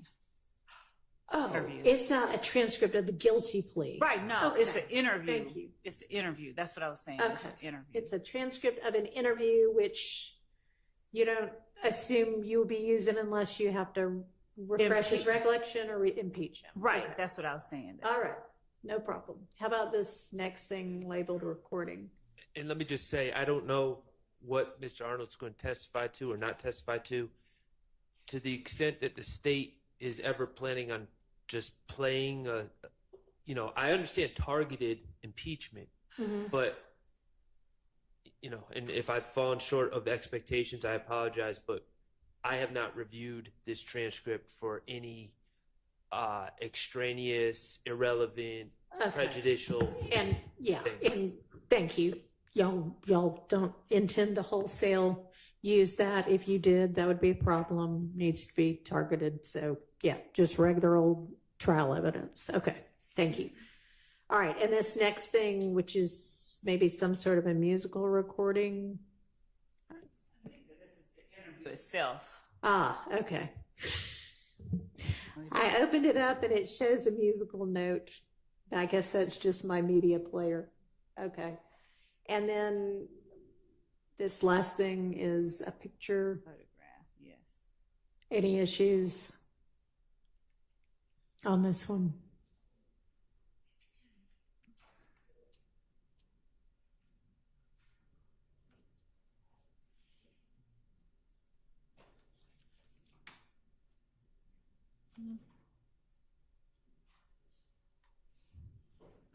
No?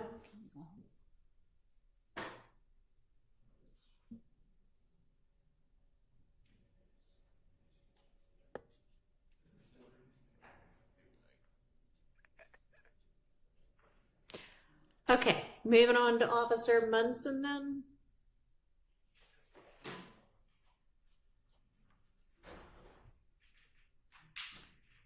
Looks like there's another set of crime scene pictures, maybe. And a crime scene report.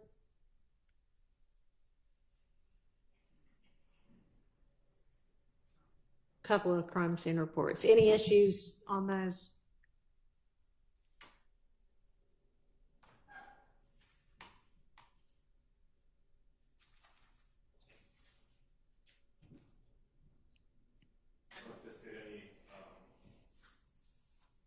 anticipate any issues with the crime scene photos. Okay, thank you.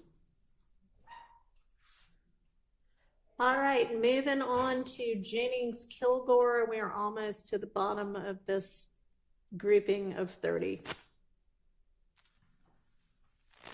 This seems to be a ballistics expert.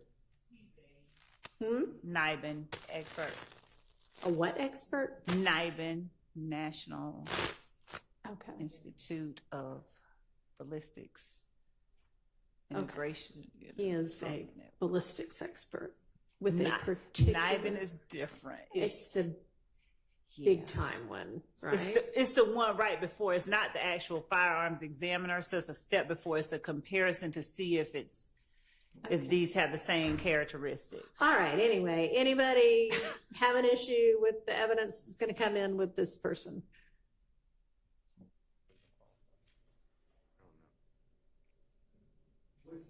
I'm sorry. What is this?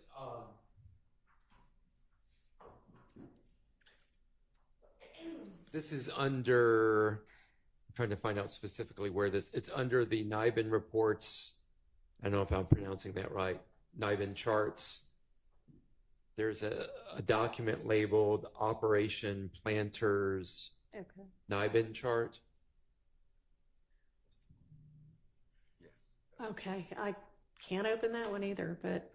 Yes, and that's a summary of NIBIN matches that were. I'm having trouble seeing it in detail, but. Yeah, maybe because the black on the blue is a little hard to read. And we're all old and have old eyes.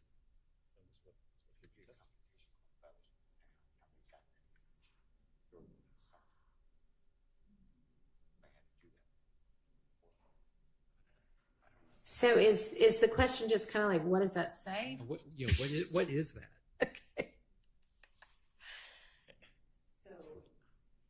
So those are the chart with the black on the blue. That one is showing that there were 5 shell casings from a particular scene. The black on the blue is the address. Okay. The red lines are matches to other addresses where shell casings consistent with the firearms at the previous address were found. Okay. And there was, I think that we served in discovery, but I don't think we included in this list of exhibits. There is also an ATF NIBIN examiner that we didn't have in here that they also examined some of these shell casings from different sites. Both Kilgore at the Atlanta Police Department and ATF were all working in conjunction with one another. So there is one more person that we'll be adding to that, but we'll let them know well before we.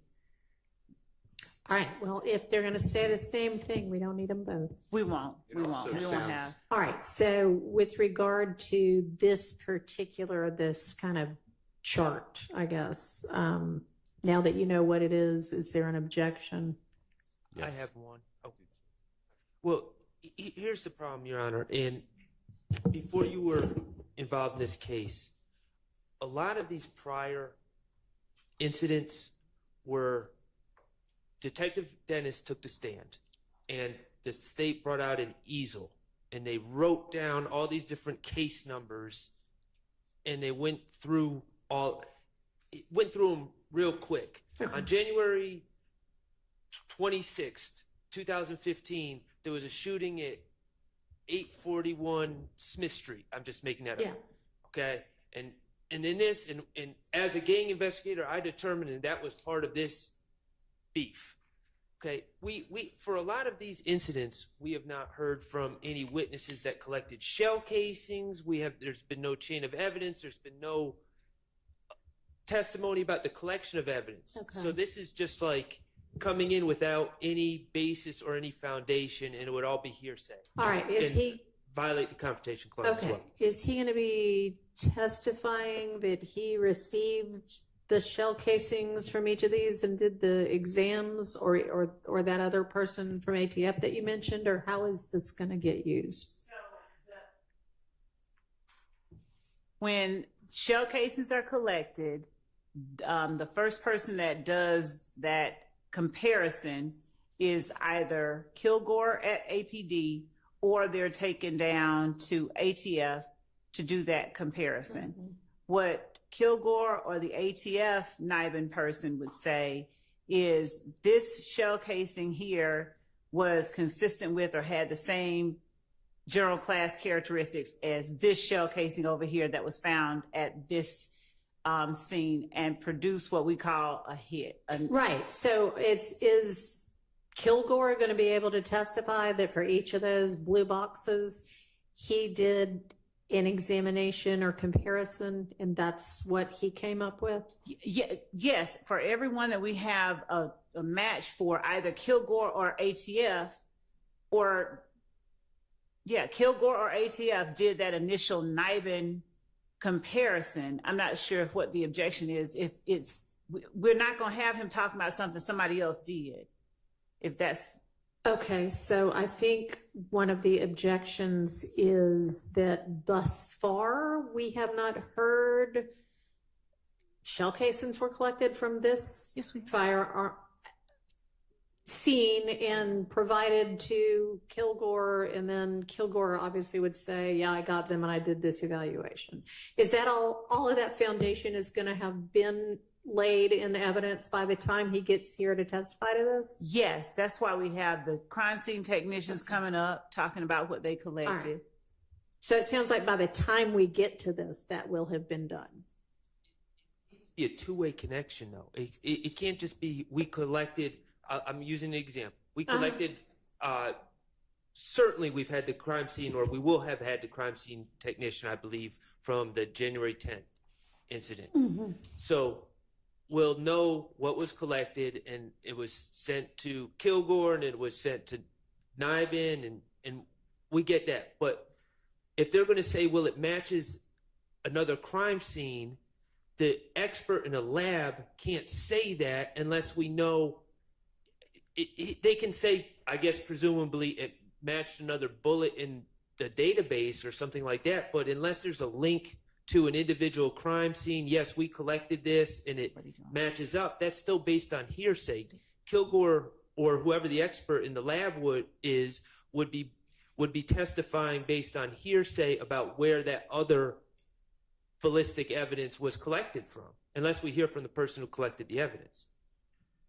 And we would. So I don't know why. I don't know why we're arguing at this level. We're not arguing. We're trying to clarify. So, for instance, and I can't see them, but the very top two on there, you know, they apparently say, okay, this crime scene A and crime scene B.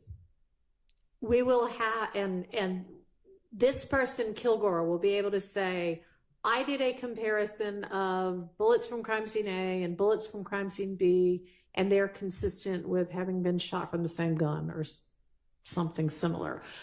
The question on the floor is, okay, will we have already heard not only the chain of custody for Kilgore getting the crime scene A bullets, but the chain of custody for Kilgore getting the crime scene B bullets? Yes. So we would not have... Yes, all of the foundation. I don't think chain of custody, like, you know, specific, like every link in the chain would be necessary, considering we would have the crime scene technician who would have collected it. We would have the testimony that when the crime scene technician has collected it, it comes to my department, my being Kilgore. This is the case number 150261534.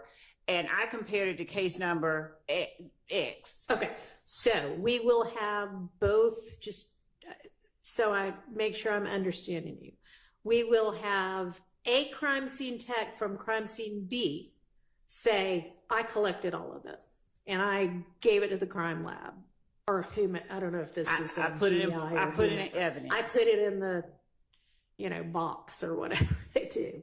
And then we'll have Kilgore say, here's the way evidence gets to me, and this got to me that way. Yes. Okay. Does Yes. that answer your question?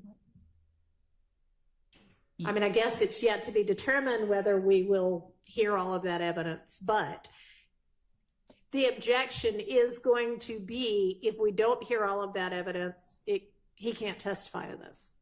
So do you understand that? I'm sorry, Judge. The objection is that if we don't hear the foundation that is both crime scene A tech giving the evidence to Kilgore and crime scene B tech collecting and giving the evidence to Kilgore, and then Kilgore is saying, I got them both in the regular course and I compared them, here's my conclusion, that there's going to be an objection that he can't testify about crime scene B. And to make certain, looking at the witnesses that we had initially put up, what we can do is add the 10 witnesses from each of those crime scenes that are on this list to make certain that we have each of those links included as Sounds evidence. Like that's going to have to happen. Now, it does not need to be, I don't think, a whole as if this were the crime on trial. It would just be, it can just be, I'm a crime witness scene number tech. 1 through 10 that I'm adding on. I collected this I went one. to this crime scene at this date. I collected Right. this evidence. I gave it to whomever. Right. Which should take 10 minutes. Okay. All right. She plans to now do all of that. Unless y'all want to stipulate that those bullets got to the crime lab in the normal course from whatever crime scene, which I don't see happening. So, okay. All right. So anything else with regard to Kilgore's, the evidence that would come in through Kilgore?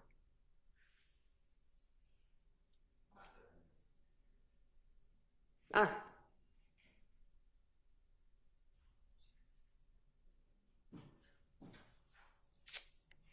Then our witness number 30 on this list is Underwood.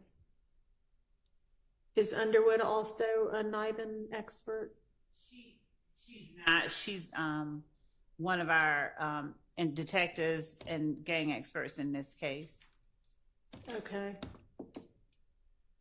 And she actually may have been the one. She was an ATF task force agent, and she also would have been instrumental in taking some of the evidence over to the task force versus APD's ballistics lab where Kilgore worked.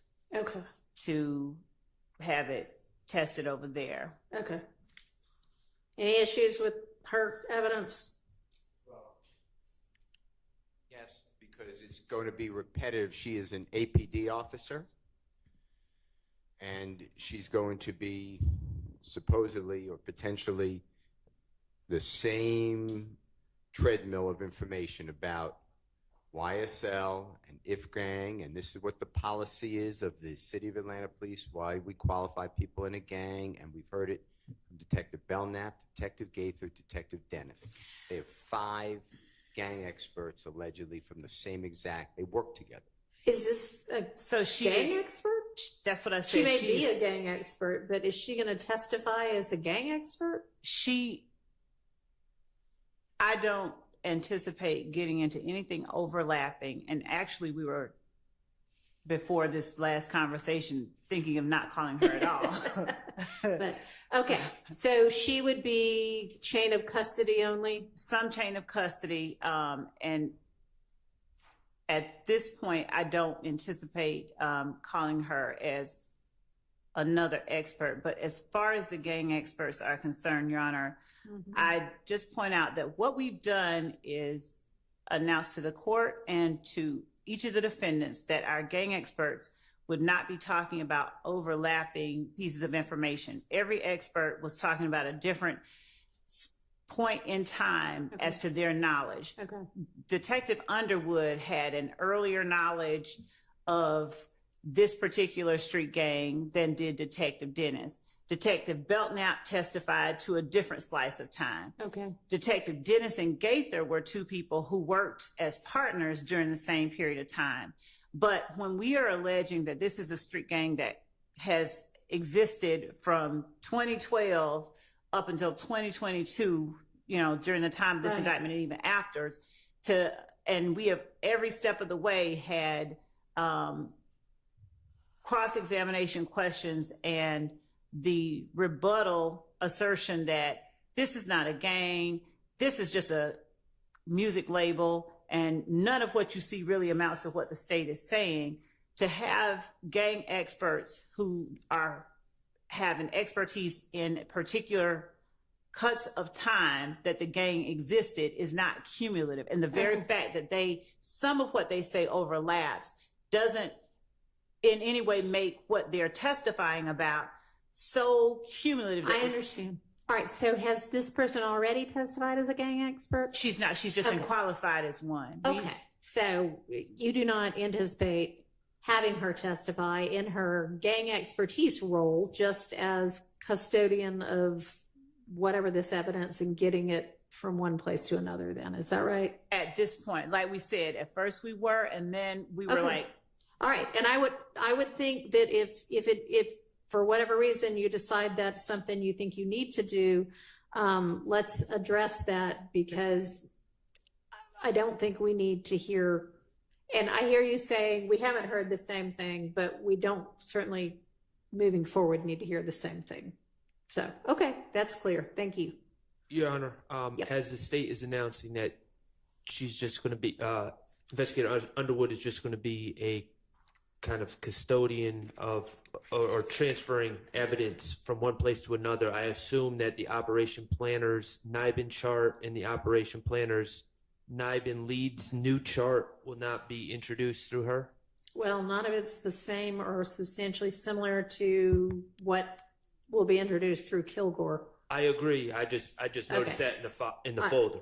Yeah, I mean, they do. Again, I don't know why, but I can't open a lot of these on this computer. But is that the same thing, or is that something different? It's a colorful picture showing like a flow chart involving the information that Kilgore has. Generally the same? It's all the same information. It's just presented. It's more colorful? Yes. I mean, pick one or the other. Okay. All right. Is it easier to read than the other one? It is. Okay. Well, you can always switch the witnesses that you were going to use that for. But yeah, we don't want to see it twice. But okay. All right. That gets us through our first 30 bucket. We haven't done Mr. Sprinkle. Well, yes, other than Mr. Sprinkle that everybody wanted to come back to. All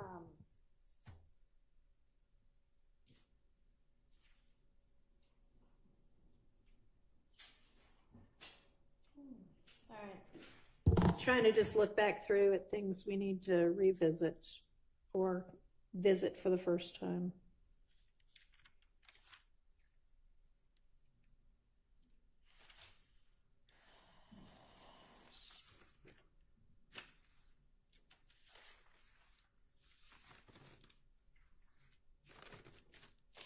Okay, so I think this is a good place for us to stop today. And then, tomorrow, other than the potential hearsay and CAD reports, which we can take up, we can either move to the next 30 and do the same thing with regard to them, because they're going to have to be done at some point when the jury is out, or y'all don't seem to want to reach the wiretap stuff yet, but as quickly as y'all can specifically identify that and get it to the defense, then we can get to that. I think it'll be easier once they actually have targeted information about that. Yes, sir. I don't know why necessarily, but the state specifically identified jail calls for my client as they've stated, which is, I believe, 13 or 14. I've reviewed those. Okay, so tomorrow we can tackle those. And okay. I'm just warning everyone, other people, I'll just say it affects. Alerting everyone. I'm alerting everyone that it affects more than just my client. Okay, so everyone might want to take a close look at those before tomorrow. Okay, anything anybody needs to put on the record, make suggestions about for how to be efficient tomorrow, anything like that? Your Honor, it states exhibit number 55W, which would target the child with the hand signals. Okay. If you can, it's 55W has been shown to the jury. Would it be easy for somebody to pull it up on screen for me? And is this just a still photo or is this a video? A short video. Okay. It was played for the jury. All right.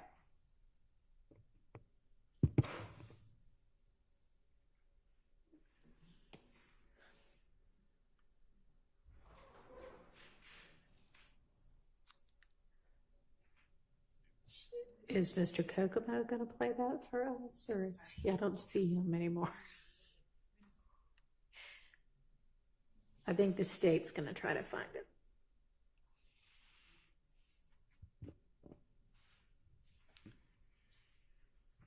I don't remember yesterday's. I just don't remember that. But it's one that was played months ago. Yeah, you come outside the house. Okay.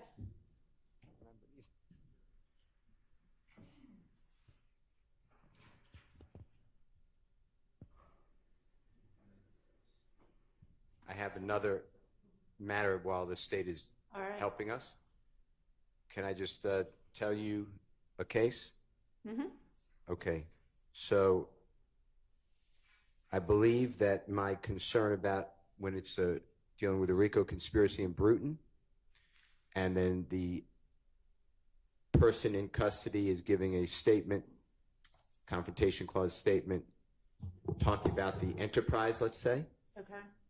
I have found that my argument has been rejected, and this is the 11th Circuit, United States versus Espinoza, ESPINOZA. It's 635 Fed FED period APPX 739. It's in Division B, as in Barry, and it's 11th Circuit, 2015. And the 11th Circuit found that we reject the defendant's argument that because the confessional statements may be proof that a RICO enterprise existed, which is a necessary element of the RICO conspiracy charge against both defendants, the statements trigger a confrontation right under Bruton. If the defendants were correct, then any incriminating statement made by one non-testifying co-conspirator would be inadmissible against the other, whether or not the statement facially incriminated the other co-defendant. Bruton's narrow exception to the general rule of admissibility does not extend this far. That's what I found. All right. So it only triggers what we were saying earlier, Mr. Stillwell, Mr. Williams, but I was saying YSL or the crew, and I cannot find a case that supports that. All right. I appreciate you bringing that to the court's attention. Every attorney has a duty to be candid with the court, even if the case law does not favor the argument they wish to make. And so I appreciate that, because I have to say, unfortunately, everybody doesn't do that. So thank you for doing that. Okay. Do we have this ready to play? Oh, okay.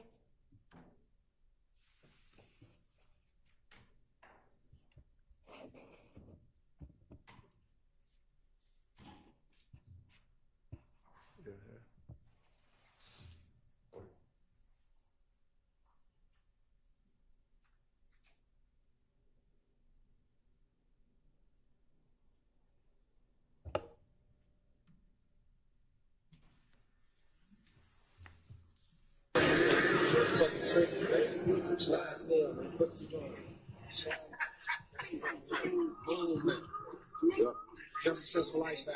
Oh yeah. Real fucking bleed, sleep, aka bleed, nigga.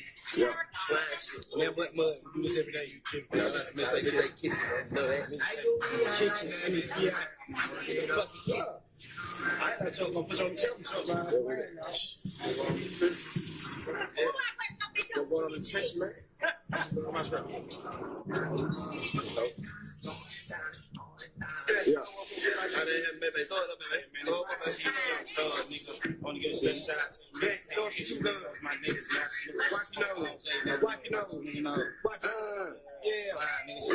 Big B, Big B, Big B, Big B. Don't know this shit. Little baby rolling, little baby rolling, little B. This ain't no industry shit. We don't steal that game, fucking slump in the fucking trenches, man. Sweet. Yeah, that's actually the one I was thinking about. I mean, that child starts doing all that stuff unprompted and then maybe gets encouraged to do a little bit more, but I don't think that that shows the same thing as the other piece of evidence that we were talking about. So thanks, but my ruling stands on that. Can we have a continuing objection if I need? You may. All right, I'll see everybody at 9 in the morning. Judge, yes. One thing we did reserve, if you recall, waiting for the order from Judge Glanville on witness number 26, that's Dennis, particularly number 74. We can deal with that tomorrow easily, though. Great. Dennis, number 74.